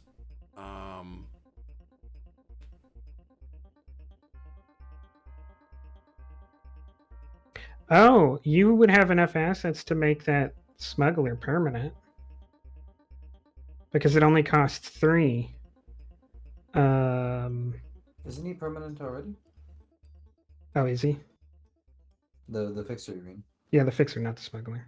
Didn't we make him permanent? oh wait, yeah, because it says here to make it permanent, it costs 3 advancement points. Yeah, because it costs 2 momentum to do.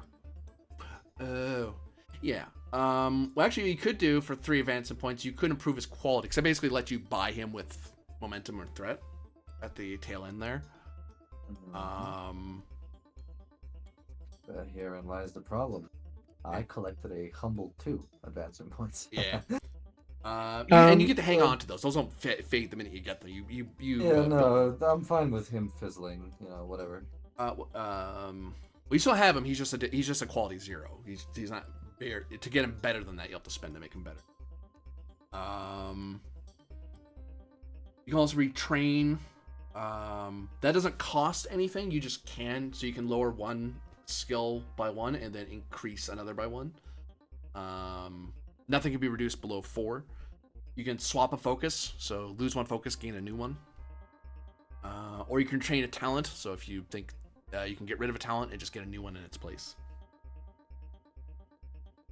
Got it. All right.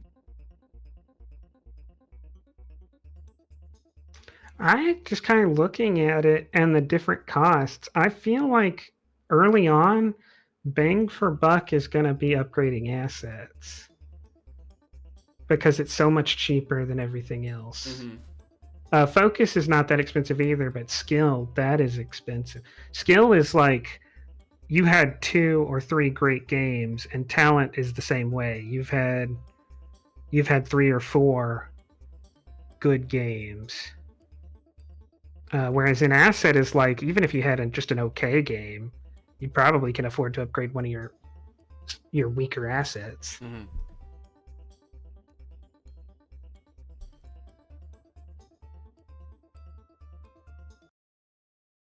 But that is advancement. That is our first chapter, our first challenge. Next time, we will be dealing with the aftermath of that, because I imagine you'll want to talk to the both the fixer and the mastermind to figure out what they know. And also there is the steward. There may be either there may be a further investigation past the mastermind, or there may be or we may have the stewardship of Silvanus ceremony. But we'll figure that out next time. So for everyone watching, thank you very much for watching. For those playing, thank you very much for playing. And we'll see you all again next time. Bye.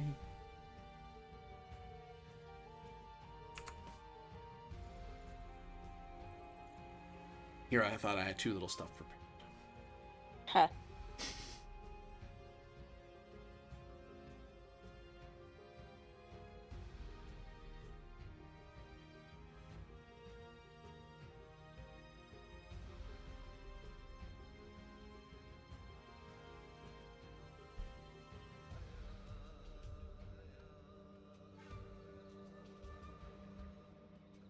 Yeah, when we jump off, I'll